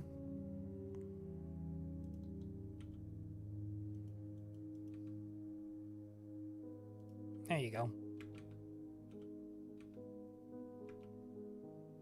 There you go. Now they can leave. And you, let's go for, nope, construction glass window. And test this out. Killing an albatross is like super bad luck for sailors. So if you kill an albatross, is it a situation where it tells you that I'll be tross with you? Well, no. I mean, like, it's one of those things where, like, if it is a big threat and I cheat it, then I could very easily make it a significantly smaller threat. So yeah, no, you cannot link doors to, you can't link windows to levers at all. So that information is just straight up wrong. I don't know if that's ever been the case. Maybe it has been in the past, but I mean, I've never tried to do it before, so. Yeah. Well, that sucks. Sorry to be the bearer of news which is bad, but it appears that the guidebook has some incorrect information.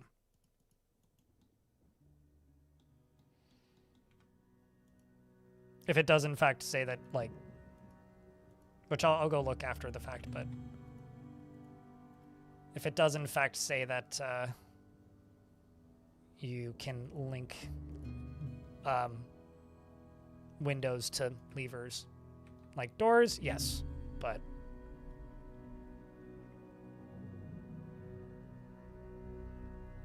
the other question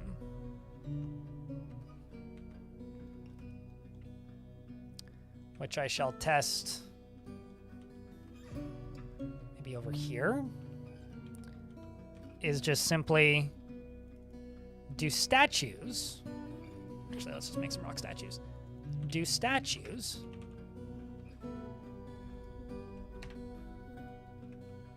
support walls? I don't think they do, and if they don't, that'll be my backup plan.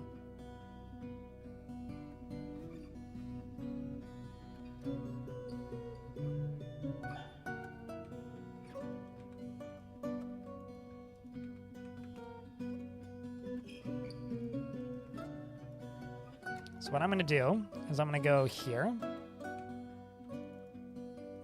I'm going to go ramp right there. I go floor there and there. Unforbid all of this. I'm going to put a statue there and then deconstruct this.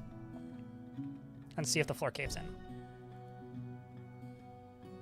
If it does, then this will be my backup plan.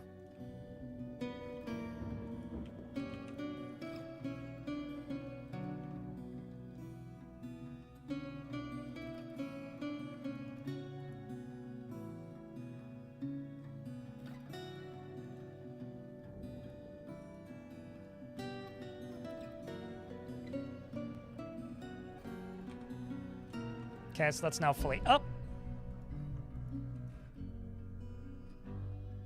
The cave-in? No. Weed, not only isn't really actually paying attention to the stream, is completely misunderstanding me doing a test of a thing. No, I'm not caving anything in. I'm testing to see if statues hold up floors. That's what I'm doing. I'm doing science related to the cave-in that will require a cave-in, but not the cave-in. Also, I will check, see how much closer we are to the daily minimum. It hasn't updated yet. We'll update you in like 90 minutes or so. But thank you for the 20 pack, regardless, man.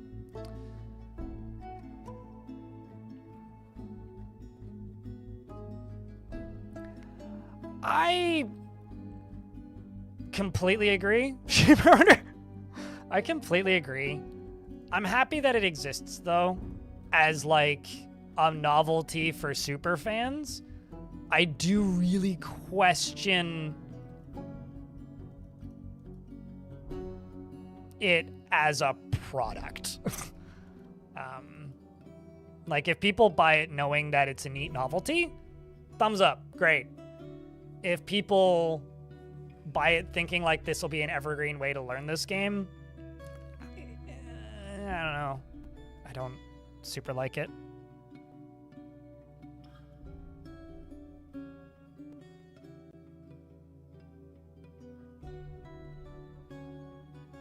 I used to go to Seattle once a year for PAX, but I haven't been in quite a while, Polar Bear.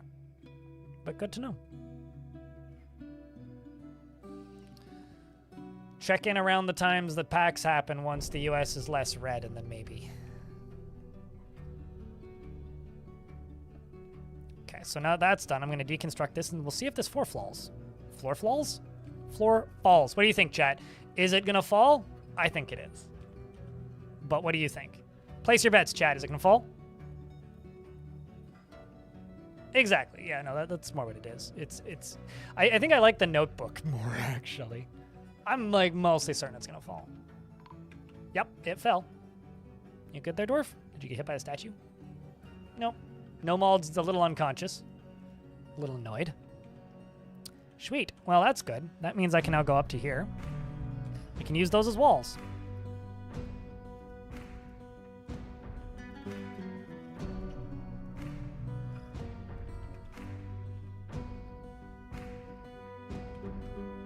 I genuinely wasn't positive. I was mostly sure, but I just wanted to check.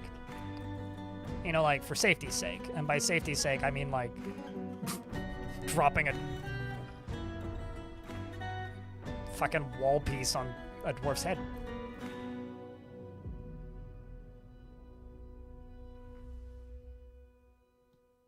It's a very fall time.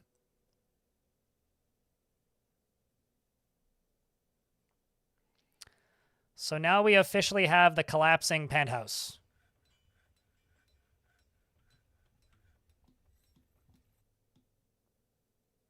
Yeah.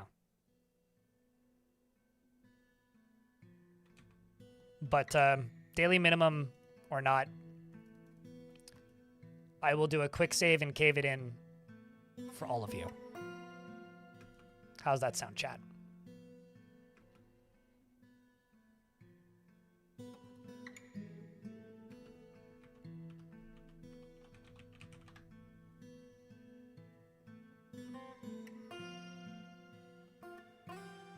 You looking weed? You better.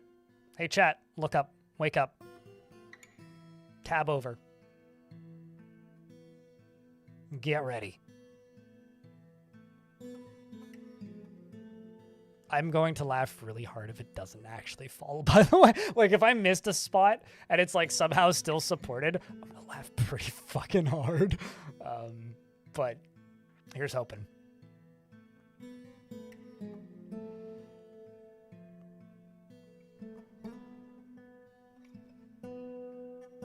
Although, first I gotta do one thing.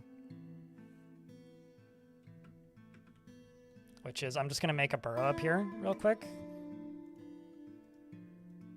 That's everybody. Remove everybody from this one. It's just easier to do it that way.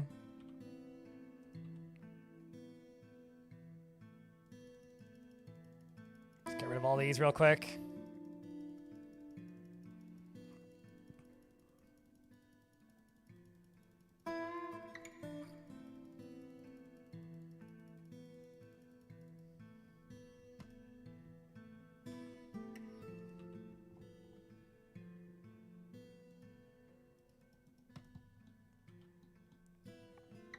And then the other place that I'm going to put this burrow is going to be right here.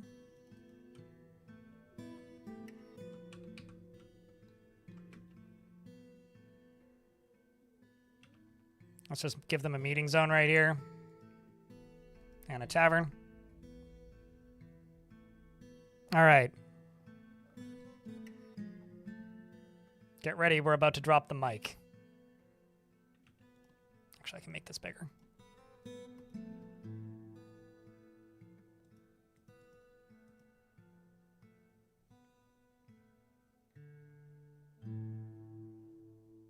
Okay.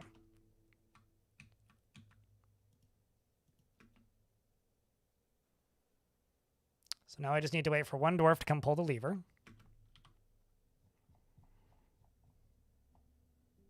Who gets to be the one, the only, Lord Bottomleaf. It's very fitting that Lord Bottomleaf is doing it. Okay, so that's going to remove these two supports.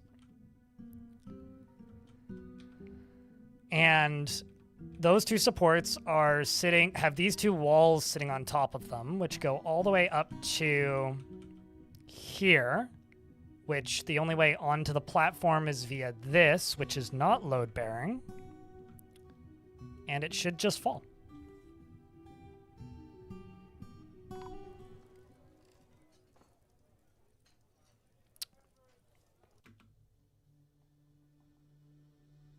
Jesus Christ.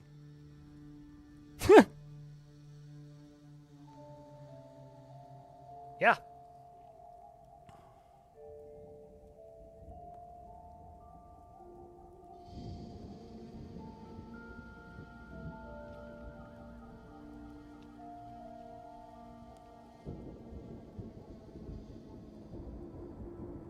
What a mess indeed, yeah.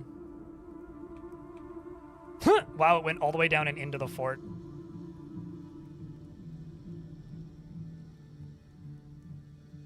Wait, that was your last penny? That's concerning.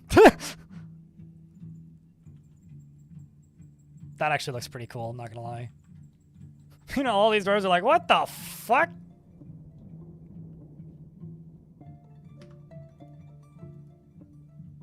So yeah, can confirm it works.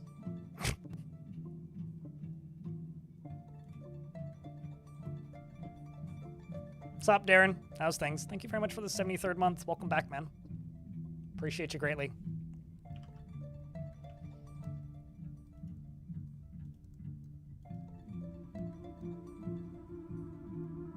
Hold up. Let me do some mental math here.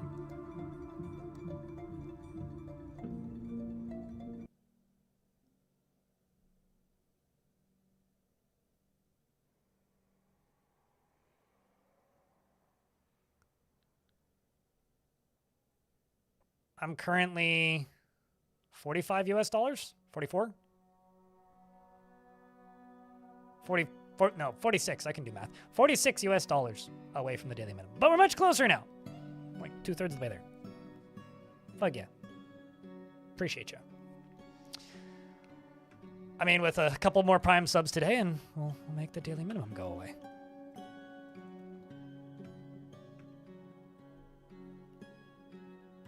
It is like the most expensive month of the year for me, which is fun that it's in June, because June is city property taxes and my quarterly taxes. So it is the most expensive month of the year for me. So I'm like, well, I'm not going to be doing much this month. People keep asking me if I'm going to local shows and shit. And I'm like, no. Especially considering I also went on a short trip recently. So that's expensive anyway. Not complaining. It's just the reality. So I do very much appreciate the tips. Also, last month was the lowest revenue month of the year because I went on a trip because I went away. So the paycheck I get on the most expensive month of the year is going to be my smallest paycheck of the year. I will be okay. Just means a lot of saving. A lot of eating beans this month. And not eating out much. Jenga, pretty much. God, I fucking love Jenga. I haven't played Jenga since 2019. Although the last time I played Jenga was like overachieving Jenga. It was giant Jenga.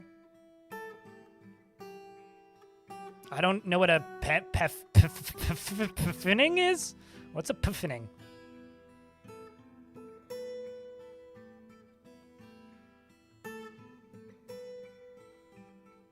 Theory confirmed. Dwarven salsa ready for the menu. Slightly spicy. Fuck yeah. Your 1 year mod anniversary. Well, we know exactly how long. Oh, it's probably because I unmoderated you. I probably banned you a year ago, Hobo. Because Clino had 3 years. I've absolutely banned you, unmodded you, and remodded you a couple times. Well, I guess I can no longer meme ban my mods because 1 year, more like 1 decade. Funny part is that's actually the case.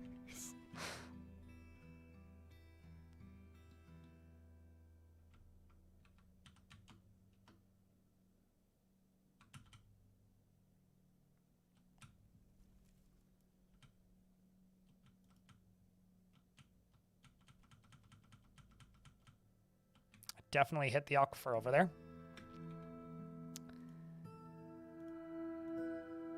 Well, let's just go down here and just throw in some boulders. I mean, blocks.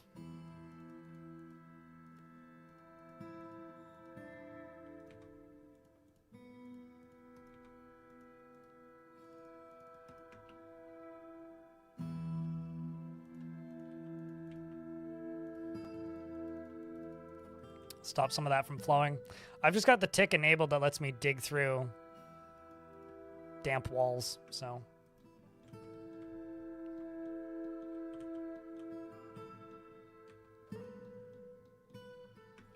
There is the baby turkey.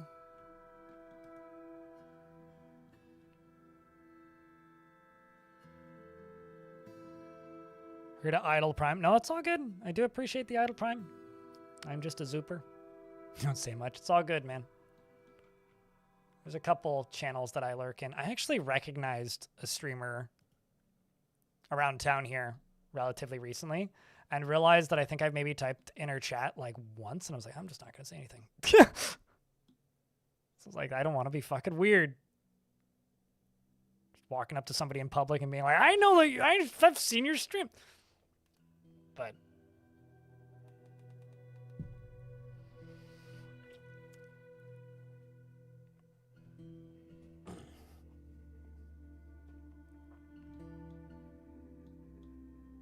this is a little bit too close for comfort. This evil smoke is very bad at hitting my baby bird.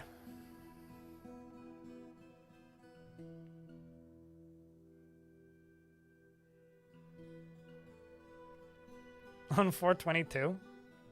Yeah, don't know why. It is a neat feature, though. I'm here for it. Apparently there's more things we can do with badges, too, which, I don't know. Do we care? Like, I'm sure that's something that some people will do, that some people make a lot of money on, but I don't know if I see the value in it. I'll have to look into them more.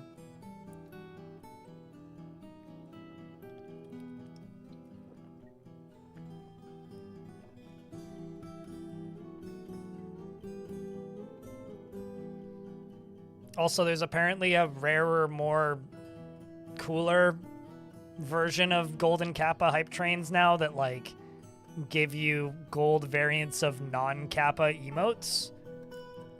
Which, like, okay. They're only for 24 hours, so I'm not certain I see the value in that. But yeah, I do like the mod stuff. Although, Hobo, I posted a thing on the Discord in the mod section that you should actually look at. Same with you, Stone, if you're here.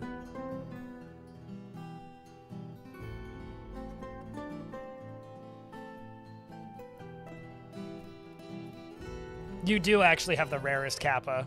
I love how, like, quietly after years, like, Zombie Kappa is actually the rarest Kappa that nobody expected. And most people are like, what the fuck are these weirdos talking about? And I'll be like, you know what? Yeah, you're right. What the fuck are we talking about?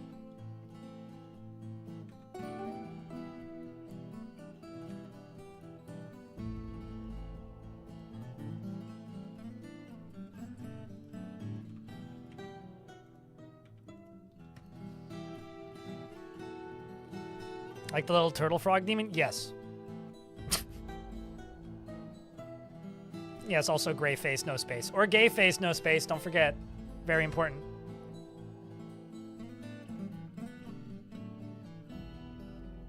It's just the name of that little gray icon, but you probably know that already, Moreb.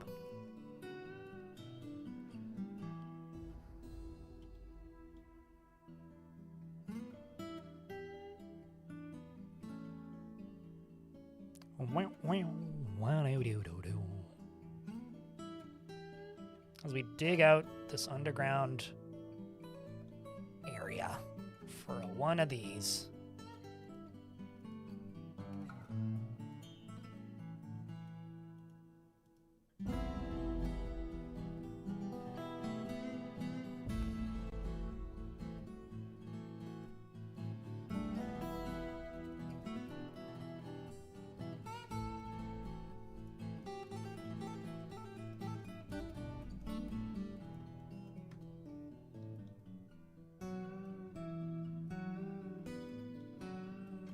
I haven't really seen Kappa out of Super Mario and 3 to the end. There was a series of fantasy light novels I had that had Kappas in them, and I can't remember quite what it was. Vomit just appeared there, or I only just noticed it. One of the two.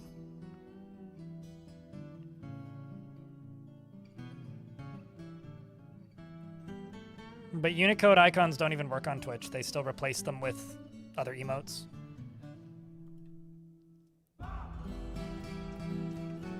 So, there is that.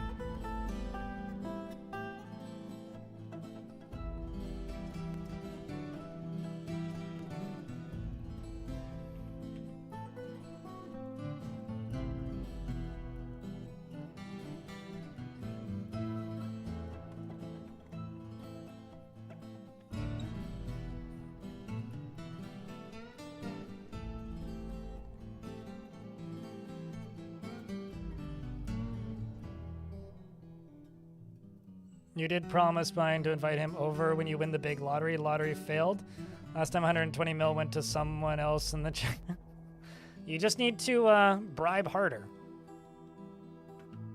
I will also say that I will be totally happy with just a tier 3 subscription. You don't have to fly me anywhere if you win the lottery. Maybe gift a few dozen subs. Mostly because I don't like flying.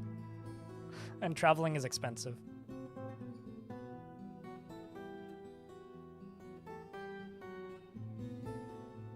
Yeah, I need to knock out this wall piece.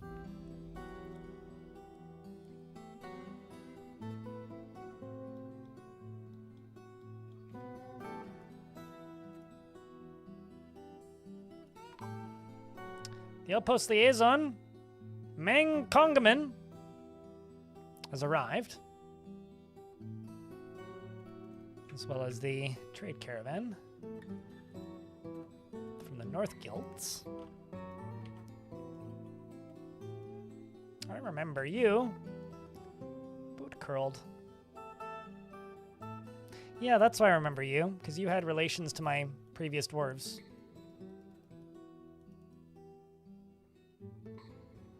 And existed at the very end of my last fort.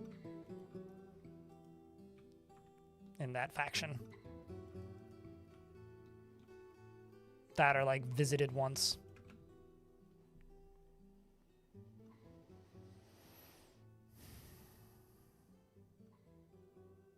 I'm not even sure what I'm looking at, Hobo.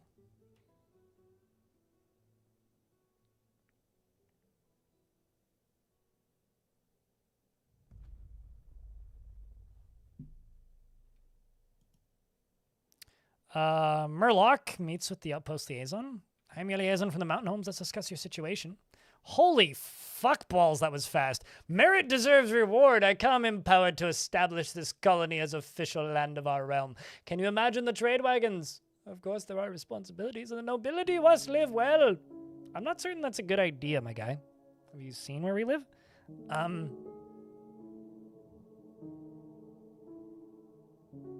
What is it actually, though?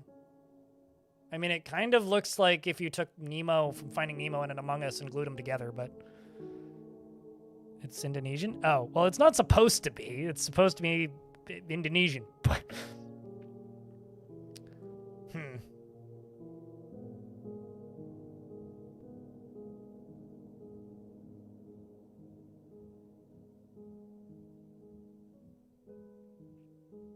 Office salesman, back then it was the recommended job with all kinds of ways to go more professional routes. All the pupils got to learn Microsoft Office in the school, so it got inflated. Only minimum wage, and now you get denied further education in IT. Jesus. That sucks, dude. That's what I mean when I commented earlier that Dwarf Fortress sales have been dropping month over month. Also, something fucking weird that I saw that I've literally never seen before. Who here follows Bay 12 Games as Patreon? Because I got a ping for a 50% off your first month because I like dropped a bunch of patron subs, including Bay 12 recently, because just like I need to save money. Money's tight this month. And yeah, they just did 50% off on the Patreon. I don't think they've ever done that before.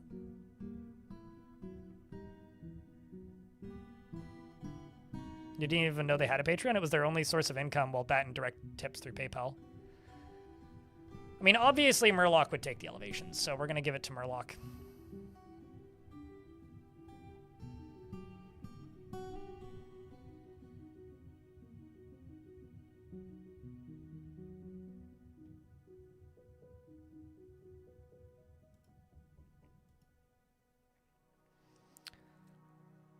And I'm going to request wood. They want seeds. They've got a need for seeds. I'm also out of wood logs. Checks out. And they want shields.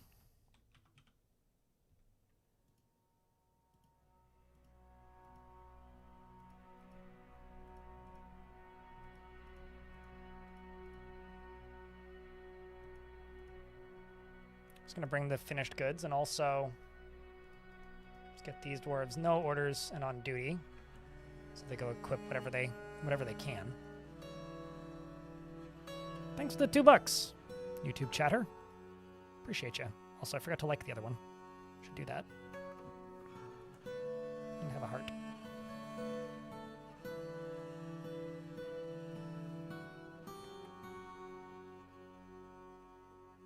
Yeah, I don't know. It's just everything where I have the ability to see public sales stats.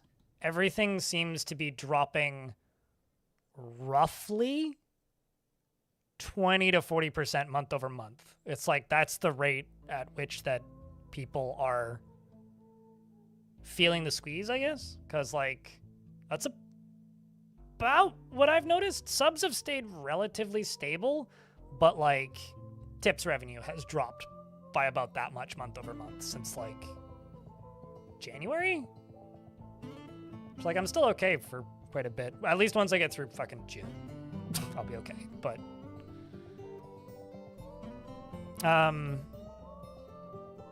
Ideal the Farmer has been elected mayor. And Murloc is now a noble. You can have a fancy blue garnet crown. Oh, also you can name the artifacts when you give them a crown. If you assign an unnamed item, you can name it. Fun fact. So I'm gonna need to give him a bigger bedroom, I think. Well, this is gonna be Murloc's hole. Work on that later.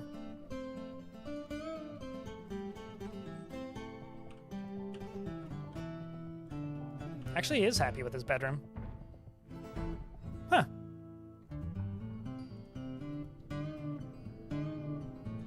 So we'll give him a throne room and a dining hall up there.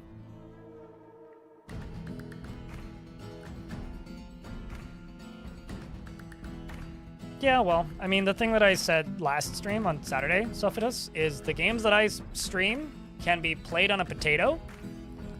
And so at the very least, if you're watching Dwarf Fort, you don't need to worry about upgrading your computer. And, you know, I've been through other weird things, and I'm not in this just to make all of the money. If I was, I would have stopped a long time ago. I'm here because I like promoting cool art and helping people play cool games, so I'll be here through thick and thin. So no worries there, I say. As long as I make enough to get by, we're good. Although I did state this earlier in the stream, and I'm gonna reiterate it a little bit. I am actively looking for people who want to put 60-second ads into big YouTube videos, but that's the worst part about seeking out sponsors is you spend almost as many hours seeking out sponsors as you end up getting paid in the end, so we'll see. Although it has to be somebody that, like, I've vetted. There ain't no way in hell that I'm going with sketchy sponsors. It's like if I could get Raid Shadow Legends in like a minute if I wanted. Or War Thunder for that matter, but nah. Not worth.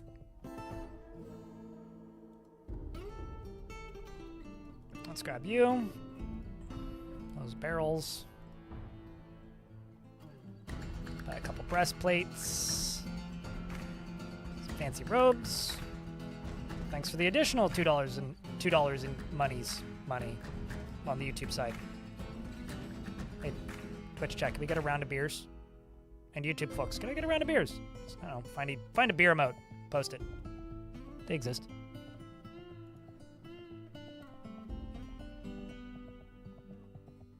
Thanks, bunches. Appreciate you.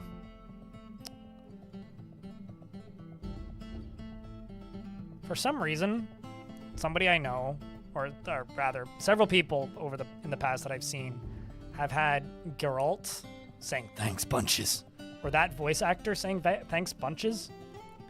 Don't know why, and I've seen that enough on different streams that it's just like synonymous in my brain with saying thanks for. Don't know why. Don't know why that exists or why people have that, but they do. So that's why I say that. Now you know. I don't know what you're going to do with that information, but now you know.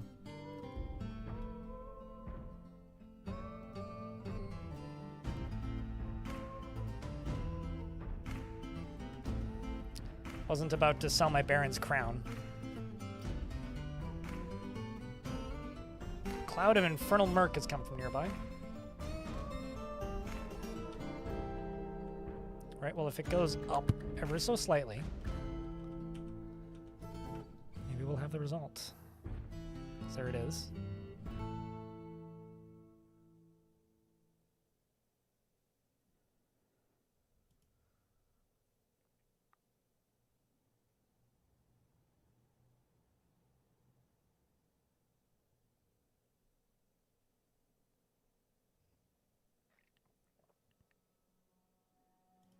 just remember to, like, all I can really say, Bubble Page, is as long as the lottery is entertainment and not actual assumption of financial stability, then have fun.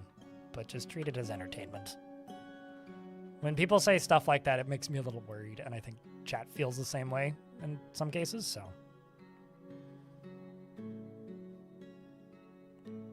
What's happening with this fort? So this is an evil map. Dead things resurrect, and there's these periodic infernal murk storms. I don't know what they do. They might make you vomit. They might make you fall asleep. It might turn you into murder husks. It might make you into the Terminator. So I'm building a sky fort over top of the evil mist because, I don't know. It's also completely supported with nothing but these two support beams, meaning I could pull one lever and cave the whole fort in, or at least the whole surface part. This is a fort that I'm not intending to play super long.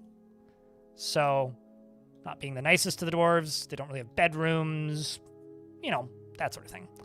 But we already have a baron, so having a bit of fun here. Also, my mayor needs an office, so I should probably do both those things. Actually, first and foremost. First and foremost, I'm going to place you there.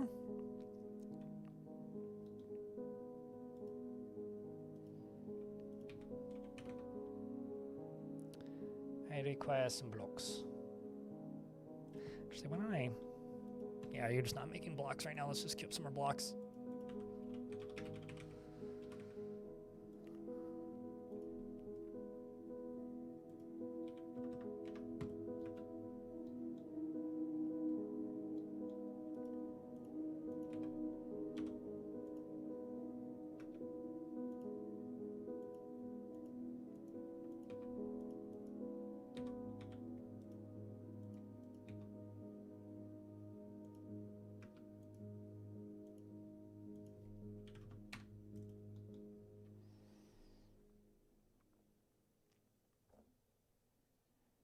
After they give him back his clean clothes with an extra touch of perfume, the scene is quite funny. Makes sense.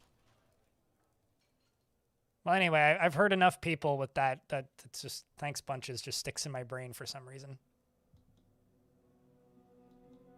Makes sense though. I mean, it's like a really good like notification sound.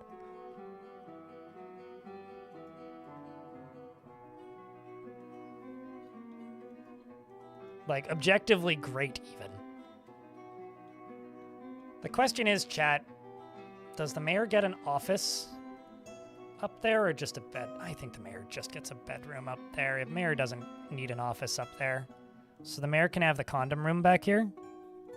Although I will fill in the end, so it's less condomy.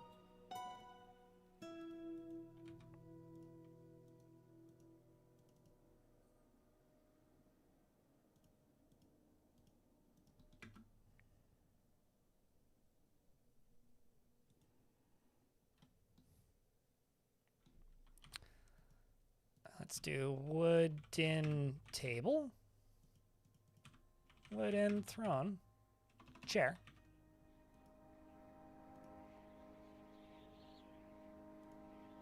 Make them all a tower cap. Also, why do you have wood logs? Stop it.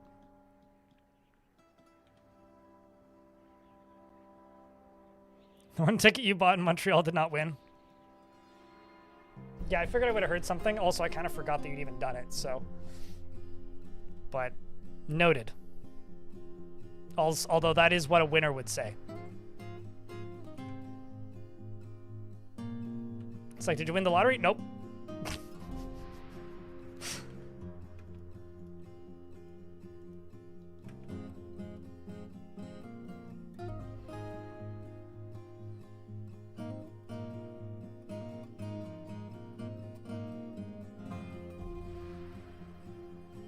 The only luck I ever had in the lottery, I've told this story before, but I got into the habit for a bit of buying scratch and wins because I used to have a really long commute home from work on buses. And on Sundays, there was a very, very, very long layover, which was kind of fine in the summer. I would just kind of like nap in the bus stop or just like doze and set an alarm and wait. But in the winter, it was fucking cold, man. And so I kind of got into the habit of buying scratch and wins, just like as a way to pass the time. But not because like I liked playing scratch and wins, purely because the guy who worked at the gas station was a dick. And if you'd hang around inside in the winter when it was freezing, he'd be like, buy something or leave.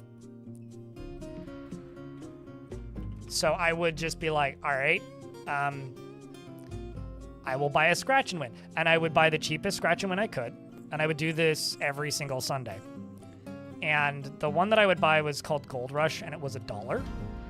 And like, never ever won anything. I usually would go through like 2 or 3 of them by the time the bus would arrive. And I justified it to myself as like well, like if I'm paying for this, like if I'm gonna pay for something, I might as well at least just get something that like isn't a chocolate bar, you know, like at least I'm not like being unhealthy or whatever. And so it just kind of went on like that for a while. I'm just gonna get this squad like doing basic training for a little bit. And then there was one day I went in there and I won a free ticket. And then I walked up to the thing, I was like, hey, I got a free ticket. And put it on the counter, he goes, okay. Hands me another one. Went over, scratched it, won another free ticket. Handed it to him. I was like, huh, give it to him. Scratched a third one, won another free ticket, handed it to him, and I had, like, I don't know, like 20 minutes left or something for my bus. Scratched the last one, and I won $1. And then I walked out. I felt very justified. Like, fuck yeah. So that's the most success I've ever had in the lottery. I feel like I should get, like a bonus multiplier or something on that.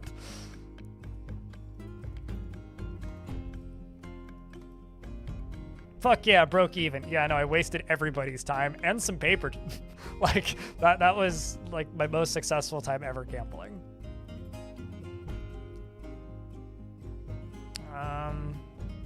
Diorite was what I was using, I think. Yeah.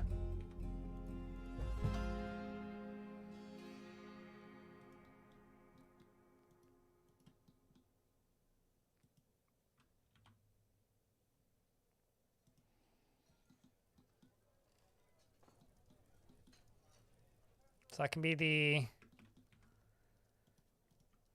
the mayor's room / dining room.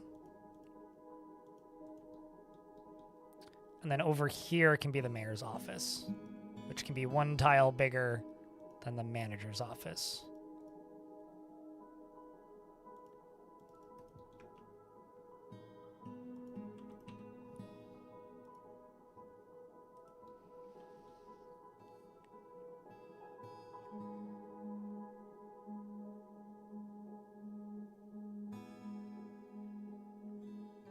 Oh, I've gotten those as gifts. That is something you could never do. You're not zen enough to be okay with someone winning. Oh, yeah. I don't know. I've been given like scratch and wins and stuff for Christmas and various holidays. I think I won $7 in one once and forgot to turn it in. Like I vividly remember like winning $7 and because they expire, right? And like it expired. So I never actually did redeem it.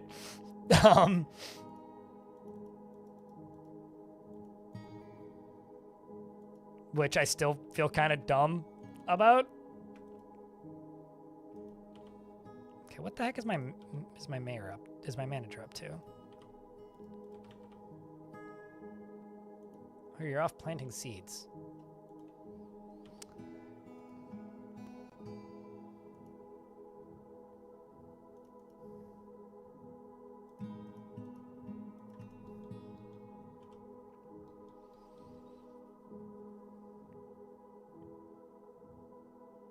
You've gotten $40 from slots in a restaurant. And you just stopped playing and cashed out. Hey, that's paid for dinner. I've seen other people win things. Like there was the time I think he like bet a small sum of money and came out with $100, which was Claiborne. It was like $10, came out with 100. Played one round of poker. Won, left. That was in Vegas. Orange_TJ, when we were in Montreal this past week, ended up having to loiter in the casino because he works and driving people around.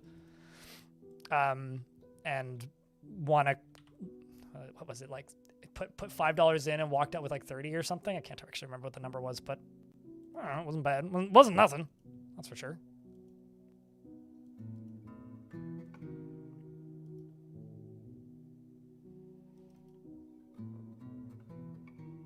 There we go. All these finally got set up and good to go now. Good. You only ever buy lotto tickets if the prize goes over $1 billion. Unless you're traveling, then you buy one ticket per state or wherever you're in if it's convenient to do. Yeah. I don't know. That's a fun little tradition thing.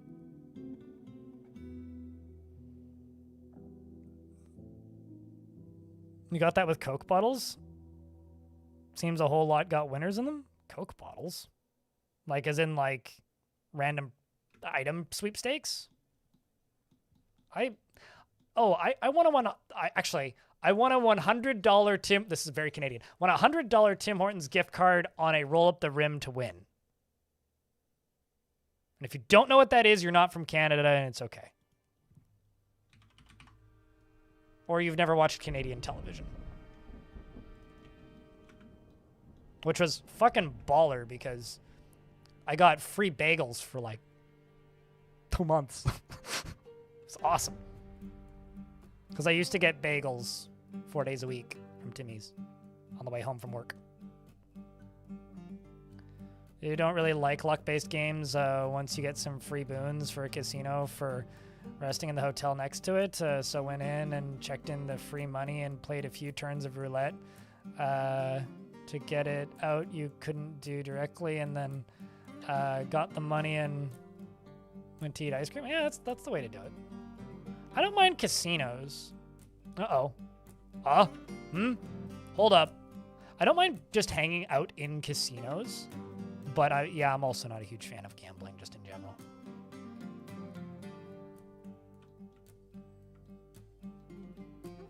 It's gonna miss the turkey.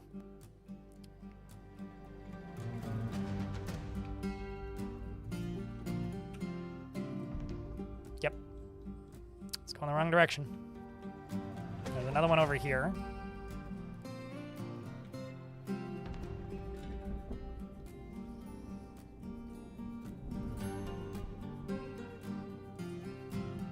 Oh, I mean, okay. This doesn't really count very much, but I remember this was a silent auction, and it was a silent auction that was being held for the sports team that I was in, and so it was mostly people donating things for the silent auction. It was like just raising money to help hire, I think, an additional coach. I can't remember, and a boat, because like it was kayaking, so we had to buy kayaks and they were expensive. And I remember my dad placed a very low bid in the silent auction because it was just like you write your name on a thing, you write down the amount, you put it in a box. And my dad it was like $100 or something he put down. And it was for an all expenses vacation to Big White Resort with a private cabin, because somebody owned a private cabin and they would give you ski passes as part of it. And ski rentals, if you didn't have them. And so my dad won that. And I remember my dad going back and being like, "Are you sure you don't want us to like pay more? Because you're just basically paying for our vacation." Like, no, we agreed to it. So, so yeah, we got the world's cheapest like week at Big White. But we did technically pay for it. Technically, just like not even enough for like rental skis for the day. So they will be leaving soon. I will be back momentarily. I really need to use the washroom.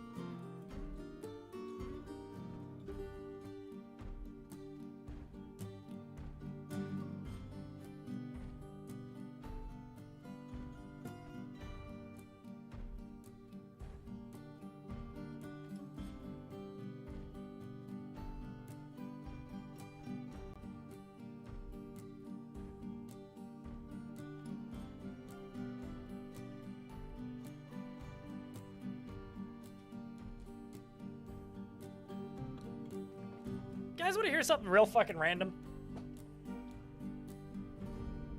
No.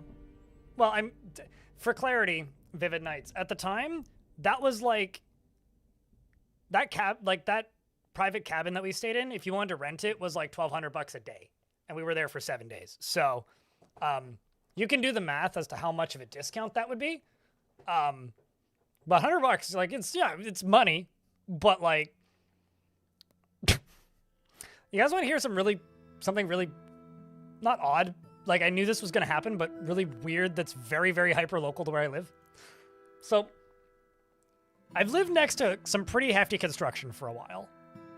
And this construction has... Okay, they're loading up the livestock. This construction has been on and off very annoying. As of late, not so bad, though.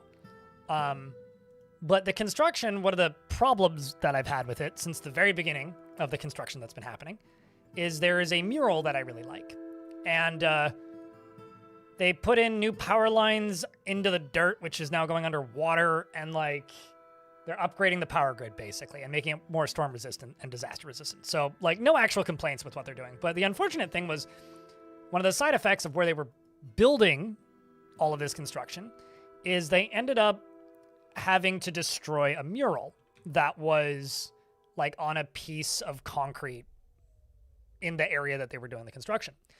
And like it's BC Hydro doing the construction, which is our power company. And I remember seeing a notice saying like they have commissioned the same artist to paint 2 new murals as a replacement. I just looked out my window, okay? And I presume that artist is out there painting one of these 2 murals. And there's this corner of the building across the street from me that was just kind of like concrete. It's like a concrete pump house, I think, like for like heat pumps and stuff. It sounds like it anyway. That or it's like something to do with laundry. Anyway, it's a pretty big building next door. That entire chunk of the building is neon pink now. It wasn't like that this morning. It was beige this morning. But I just went outside. I just went into my living room. Whoa, that is aggressively pink. So there's now an aggressively pink section of building across the street from me, which is fine. I'm sure it'll look way cooler once it's actually got something painted on it instead of just being pink. But right now it's pink.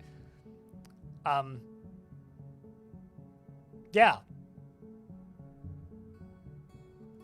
That artist is kind of famous for doing wildly like over-the-top psychedelic art. So, has done quite a few murals around town.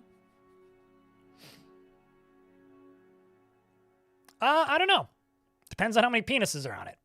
Weed. There's one mural in Vancouver that genuinely scares the shit out of me. It's like the definition of a bad mushroom trip. So, the mural that was destroyed was a octopus riding a bicycle chariot thing being pulled by a goose. So, I'm assuming it's going to go up in value. I fucking loved that old mural. It was genuinely one of my favorite murals in the city, so hopefully something cool comes of it, but like, I don't know. It'll be interesting.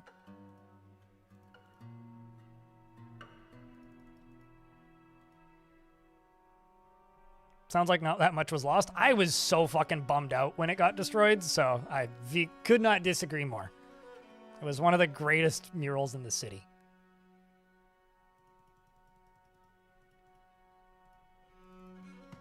Oh, well, I guess, like, your art being destroyed in reality, unlike Dwarf Fortress, like, also provides a paycheck instead of just an unhappy thought. Sounds like your last LSD trip.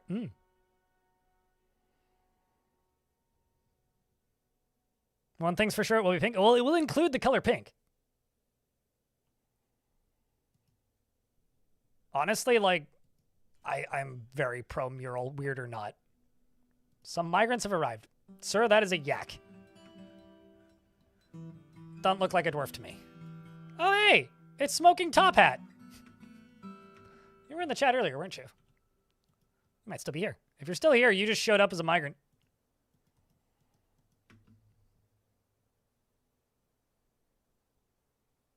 Worried? Do I look worried? No. I mean, maybe.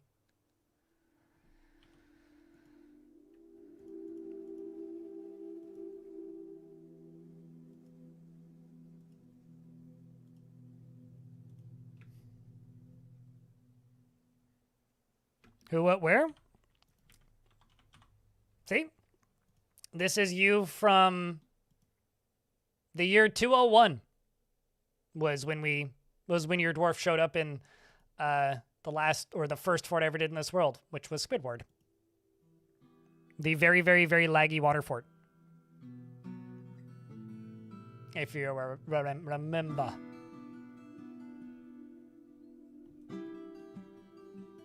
You want a lady derf? Well, not that. How about that? That'll do.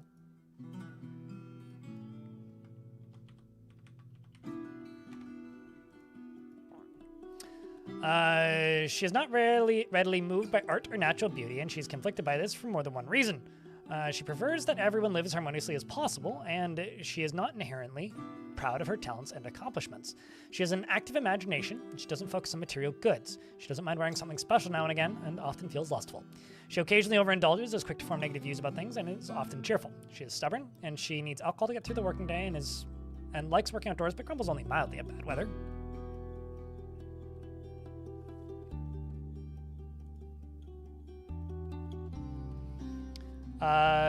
She personally has a deep respect for animals, plants, and the natural world, values loyalty and sees competition as reasonably important, does not really value skills related to fighting, and dreams of seeing great natural places of the world.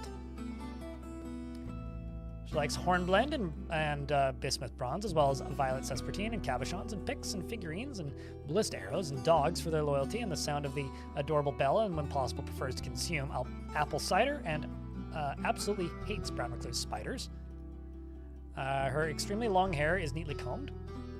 Her somewhat narrow, sunken copper eyes have very thin irises. Her nose bridge is convex, her teeth are gaped, and her ears are short. Her hair is flax, and her skin is ecru.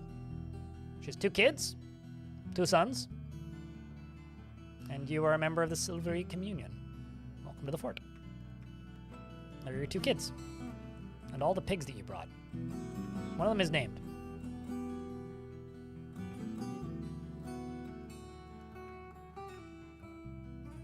Well, this one is passing acquaintances with a whole bunch of members of my previous fort as well. It's interesting how all of their recent thoughts are like depleted the literal second they show up. Okay, well, that's not good.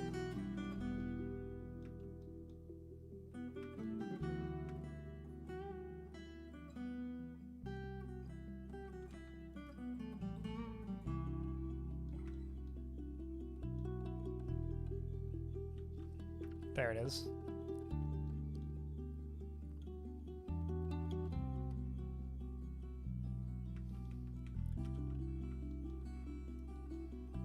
You're a mason. You're a doctor? Well, that's good.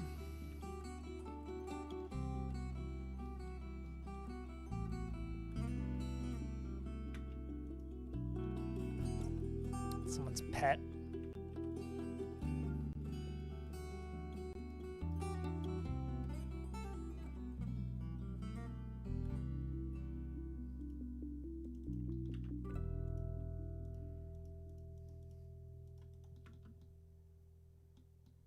I need more opportunities for things to get infected with whatever the evil clouds are.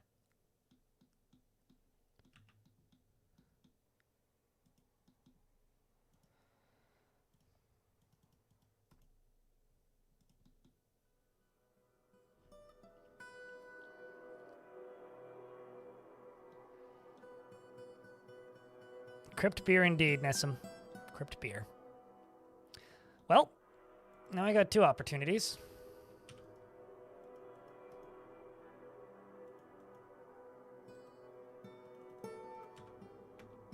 Dwarves have left to check the overworld. Oh. Well, that's fun. Do you think he's friendly? They call it a polar bear. I think that's a purple bear. Silly. Don't look very polarizing. Well, maybe it's polarizing. Don't look very polar to me. I'm gonna have to polar away from this joke. But we do have undead polar bears. In case you forgot. New fort, who dis? This is the Fortress of Drunkenfrost and the Oblivion Gate, where I am building a very tall tower with a fort in it to be above the evil smoke down below.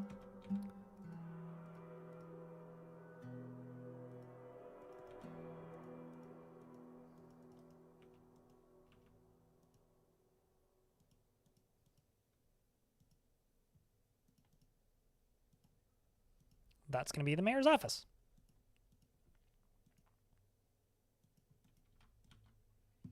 Who now is somewhat functional mostly-ish. Who also wants a weapon rack and an armor stand. Okay.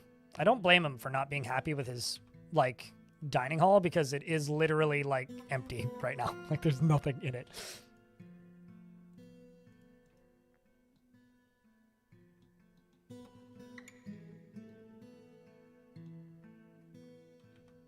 Purple polar plushie?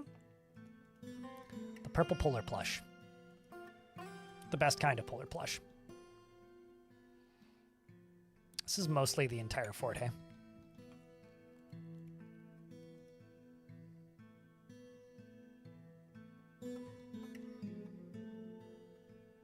What other blocks do I have lying around? Decent amount of quartzite.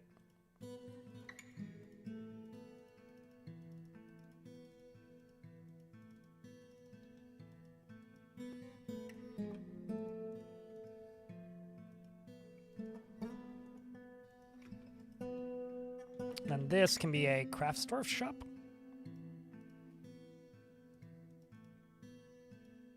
Or a craftsdwarf's guild, should I say.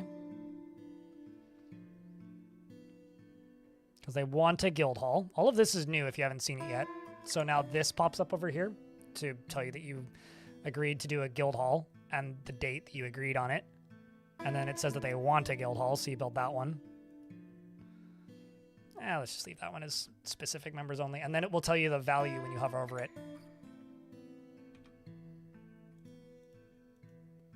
Maybe it's a purple people eater.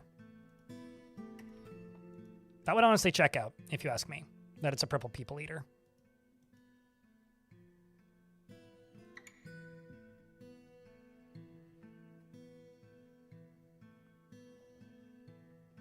Which might or might not instantly turn anything it touches into a husk zombie. Yeah, might or might not. We don't know.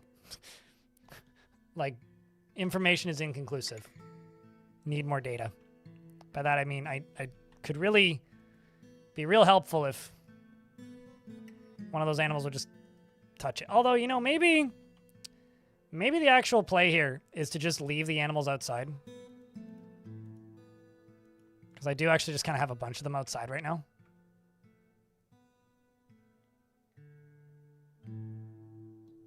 Maybe that is actually the play. I also now need to make a farmer's guild. Great! What's the value of you? 1,000 Dorf bucks. This kind of reminds me of the time that Von Galactic made a gaping maw and everybody said it looked like a butthole. That's kind of what this looks like.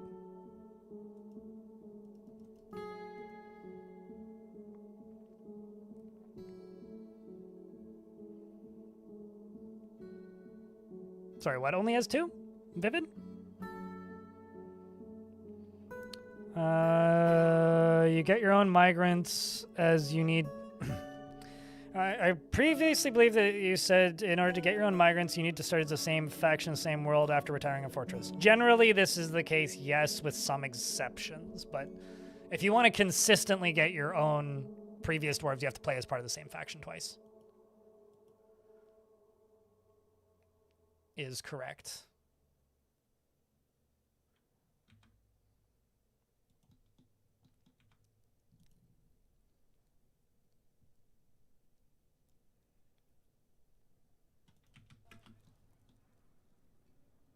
Just looking over here to see what we actually have. I'll just make a pedestal real quick.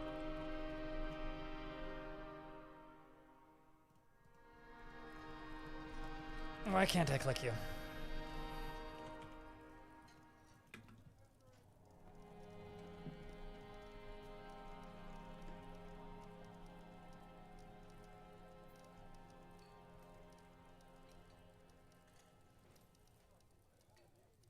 Oh.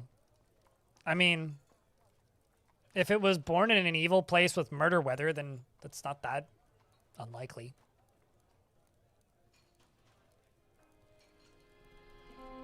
If you type in exclamation point tickets, you'll see how many you have to anybody trying.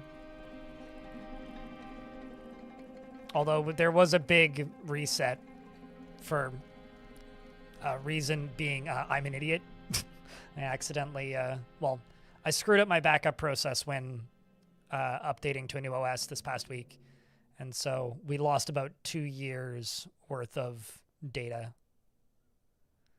I mean, it's been running since 2016, so we did a server reset. Could throw the large gem in there. Why don't we do that?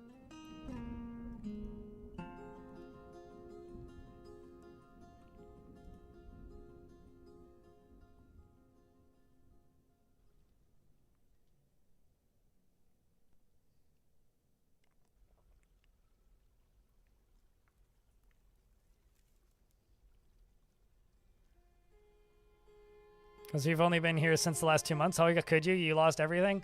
Well, would it make you feel better or worse to know that I lost about... Like, I had 24,000 hours, and now I'm at 17,000 hours. It's like... Because it was 2024. Summer was the last backup that I had. So I guess that's 3 years back, eh? Almost. Oh, the humanity. Yeah, right.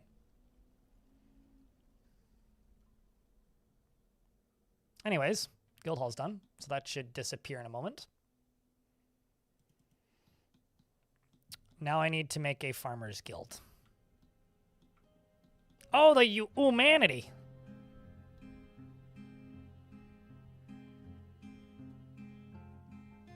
Kind of want to put it over here somewhere. The farmer's guild. Just trying to figure out where I would put it. Well, maybe I could put it like over here. Yeah, let's put it over here. Just keep them all in one area.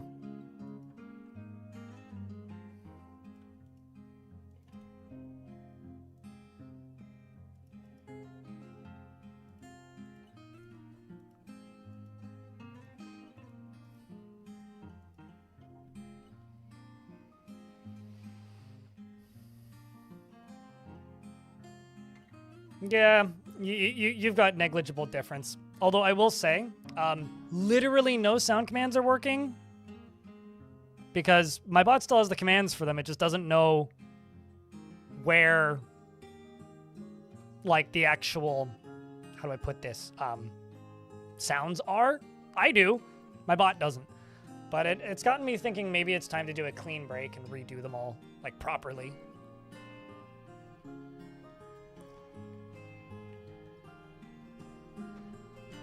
I know that gamba is, like, a shitty slang term for gambling. But that just makes me think of a kind of drum. I'm old, I guess. This is what being an unk feels like, I suppose. So whenever I see gamba, I'm like, isn't that just like a type of drum, though?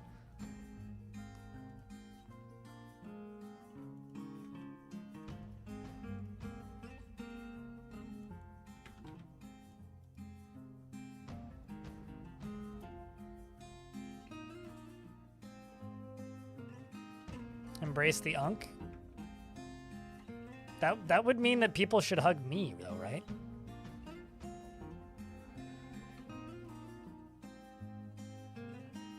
I don't know if I want to be impromptu hugged. Only if you ask first.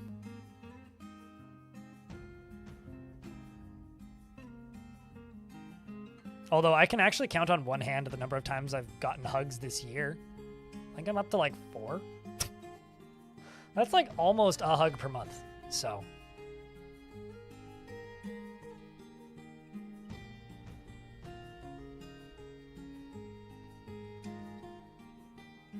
You would really love a bark right now. Well, you're gonna have to keep barking at that one. I would really love a bots database that was easier to manage, but like for those of you who don't know, if you want to know how fucked up the database for my bot is, I used to use a bot called AnkBot, A-N-K-H bot, by a guy named Ankhart. And AnkBot was a free-to-use. They had like a thing where you could tip the programmer like within the bot itself. It was free to use, and it was self-hosted, so you ran it on your own system, and it was pretty damn good. And then the developer sold it to Streamlabs. And so the database and install folder changed from AnkBot to Streamlabs. And there was like an open source component to the original AnkBot. And so what happened was the Streamlabs version became closed source, but still was initially still self-hostable. And then eventually it got wrapped in with Streamlabs OBS and all that crap, and they stopped allowing you to self-host it, so it just became a only online feature, so you had to run it through their web client, at which point, around the time they stopped updating it and things stopped working for it, I moved to a different bot, which had an import function for AnkBot installs, okay? So I went from AnkBot to Streamlabs bot, which changed the database and built a new install folder, but still used the old install folder. Then I installed another bot, which is called Firebot, which is also an NFT platform, unrelated, which is free and open source. And the new bot that I use now, which is Firebot, uses the database imported from Streamlabs bot. So I have 3 different databases in the same folder. It's a mess. When people describe tech debt in the context of video games and stuff, I sit here and I go, yeah, you're just describing my bots. It's actually kind of nuts. And somehow, maybe this is the most shocking thing, is I've been doing this transfer of different bots since 2016. And they've worked on, I guess, 2 different operating systems now without reinstalling anything. Literally just click, pick up, drag, move to new OS, still works.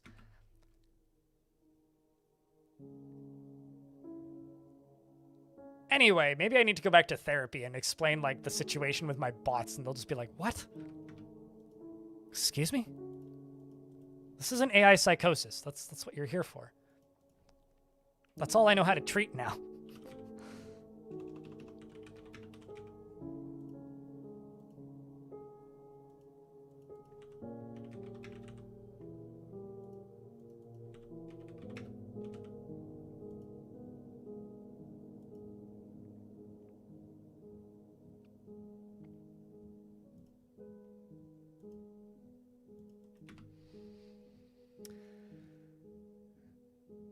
It's worked as well as it has, TVH.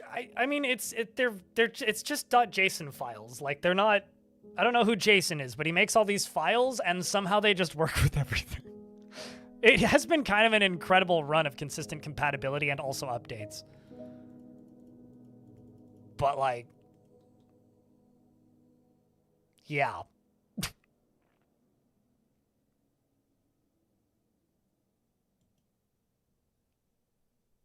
Well, it's either that or Sean, so.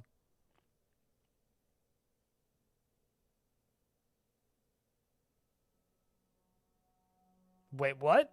So Wolf in YouTube chat, this is a little bit behind, says, makes sense since I'm from Hungary and in Hungarian, mushroom is Goomba? I mean, I said Gamba, G-A-M-B-A, not, which is like Zoomer slang term for gambling. Gamba, you know? Gotta do the Gamba, which basically just means that XQC can't say full sentences or words. So he says Gamba instead of gambling.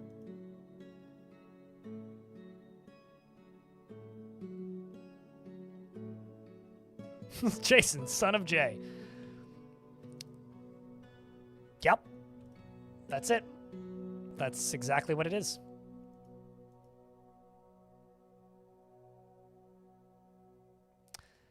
Another cloud of infernal murk.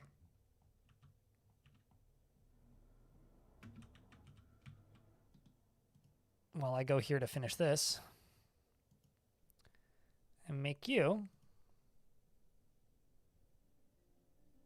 I still haven't made a tavern, by the way. I feel like they may have weighted some things to be slightly less punishing recently.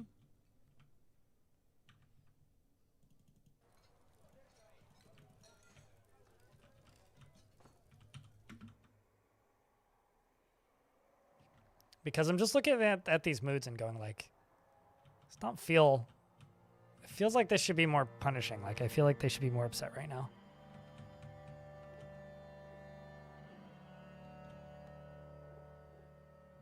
Which direction is that going? Nowhere super concerning.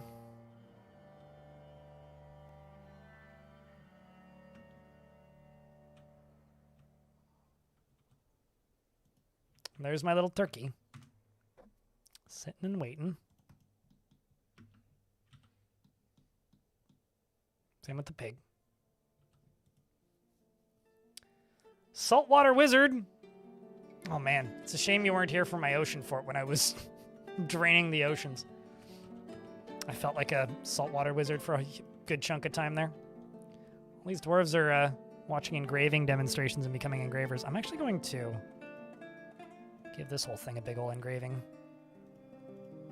Because might as well. They're all like artists.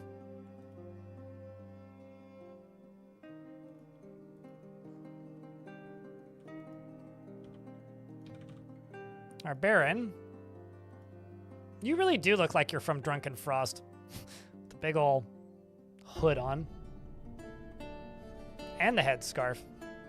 Still private to the point of paranoia. Not much has changed there. You also have your fancy crown on.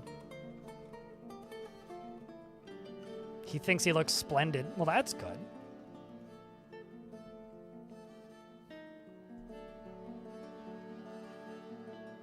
Been watching for a minute and you've been happy to support? I know that means you've been watching for a while, but I really want to make a joke about how you've been watching for a minute. It's like, wow. Must have been a solid first impression. But appreciate it, man. Thanks. Oh. Oh, chat. Maybe we're going to find out. What does it do?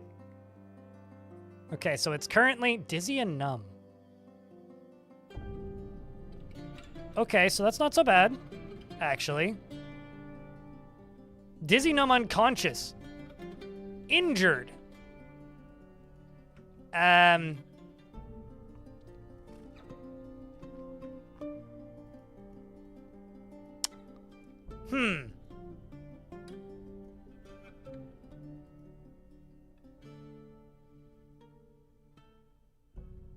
So do they wake up?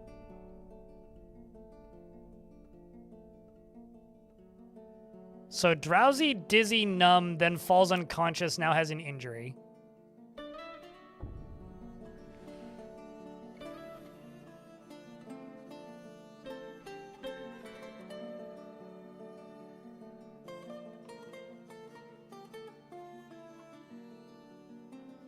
Also, chat, could I get a round of beers? Partially because we finally had somebody get hit by the weird clouds. Or because it tumbled. It would have a combat log if it tumbled. It doesn't have a combat log.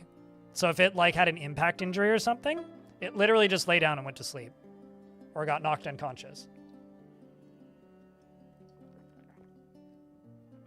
But there's like no visible wounds because I would have to like do a diagnosis on it.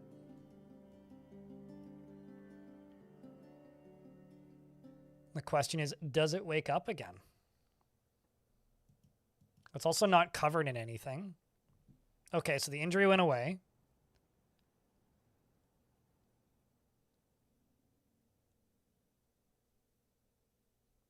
Hungry is unrelated.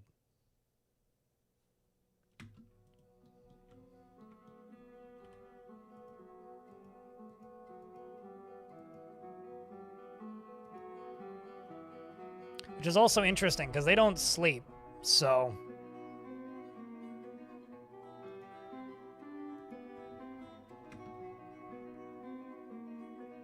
Let her in. Thank you very much for the 13 months. Welcome back. Appreciate you.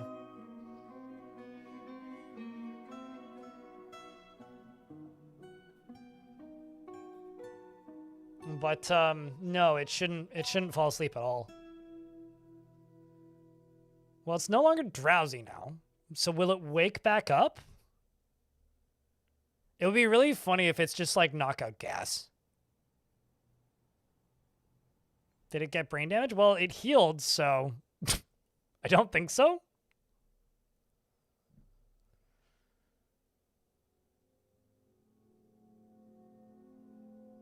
So it's currently the 4th. And an ad is about to start. Let's see if it wakes up.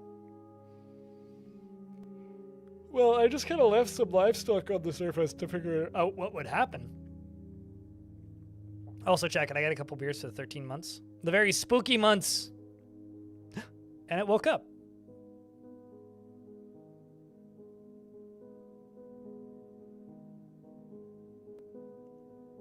Okay.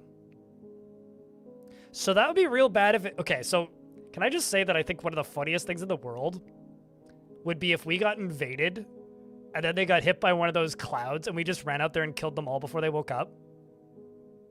But yeah, no, it's kind of laughing gas or like knockout gas or something. Like a stun gas. Maybe it becomes super yak. It gets a cape and stuff.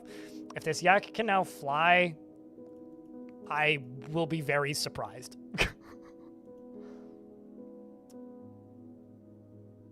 Well, that's kind of cool. I guess that I need to take a dwarf who is a brave psychonaut to get them to go run through it. Because, like, not much else to do, hey? So let's go see. Is there a cloud on the surface right now? I need to turn ASCII on because they're hard to see with the graphics on.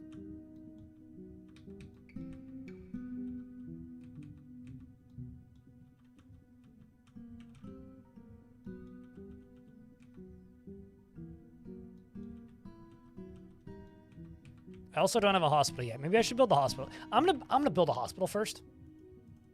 Before I start throwing dwarves into the murder clouds, we should probably build a hospital. It just seems wise to me. I don't know.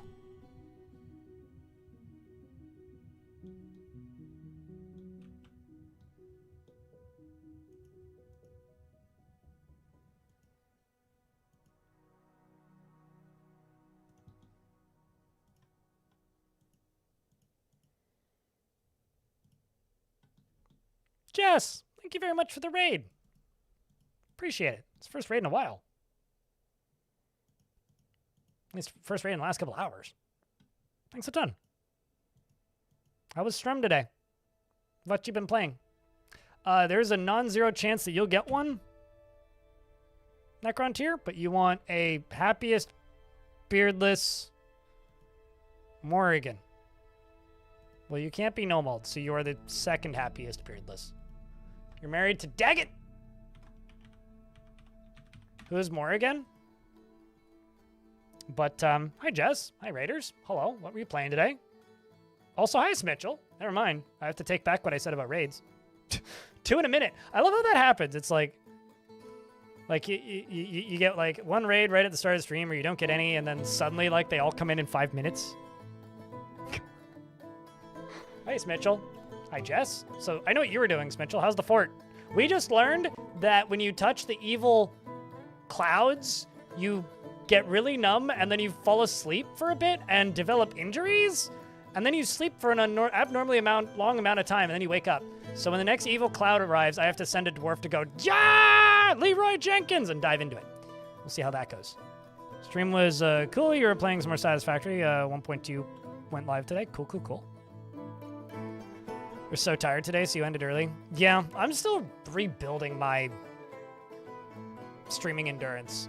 I was gone for 10 days, so today won't be a super long stream today, probably, but you got candy?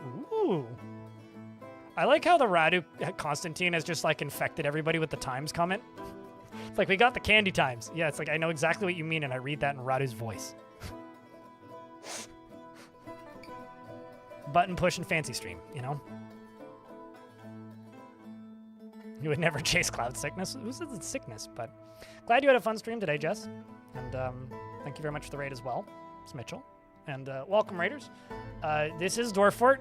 We are doing the Dwarf Forting. The game has gotten a lot of updates recently, but this fort is a gimmick, and this will make Weed really, really happy in chat if he's still here. I'm going to do a quick save.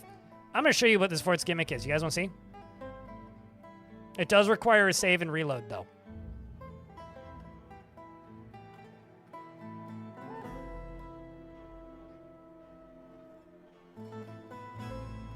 Wait, so Smitchell almost raided Jess and then redirected to me? Is that what happened?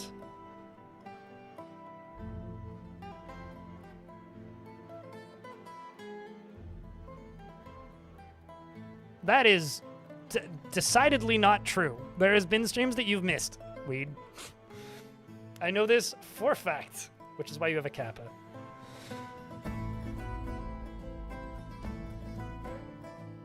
It's like, false. No. Disagree. You lied about this. All right, so I've got this tower.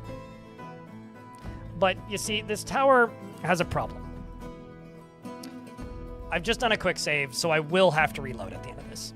I'm just gonna do a real quick, oops, make a new burrow. Burrow. Delete that one. Put everyone into this one. Go down here. Delete that. Delete that. Yeah, it's fine. And they're all just gonna run up to here. Missing streams, almost like incorrectly backing up your bot and then switching to an OS that doesn't have access to, you know, Chrome plugins for OBS. I mean, that would never be important, right?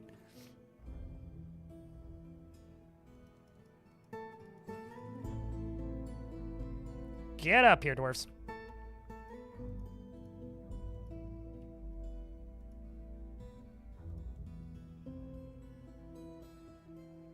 Anytime this year, please. You too. You can come up here too. Here they come. Excellent. right, so they come up here and they immediately start singing. Absolutely glorious. And so this sky fort that I'm building is only 2 Z levels below the top, which is level 20.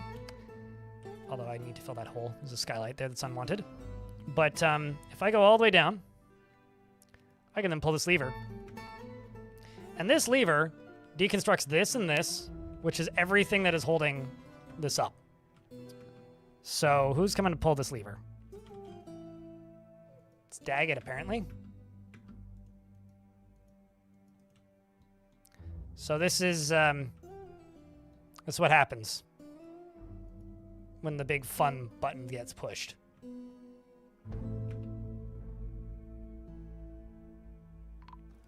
Surprise, motherfucker.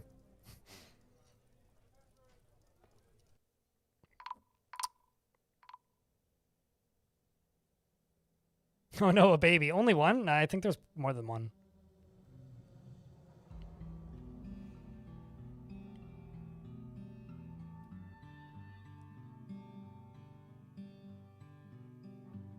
You're guessing Big Pit to Demonland? Not quite. I mean, I've only been in this fort for like 2 years, man. That's the prototype. We're working on it, okay?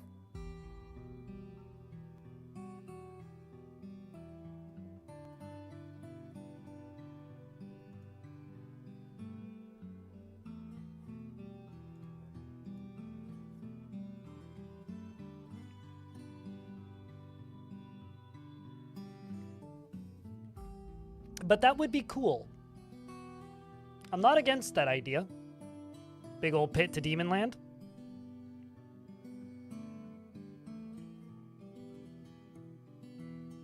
Cloud Strife? Is that from something?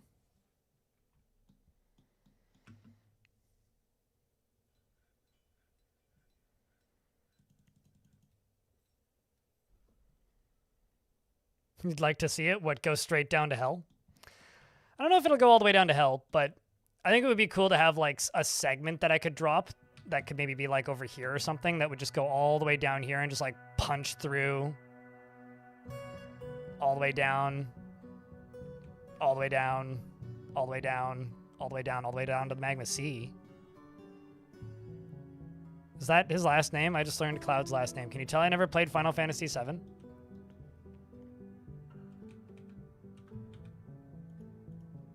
Based on my friend who played that game, who was like high school age around the same time as me, the main character of Final Fantasy VII was named Annoying Shithead, or Goddamn I Hate Him, or Worst Character in Video Games. So I never really had much positive exposure to that game.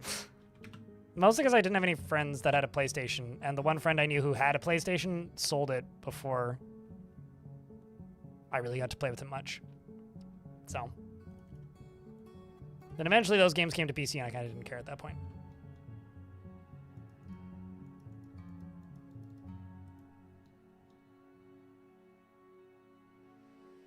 Just to fuck up the whole world by releasing them all.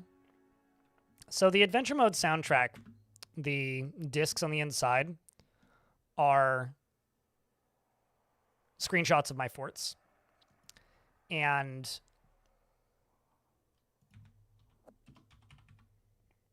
one of the labels includes a screenshot of one of my favorite forts ever, actually, Fire Orb. And Fire Orb had a gimmick, which was I built a giant ball and filled it up with a giant fish bowl, basically, and filled it up with demons. And dubbed the Fire Orb, obviously. And the Fire Orb was a great, powerful, incredible invention. And so I kind of did that once before, is what I'm trying to say. But I could do it again. Although last fort was a very big long-term fort, I wasn't really planning on this one to be a very big long-term fort. So we'll see. We'll see where it goes. Maybe, maybe not. We'll see when we get there.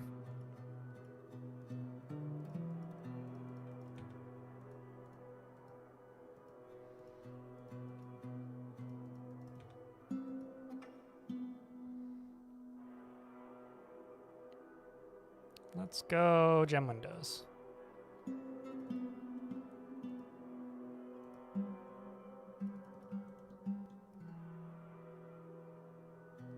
Gotta feed yourself. That seems reasonable. I'll allow it.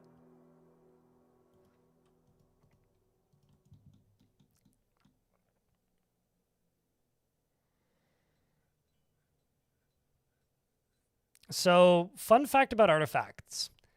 They won't ask for items that you've never had in your fortress before. So if you have a dwarf requesting shells, you've had shells in your fort at some point before. Don't ask me how. It could be from a mega beast. It could be from many things. But if you've had shells once, you've had shells before. So if they're requesting shells for an artifact and you're like, I need shells. Well, you did, just so that you know, you did this to yourself. Somehow.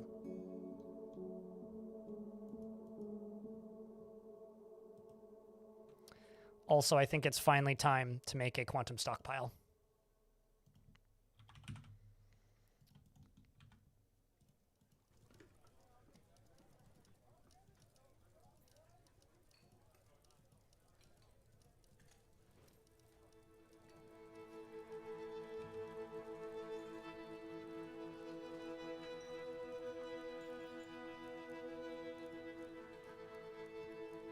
Let's load from here and get rid of these.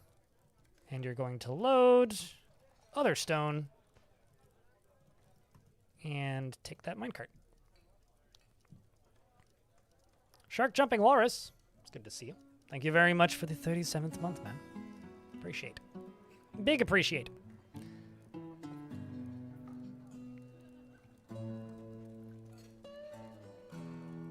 Sure, but like they'd need to be the raw items. So if they're made out of something else, I don't think that counts. I mean, maybe it does, but I don't think it does.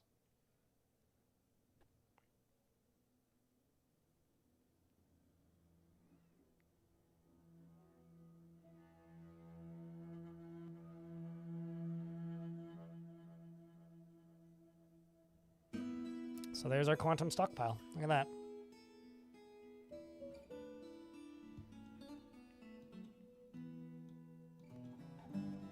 Let's just jump back down to the cavern layer.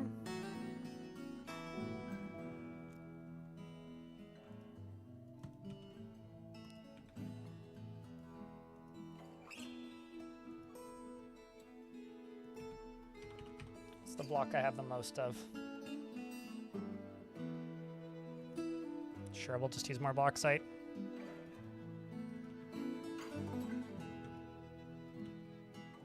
Yep, another murky cloud is nearby.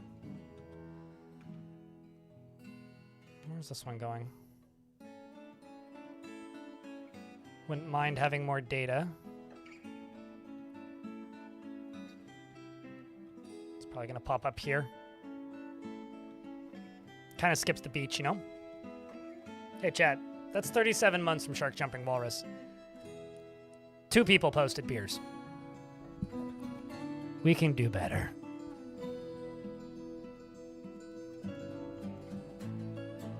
Also, I just would like to inform you, YouTube chat, that I just disconnected and reconnected to chat. I don't know why. I don't think I did anything, but I did. So, now you've been informed. I also think it's time for us to assign a messenger.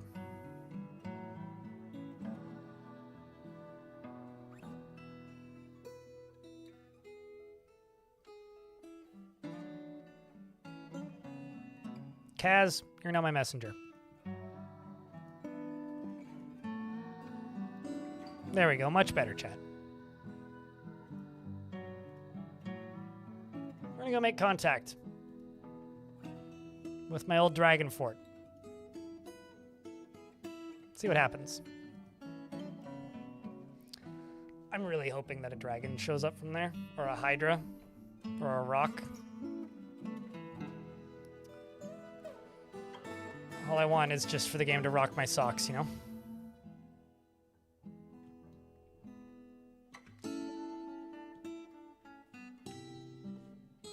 And then I got a Stoneworkers Guild over here.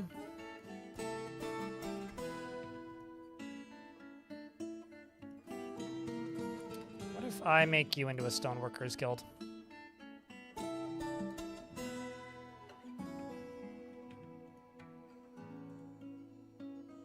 Good stuff.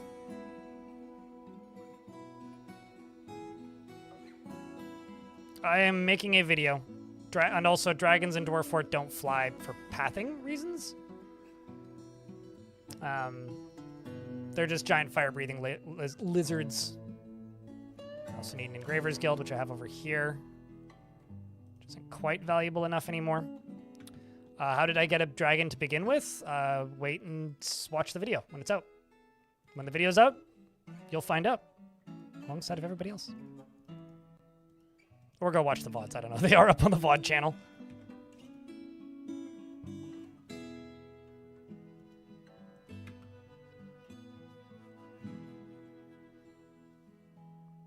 That's great. Honestly, the Burr Wall is better than the Wall of Berlin. Just gotta say. I think it's pretty impressive Burr Wall.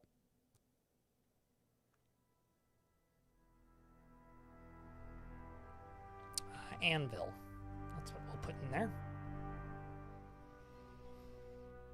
That'll clear up all of the needs for different guild halls. Because many of these dwarves are taking... Look at all the dwarves taking engraving demonstrations at the minute. Oh my god. Actually, I'm just going to go to farmers and just say... Let's just increase everybody to that. Just let everybody plant now that we've got more dwarves. I'm also going to need a bit of a smelting industry, and I need to know what's deeper.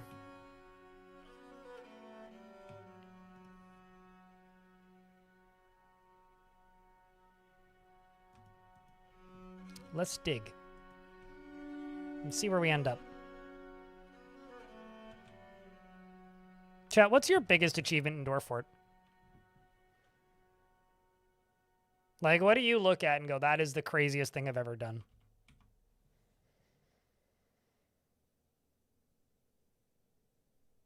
I have to say, it's probably Fire Orb for me. That was a wild fort.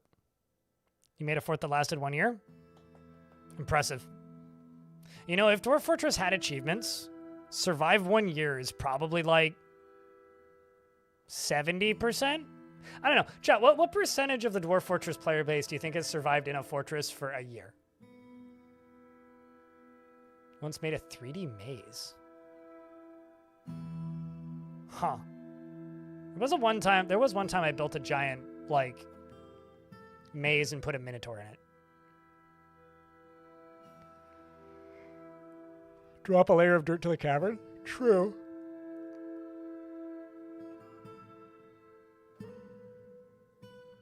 Whatever you consider to be your highest achievement, your coolest achievement, whatever you think is the most impressive thing you've done.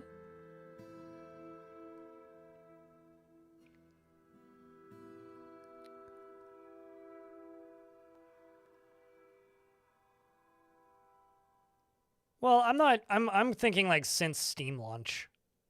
Mental breakdance. I'm not including the old school version. People had a hard time figuring out how to extract it from the zip file back then. Like for quite a while, allegedly the most common bug report was the error code that you get when you try and like load an exe from within a zip file.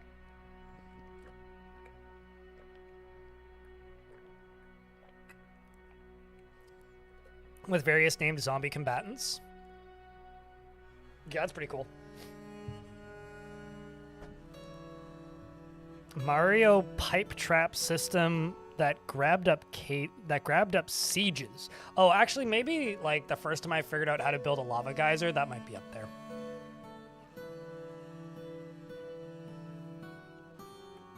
there. People are better at the game without the lazy noob pack, though.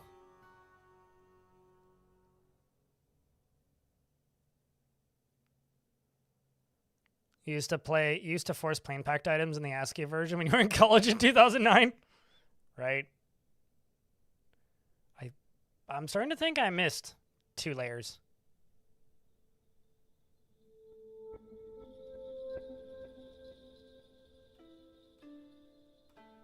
I'm really starting to think I missed 2 layers.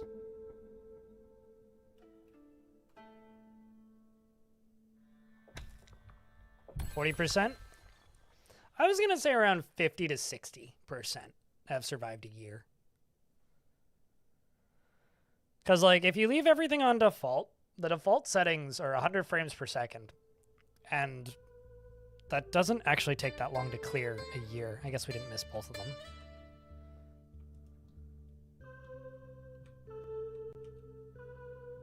There's a bunch of water in there.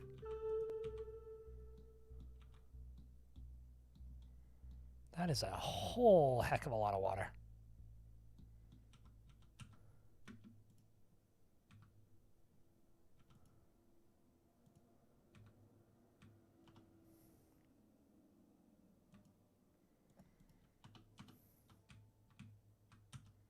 Although that does look like the bottom one. So I think I missed one.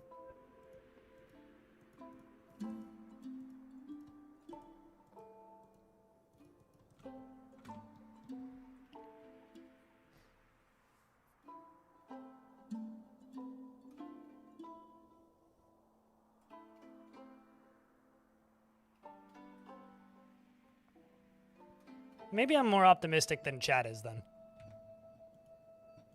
Or maybe I just have an out-of-touch take. I don't know. Either is possible, really. Like, I could just be out of touch with, like, how approachable this version of the game is and how much people want to learn it, but...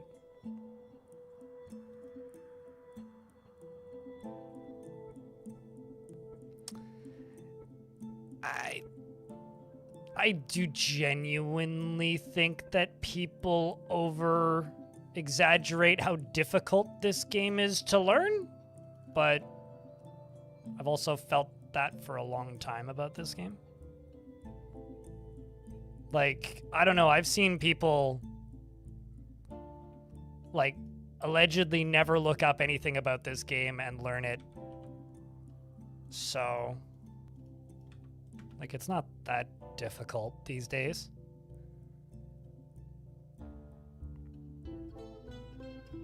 I mean, that's also the remastered version. What is it in the original? Vivid. I mean, that's further than I ever made it into Dark Souls.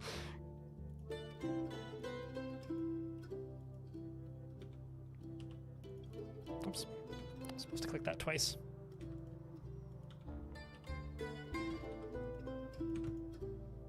Here's a dumb statistic.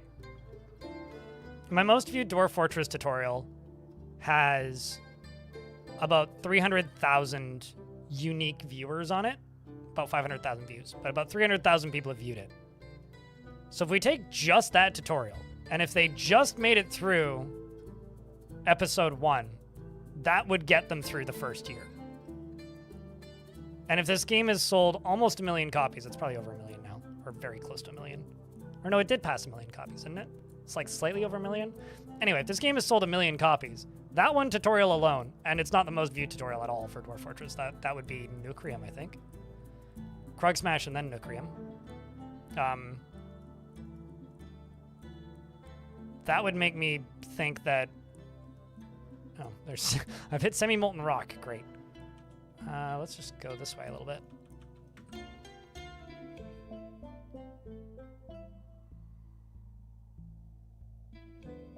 I think that the majority of the reason people think this game is hard to learn is because people keep saying that it's hard to learn and people are intimidated. It's like if you reinforce a presumed reality enough, then yeah, people will believe you. That's been my opinion for quite a while. Even when I was nowhere near as good as I am now, when the game was still way more obtuse than it is now.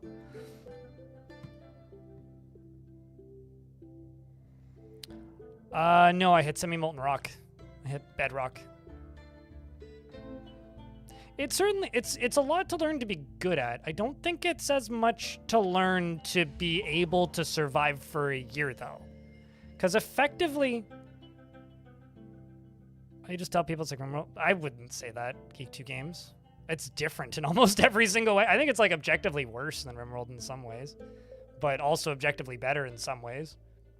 I don't know if that's necessarily an in good faith way to describe it. It's like RimWorld if you knew nothing about how to play RimWorld, basically. I mean, RimWorld is the harder game, though. Tosid the Engraver is taken by a Femood. And that's an opinion I'm going to have for forever, is that RimWorld is the harder game.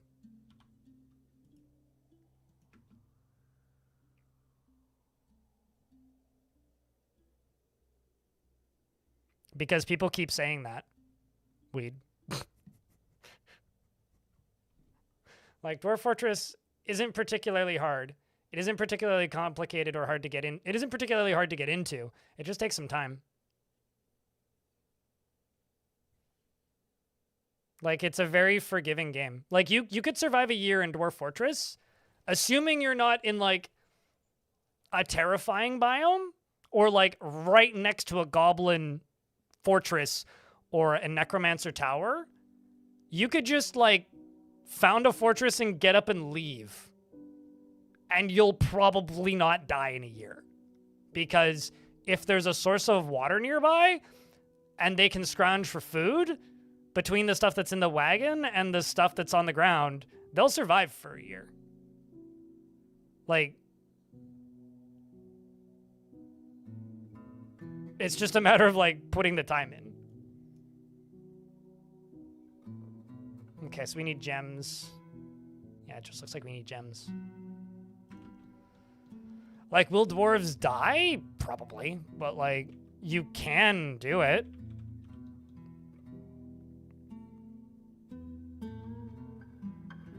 RimWorld just plays more like a video. Anyway, I don't like having this discussion. I just feel you guys can babble about this, but I'm gonna stop.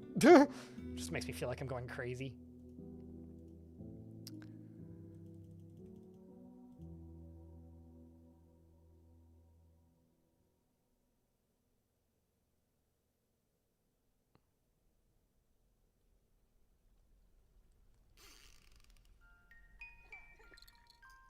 How hard is it to survive a year in adventure mode, then?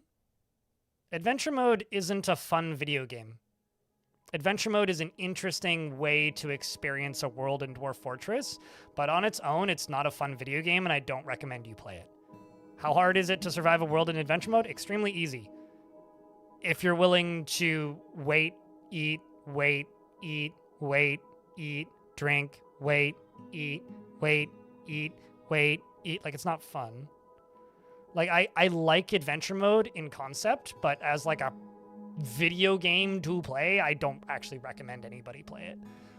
Like, I recommend you play it if you've played enough Dwarf Fortress to understand why it's interesting or want to learn a lot more about Dwarf Fortress. I don't think it's great on its own terms, which it hurts to say, but it could get there with a few things that seem pretty simple, but, like, until it has some meaningful reason to do almost anything, and quests that are more reasonable to complete, and some form of interactivity with the world itself outside of just expanding legends, which is interesting if you like playing it, but if you like Dwarf Fortress.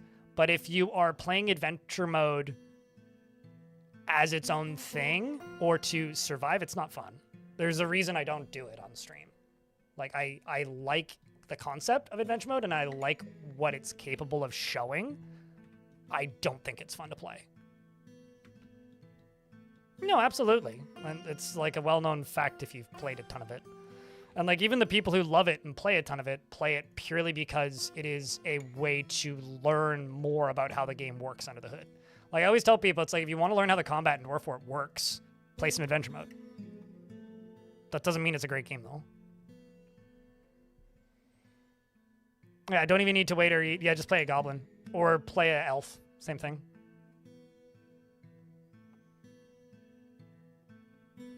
That being said, I do really love being a murder hobo occasionally for a bit in adventure mode. And I also really like using it as a way of exploring map locations before I play them. But, I mean, I've said this before, like, if adventure mode at some point receives an update that lets you build, dig, do some basic crafting from fort mode, and, like, if every single individual entity in every city, or most of them anyway, had some sort of 7-day-a-week cycle where they go to different locations, maybe 2 days a week they go to a tavern, or 1 day a week they go to the tavern, they go to their job during the day, they go home and sleep during the night, they go to the market once a week before work, stuff like that. And if it's possible to consistently turn in quests with some sort of more interesting dungeons, adventure mode's suddenly really cool. But it needs all that first. Otherwise, it's just... it is literally a adventure roguelike game for somebody who's only ever played combat dungeon crawlers, which is what Zack and Tarn designed it as, because that's all that they cared about. Like, it's really interesting when you hear Zack and Tarn talk about adventure mode, because it literally took them years, maybe, even, to believe that people want mechanics other than combat in a game like that. They're just like, well, we were only ever interested in the combat, which is very true. And it shows. Because, like,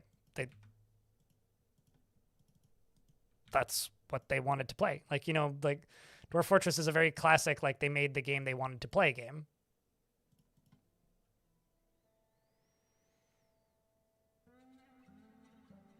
It's not even a walking simulator.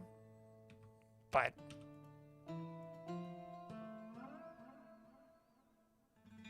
oh, trust me, he knows. Bubble Page, he knows. He knows. And I hope we'll see it, you know? Because, like, I think they... Dwarf Fortress's own ambition is, like, some of the biggest problems with Dwarf Fortress. Like, like... when Tarn's talked to me about this, it's always been a, like, well, we wanted adventure mode to be more granular, you know? Like, they wanted it to be a much more detailed crafting system instead of just a one-to-one port of the Fortress mode crafting system. Which, because Fortress mode is supposed to be the abstracted one, and adventure mode is supposed to be the literal one, which is why things like mortars and pestles exist. They're supposed to be adventure mode crafting items, but, like, the actual amount of time it would take to develop very bespoke systems for 2 different games like that, I don't think it's reasonable, and I don't think anybody actually cares. But... oh, dude, I've been asking Tarn to just let me pick up a pickaxe and fucking dig a hole in adventure mode as long as I've been talking to him. And I've seen so many people ask for the exact same shit in Future of the Fortress. Like...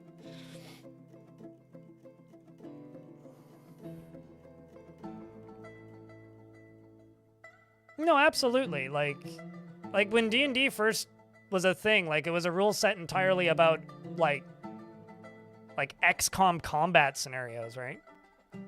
This is a diorite figurine of Istapi Morningshear. The Organized. All craft store ship is of the highest quality. The item is a masterfully designed image of Istapi Morningshear, the Organized, the giant polar bear in diorite, by Tosid. Morningshear, it is laboring. The artwork relates to the settling of the zombie giant polar bear in the Fell Blizzards, which is where I live, in the year 35. There's a zombie giant polar bear that's legendary. I wonder how many it killed. On the item is an image of Fork Chanted, the worshipper of shielding the raw adamantine bracelet in diorite. On the item is an image of Decahedra in red, Glacier.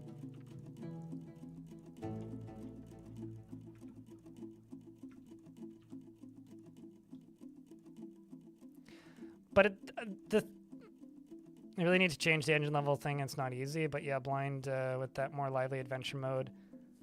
I mean, I said this once on stream, and someone in chat said if that's the coolest thing that's happened to adventure mode, we're cooked.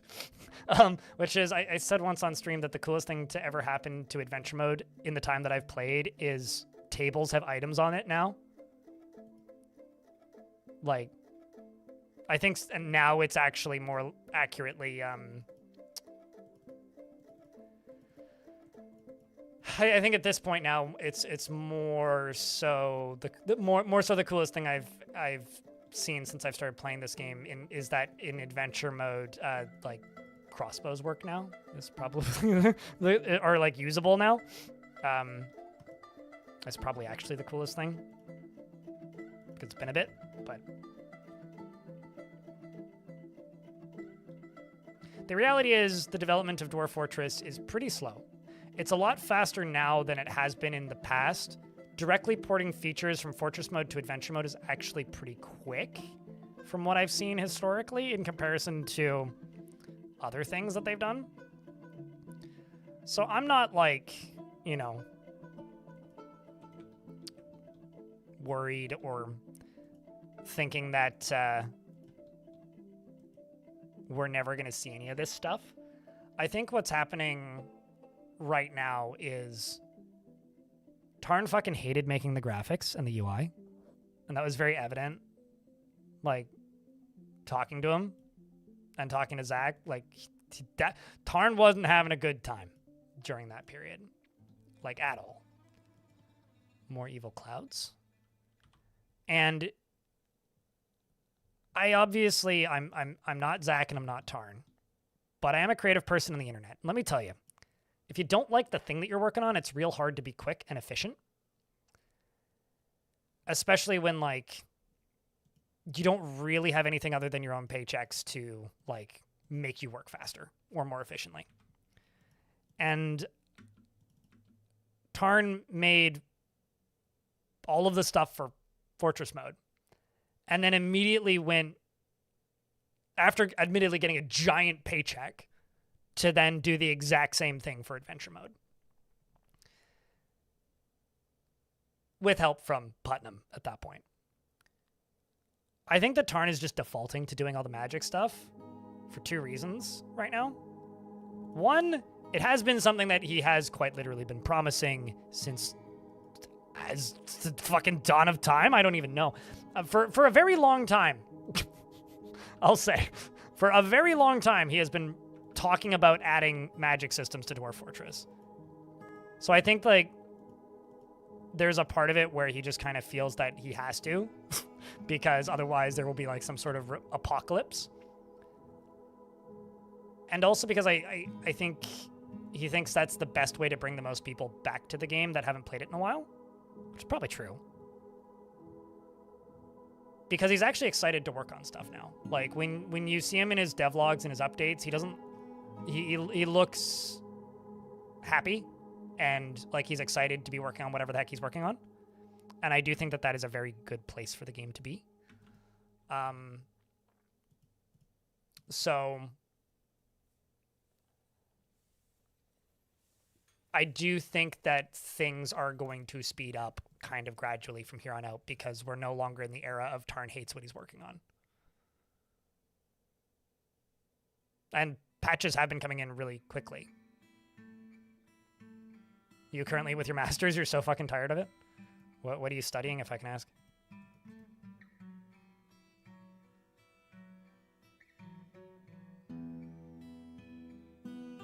It makes your job suck and you're not even close to doing creative work, right?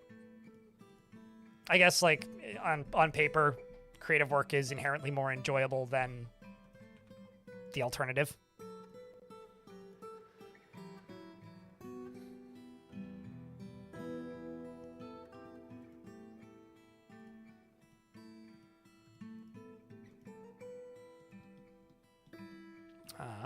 So this is a Stoneworkers Guild, which is this area. Which ain't actually worth all that much at the moment. It says it's worth 4,000.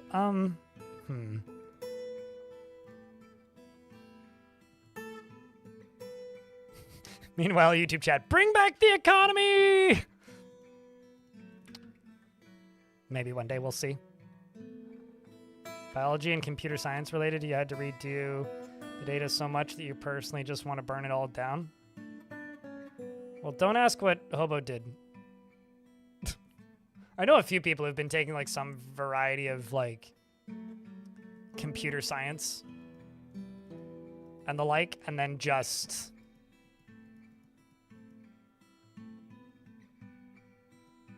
like, quit and go into something completely different, so... maybe act on it, maybe don't. I don't know, it's up to you, man. Do what feels right, you know?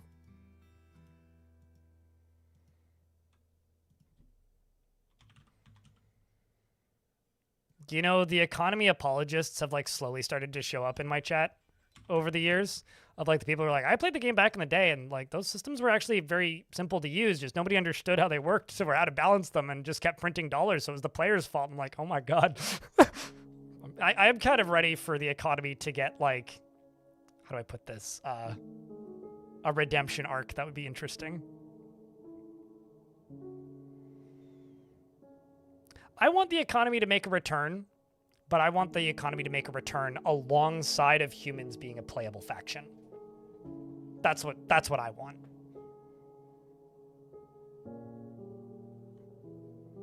Like, that's truly what I want. Like, I want the dwarves to stay anarcho-communist. It's like, oh, pff, you human player. I just can't wait for those. Those memes will be golden, man. It'll be a good time. Let me tell you.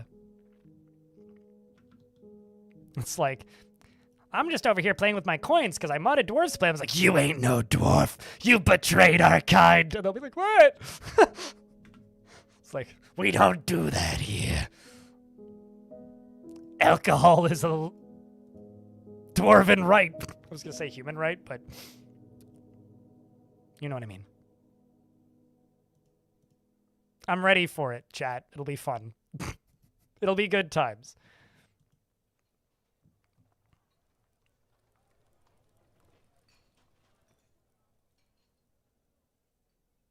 You see, Snatcher Hardcore in YouTube chat says, I dream of the day when I can make stores and set prices for my visitors. Oh, I completely agree. But I don't want it to be strictly economy, because having somebody indebted to you is a much more interesting mechanic in a video game. Or bartering is much more interesting. Coins is like fucking easy. Like, oh, coins, great. Coins, awesome. It's like, no, I want you to go out and I want you to bring back 15 mussel shells, 35 ratweed plants, and 16, I don't know, googly eyes, so that I can make the death potion to kill the queen of that faction. With my wizard. That's what I want. Or maybe make the potion of beard enlargement. I don't know, some dwarf named Domas Weremy has been telling me that if I put enough of these plump helmets into this wine, and then top it off with, I should have thought about this joke before I started it, sunshine, then it'll enlarge my beard.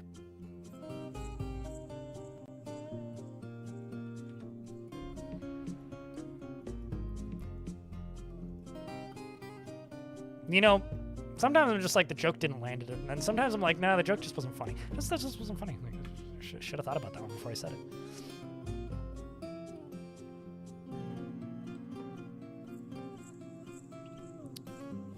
You know, I've just learned that a whooper is a thing from Pokemon. I'm just gonna pretend it's nothing and just try to imagine what a whooper is with no context. Just don't tell the Pokemon company, they might sue you. I used to know somebody who had a bunch of Pokemon emotes on Twitch, and he didn't get sued, but he did get a bunch of takedown requests at one point, which was kind of funny, actually, in hindsight. Like, what the fuck did you expect, man?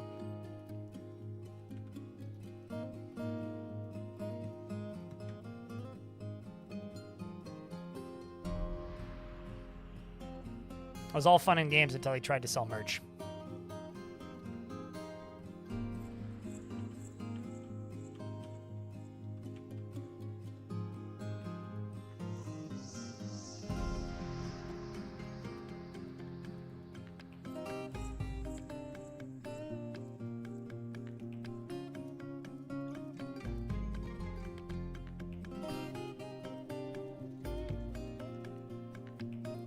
Probably not. It's unrecognizable enough. Carly.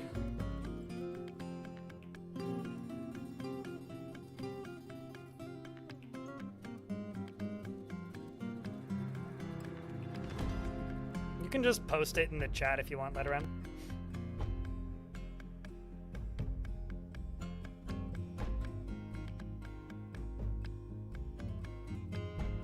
You want the dwarves to gamble to develop debt and have a reason to become thieves?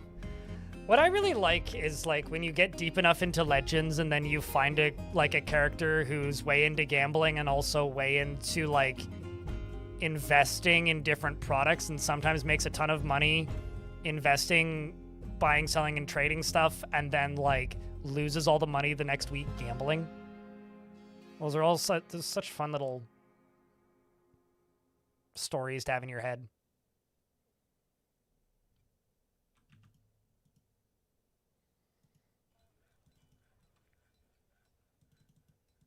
Such fun little stories. Okay, let's make 10 charcoal. I'm just going to make a smelter shop. I need to also see if we found the magma sea. I guess not. I'm gonna smelt some gold, but I just want to go down to the... Oh, that's good. Big channel.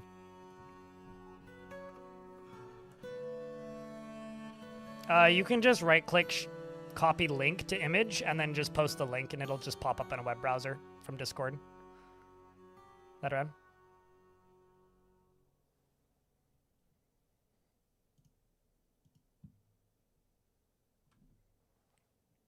Yeah, I do it all the time. It's one of the better features that Discord has, actually. If they ever get rid of it, I'll cry. Run! Run a Kenton! Let's just forbid that so nobody dumb enough to try and move it.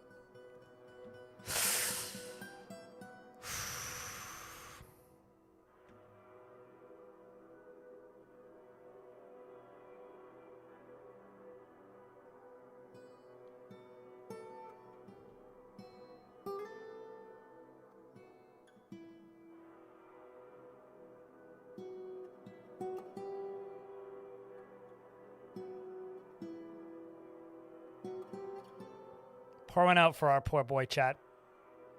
That was one of the starting 7 dwarves of the first fortress I built in this world. Almost 65 years ago in game.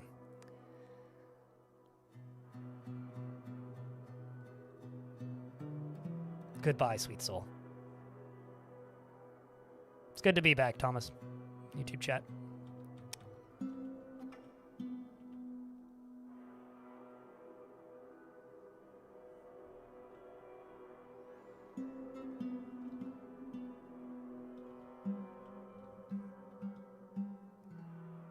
Such a shame.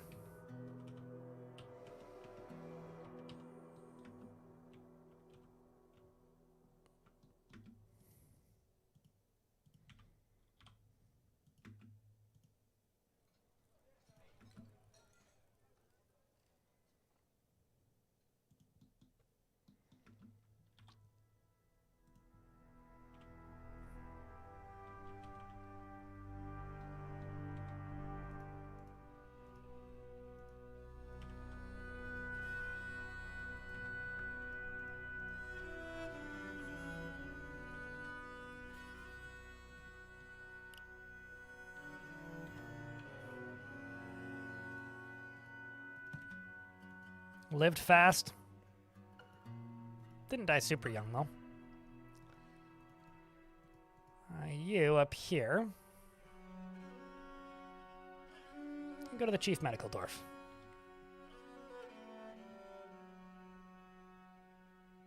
Oh, actually, how did that discussion go with Kaz? Did you not leave the map yet? Oh, you're trying to leave the map. Well, my bad.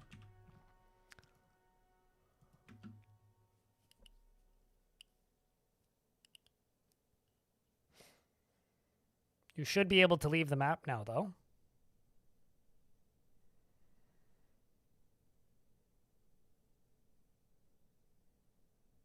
I really fucked this up, didn't I? Literally just checking every single corner periodically.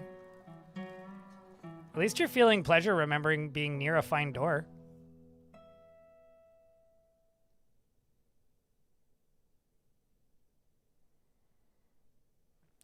I'm gonna actually cancel this task.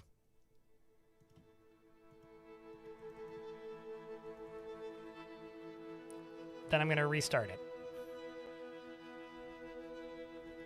Go, diplomacy, make contact. Cool, done. Be real funny if you tried to, like, declare war and they rejected it.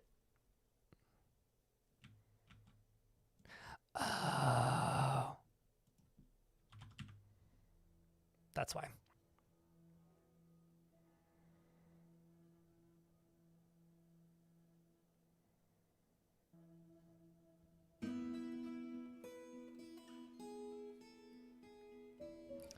It's like when I used to watch the maze in Windows 95, the maze screensaver, and just be like, come on, just take all the lefts.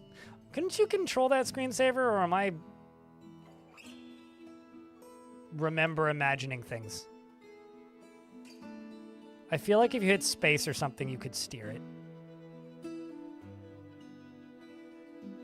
We declare war and just go home, see you next week for trading season. That's what they would say.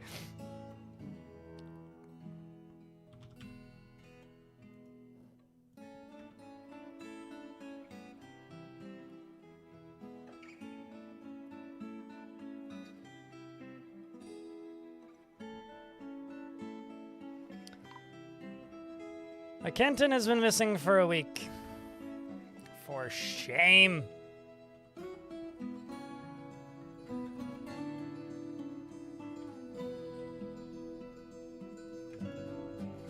For shame.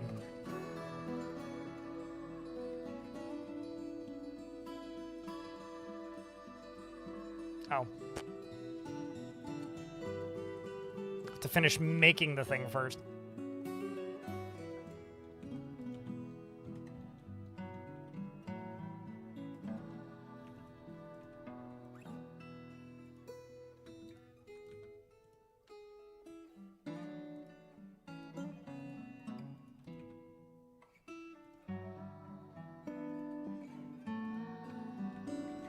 Because they need the military stuff, why don't we also just give you an archery target? It's a constant reminder that you're on watch. And being watched.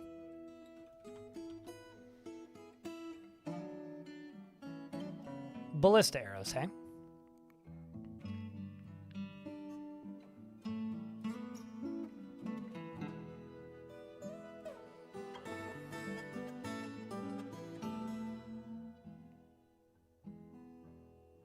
Uh-huh. Weed? That certainly does sound like a German saying. Diplomacy, what pleasant surprise. Not a single tree here weeps from the abuses meted out with such ease by your people. Joy! Have the dwarves turned a new page? Clearly not, because I did chop down trees the year before, I think. Anyway, a travesty. Perhaps it's better said that the dwarves have turned over a new leaf. And the springtime for our two races has only just begun. Are we racing to the bottom? Or are we erasing our goodwill with you?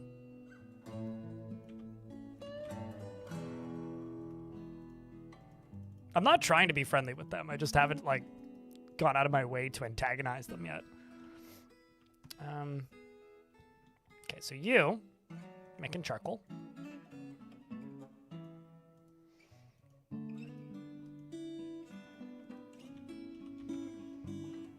Smelt native gold.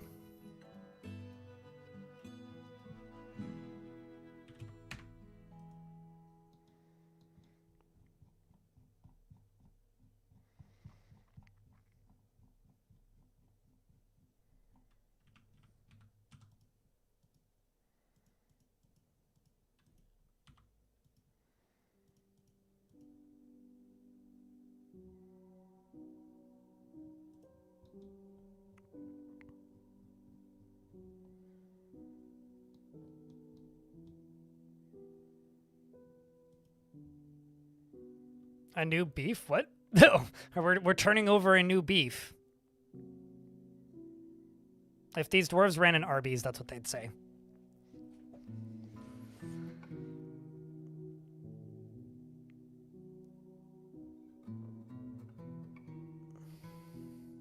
I wish the missing notification would play if the dwarves are still alive, but trapped somewhere in the caverns. Oh. I feel like every single user of DFHack would act like that is the worst sin against their culture, friends, family, and people, because how dare you trap a dwarf and not immediately notify me of their pain and suffering? To which I say, I guess.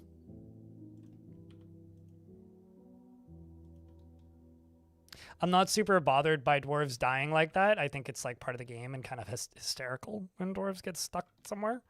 But the constant insistence on like the notifying you when like dwarves are trapped is like a direct result of people using that DFHack function and then complaining that it's not in the main game, which is why it's now in the main game. Admittedly not as intrusive as in DFHack, but it's still there.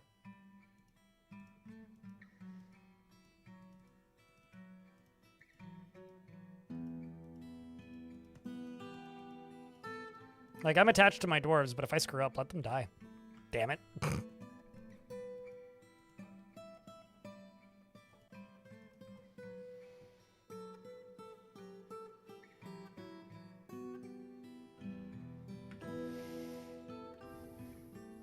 I mean, some people would describe this fort as being torturous to dwarves, but they don't even have a tavern. But they're all so happy with the engraver's shop that it kind of doesn't matter right now. Also, I'm just going to smooth everything, because why not? Except for maybe that. And this. And also this, because we're just putting flooring in there anyway.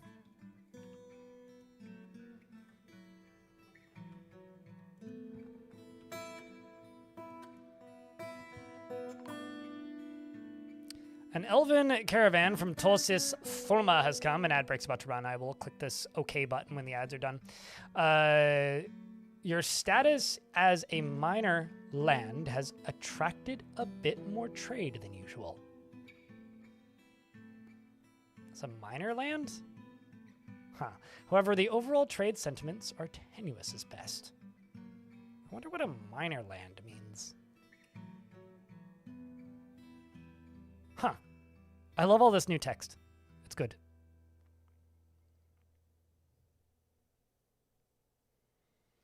You're much more attached to your dwarves when there's very few of them. I mean, you know, not at some point, nobody has main character armor in most of my forts, but it depends on how much I'm paying attention.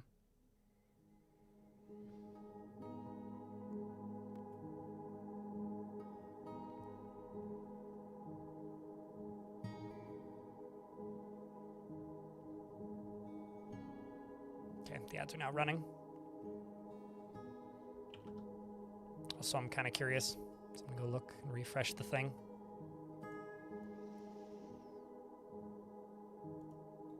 All right, folks. We are currently $5 USD away from the daily minimum, which means I'll probably make it up in ad revenue by the end of the stream, so. Cools. We done did it.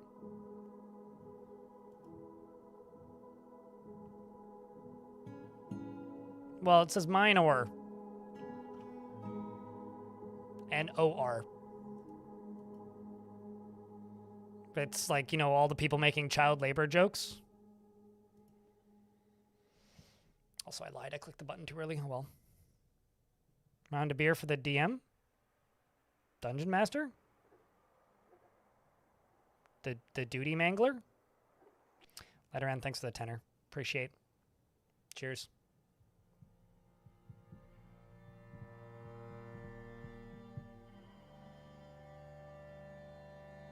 You know, the other stream on Saturday, we were talking about naming sourdough starters, and I made the joke that you should name it Jesus so that the dough will rise after 3 days.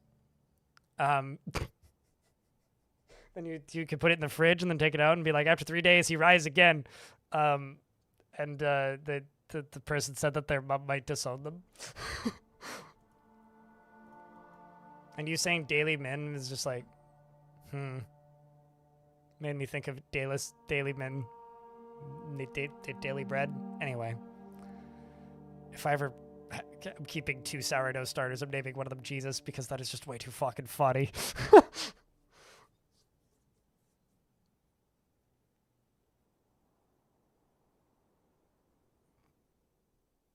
You know, I ain't religious, Lenaran, but I don't actually feel cool now that I think about it.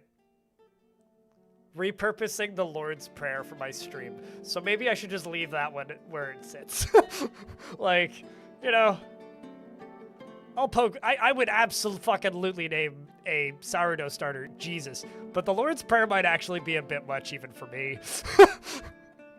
Blame my Lutheran upbringing, but I don't think I could do that. What'd you walk into? What if you named a sourdough starter Jesus so it would rise? That's what you walked into.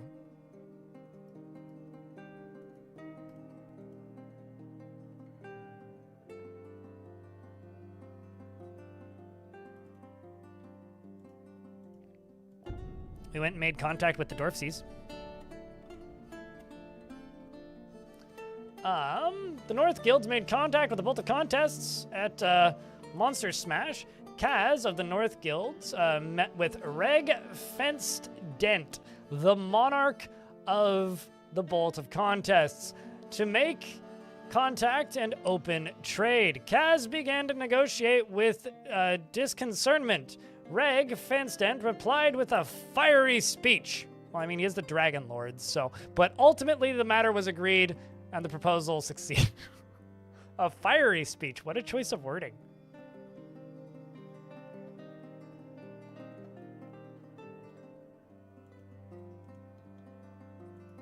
There's something about stabbing goblins and, like, disagreeing with elves in the Dwarves' Prayer.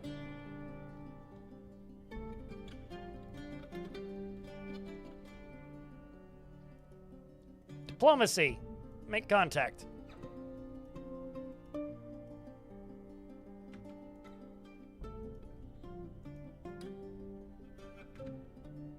Just waiting for my broker to quit leading a demo and get up here.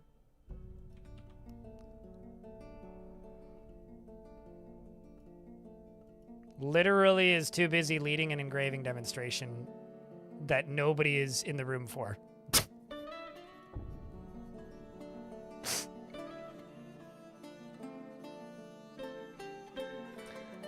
Wait, hold on. I have a question. What makes you think this is an evil fortress? This fortress just happened to be settled somewhere that happens to be evil.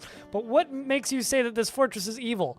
I don't think that the fact that, like, a third of the fortress is ready to collapse at the pull of a singular lever makes it inherently evil. Maybe I should make it 2 levers. That might be wise, actually.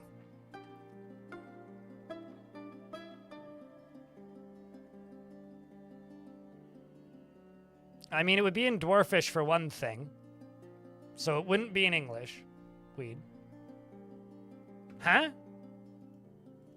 Alban was found dead? Why is there blood everywhere? Oh.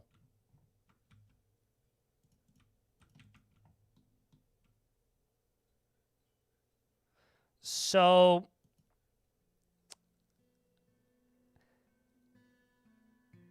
a donkey came back to life. No, a mule came back to life after dying.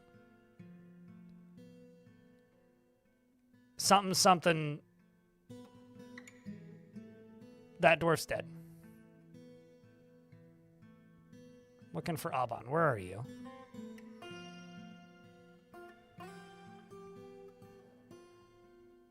What the hell happened?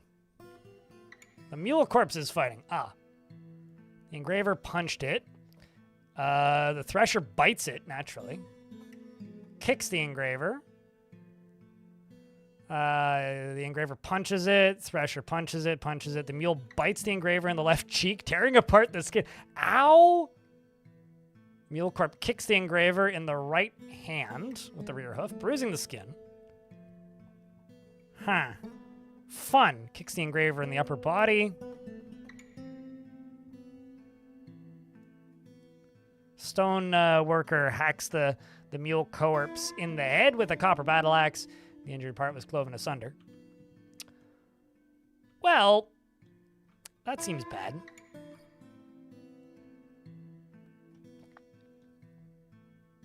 Yeah, that seems bad. I'm gonna...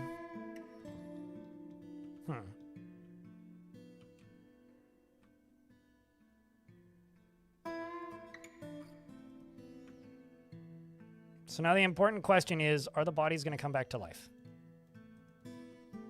We're going to go butcher the corpse. Well, that's good. That's good. I'm going to make a coffin.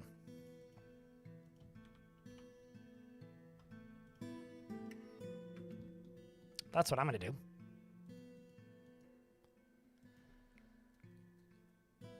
This is an undead resurrecting biome, so presumably it died somehow, either of old age or other means, and this is our life now.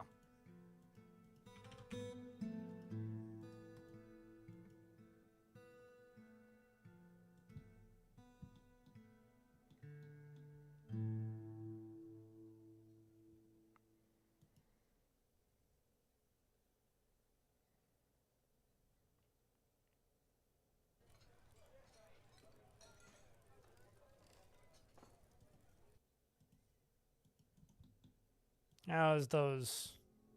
Okay, there's Bauxite's Memorial. The Bauxite Memorial or whatever. There should be a coffin in here somewhere. Yes, there is.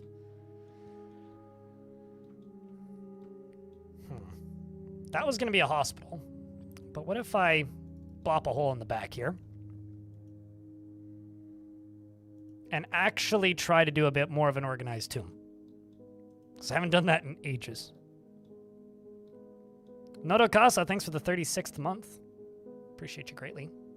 Checking to get a big round of beers for 36 months. Courtesy of Noto Casa.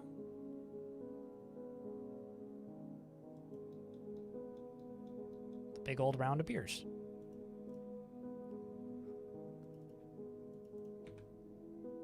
And then you over here are going to get a couple beds and be a hospital.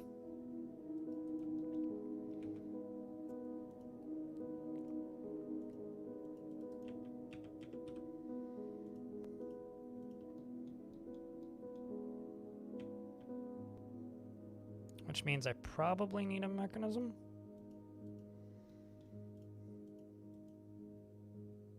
Maybe a rope.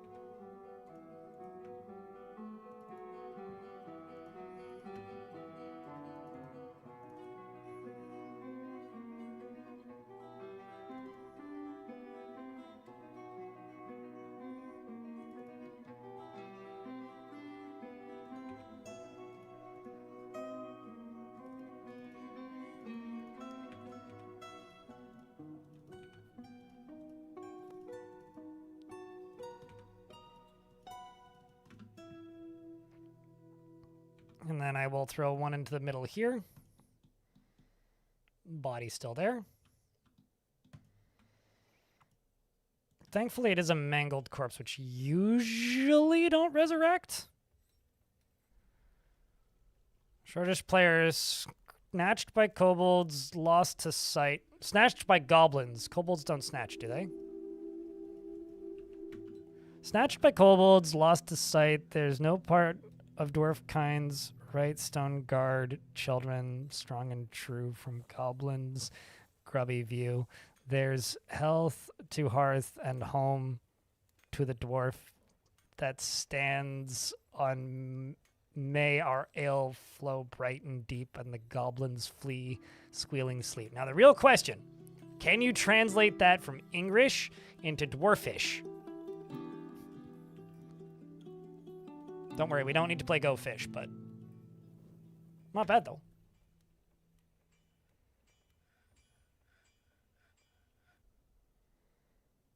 The problem is dwarves don't have a word for kobold, gobs, or goblins or dwarves. Which is maybe the biggest flaw in their language is they don't have a way to self-refer.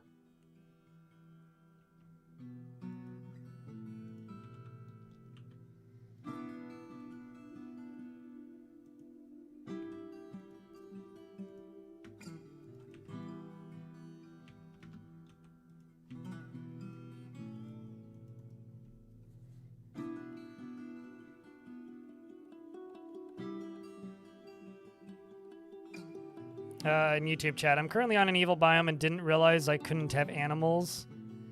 Every sheared sheep would result in a rambling, shambling zombie ball of wool. Luckily, not all the embarked tiles were evil. You know what's fun? Never butcher a giant crab in an undead resurrecting biome. Ask me how I know. Because every giant crab you butcher results in all of the legs and the claws and the chitin independently resurrecting. So you're not accepting one zombie that you have to now deal with.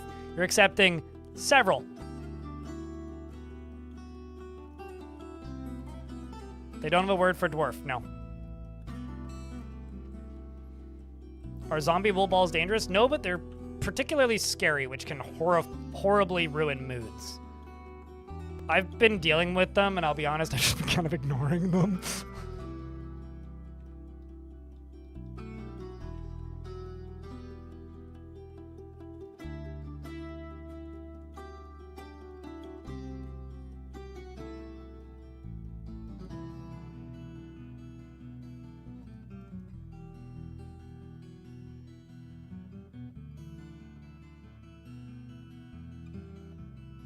I'm not even sure which one of the things I've said in the last few minutes you were asking. How do you butcher a crab in an evil biome, I presume?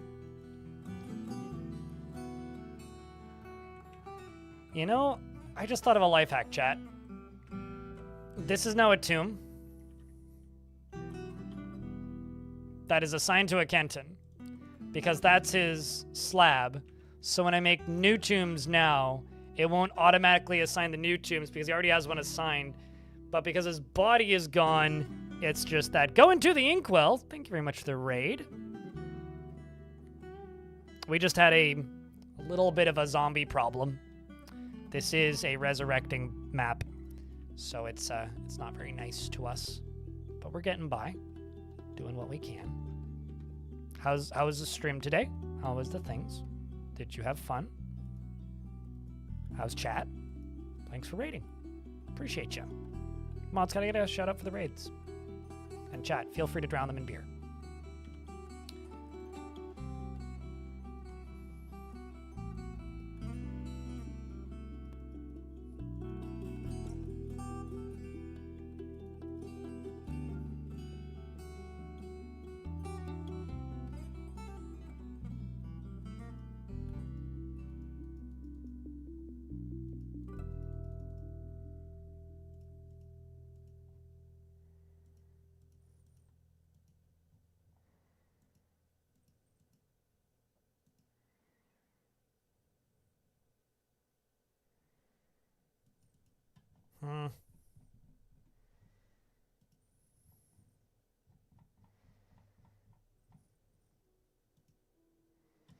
Just gonna throw a ruby on that.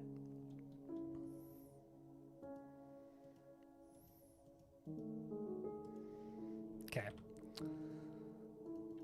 Gold statue. Gold bookcase. Gold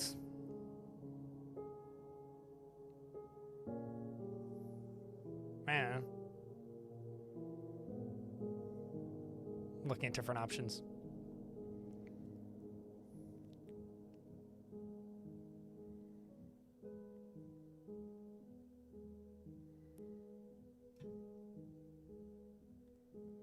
I don't know. Gold. What do I want to make out of? We'll just do those two. So we'll just do 5 and 5.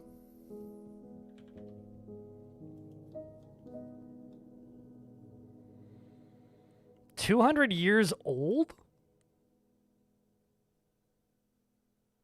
Wow. You're almost half as old as Long Death was. I've got dwarves in this fort that were from a fort that I started 66 years ago, which feels kind of fun for the minute. Long Death made it to what, 471? It's 470 something. I need to actually go look at the last episode to tell you for sure. I found all those save files recently. How long has it taken you, fried onions?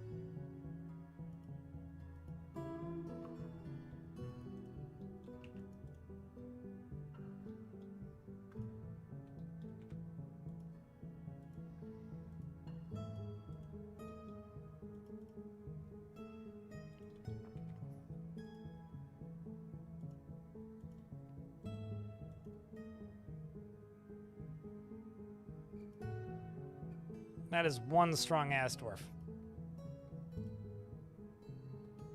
How much are you worth? 1,000-ish dwarf bucks? There we go. Finally. Cleared it. Holds the V up to the top. I respect that somebody's attempting to take the mantle. When it comes to the stupidly old forts. I hope that you're chronicling some amount of it and can share it once it's done. I think I've talked about this before, but I think realistically the longest fort I could ever see myself doing again is like 500 years, or 100 years, not even 500. Like 100 years, and even that's like kind of pushing it for what I feel like I think I would actually have fun doing.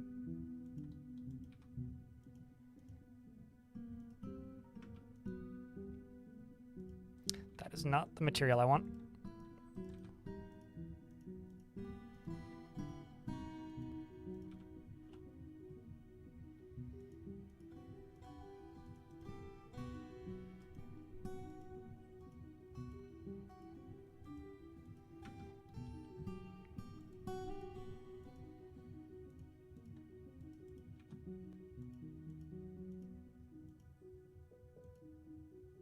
Gets super boring. It's less boring than it was. I mean,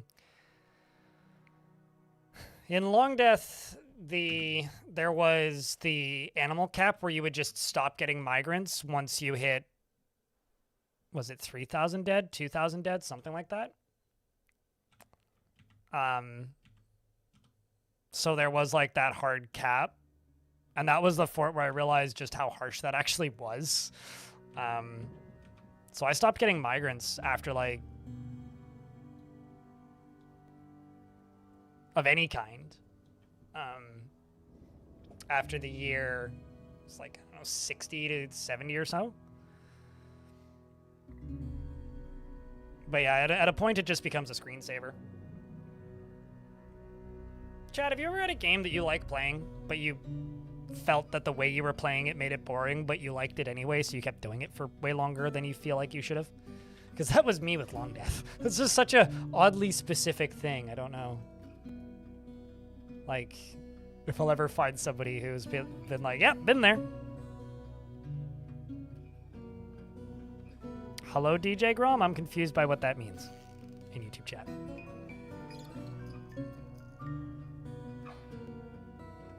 Bastet has given birth to a baby girl. Congratulations to Bastet's baby number 2.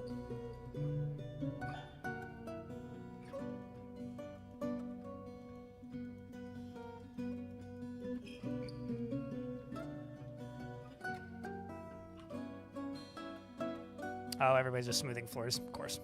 Okay, so this up here is going to become a hospital.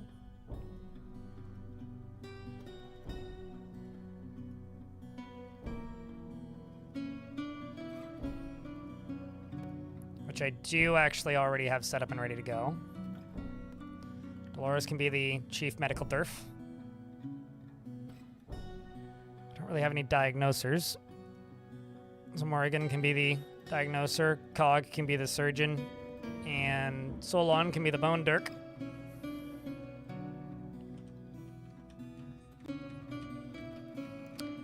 I do think I could probably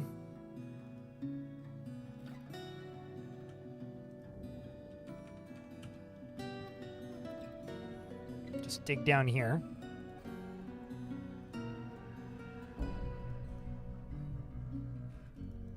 Make 2 wells. Because there's like aquifer right there.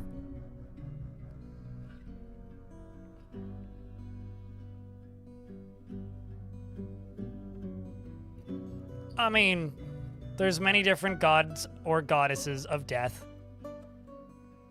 God of death, Schmod of death. Besides, you know, they're an expert in the field. Why wouldn't we appoint them as diagnoser? It's right in the name, see? Diagnoser? I don't even know her. Anyway.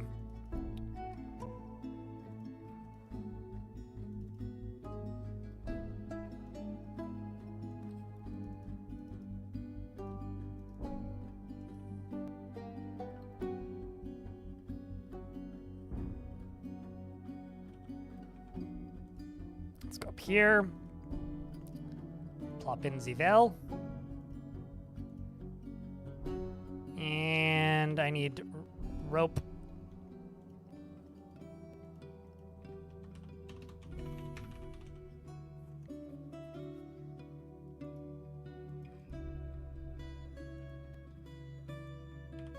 I'm starting to debate how important clothing actually is in the early game now.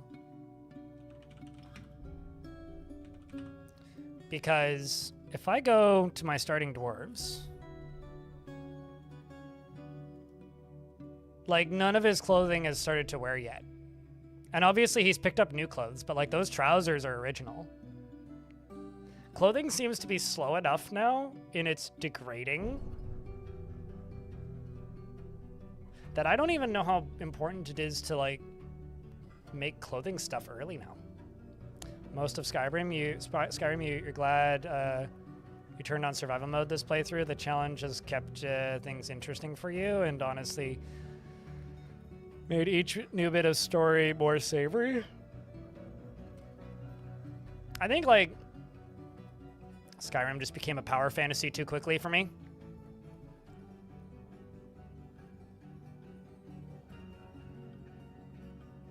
I'm really starting to wonder about that with clothing. Because, you know, people often ask me, like, how to get into this game, and maybe I'm gonna stop explaining clothing. At least as an important early game knowledge thing. Especially if that early discussion is actually, like, accurate that we had, which was the, you know, what percentage of Dwarf Fortress players actually finishes the game.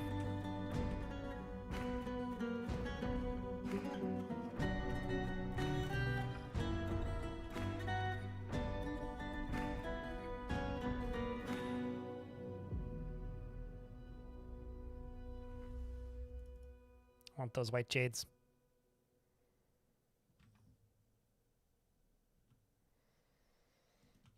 So my well is lined with bauxite. So when are you guys going to tell me that bauxite is toxic and going to kill all the dwarves or something?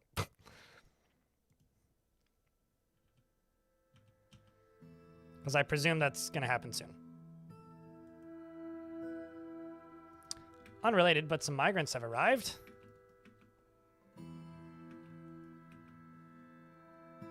Mint shoots. Tool Shark, good name. Tool Shark seems like an app that you use to like check the validity of some sort of incoming packet.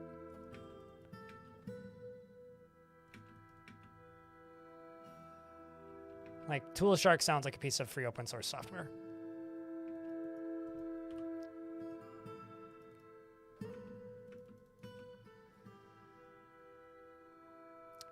squeeze. Grand lashes. Pleat urns. Gorge bite.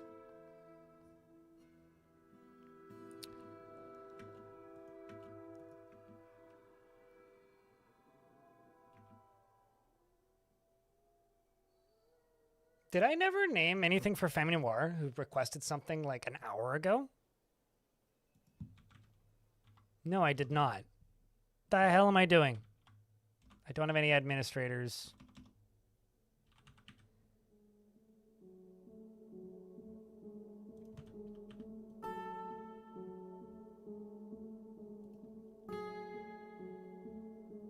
Are you still here, Family Noir? Bad at my game. Bad at my job. I will give them this dwarf. And read it to them next time they pop in. Ozzy! What do you want? Just dropped in. Can you have a gem cutter? Which gem cutter would you like?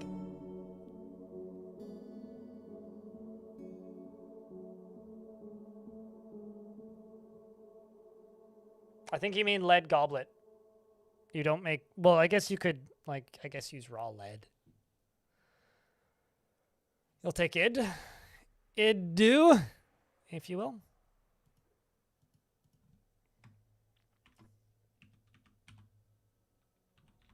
Xanthium is frequently depressed, but is impervious to the effects of stress.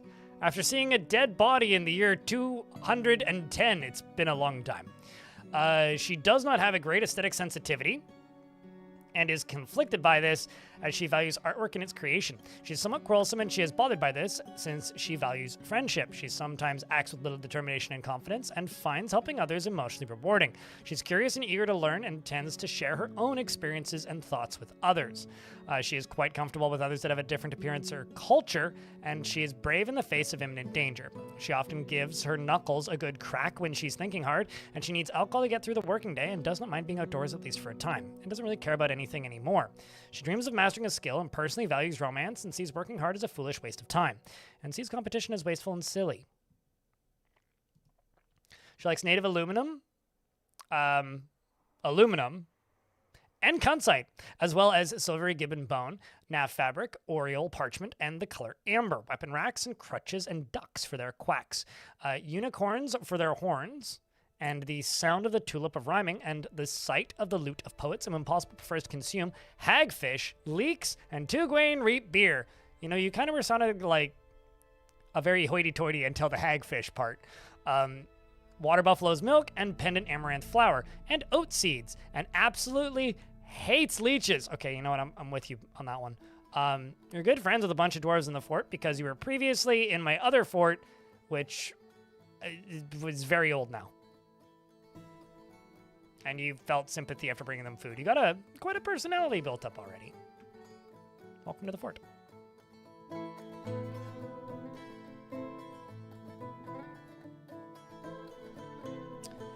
Breakfast crunch wrap?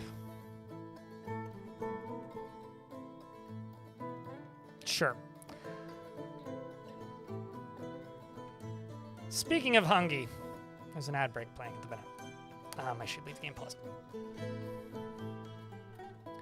I think I'm gonna wind down the stream, chat, for the day. Because 1, I'm hungry. 2, I have a building meeting in an hour and 20 minutes. 3, I want to eat a bit before that meeting. And 4, I want to get some more editing done tonight because I do have a project that I am like knee deep in.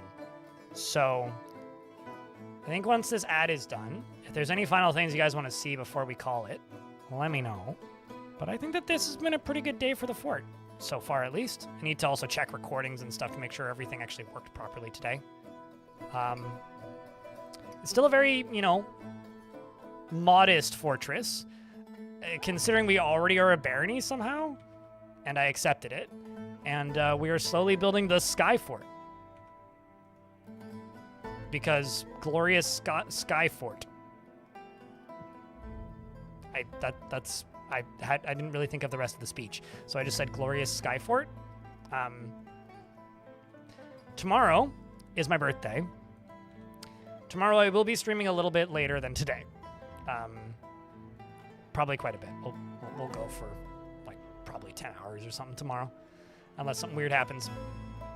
But thank you to those of you who tuned in today. I'm not gonna end just yet. If you're on the Twitch side of things, do stick around so that we can go raid somebody. But give me a sec. I'm just gonna end the behind the scenes recording.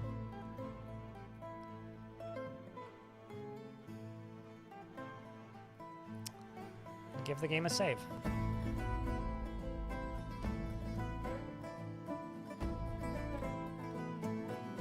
You're always a little bit distressed at how easy becoming a barony is, because doesn't that compare you to a bunch of local other forts? I mean, it puts you in the more important rating. There's nothing in Dwarf Fortress that's hard, although oddly enough, Silver Seth, if you want becoming a barony to be harder, go into the difficulty settings and you can change the requirements. You can change the export requirements pretty drastically to make it a lot more grindy if you want. But yeah, tomorrow's my birthday and I will be streaming on my birthday, so swing by for my birthday stream if you want. Economy on hard mode is everything is 3x more value demanding, which is interesting. It basically just triples all the numbers, which is interesting. I maybe at some point I'll do like an absolute torture playthrough or something where I like max out all the numbers. Make the game impossible. It's like maximum sieges, maximum value requirement. No, maybe not. Maybe. I'll think about it. Anyway, YouTube folks, I'm shutting you down now. If you want to come raid somebody, pop over here onto Twitch. You were just hoping that other forts are more like powerful so that you have to match them in appealing for a Baron. I mean, if you play some adventure mode and run around another fortress, you'll see why you're a Baron and they're not. Anyway, YouTube folks, take care. We'll see you tomorrow, normal time. Go watch my videos and leave a like on them. And there will be some new things coming soon, I swears it. Thanks, YouTube. Cheers. Oh, there might be some new merch dropping tomorrow. Maybe. If I feel like it.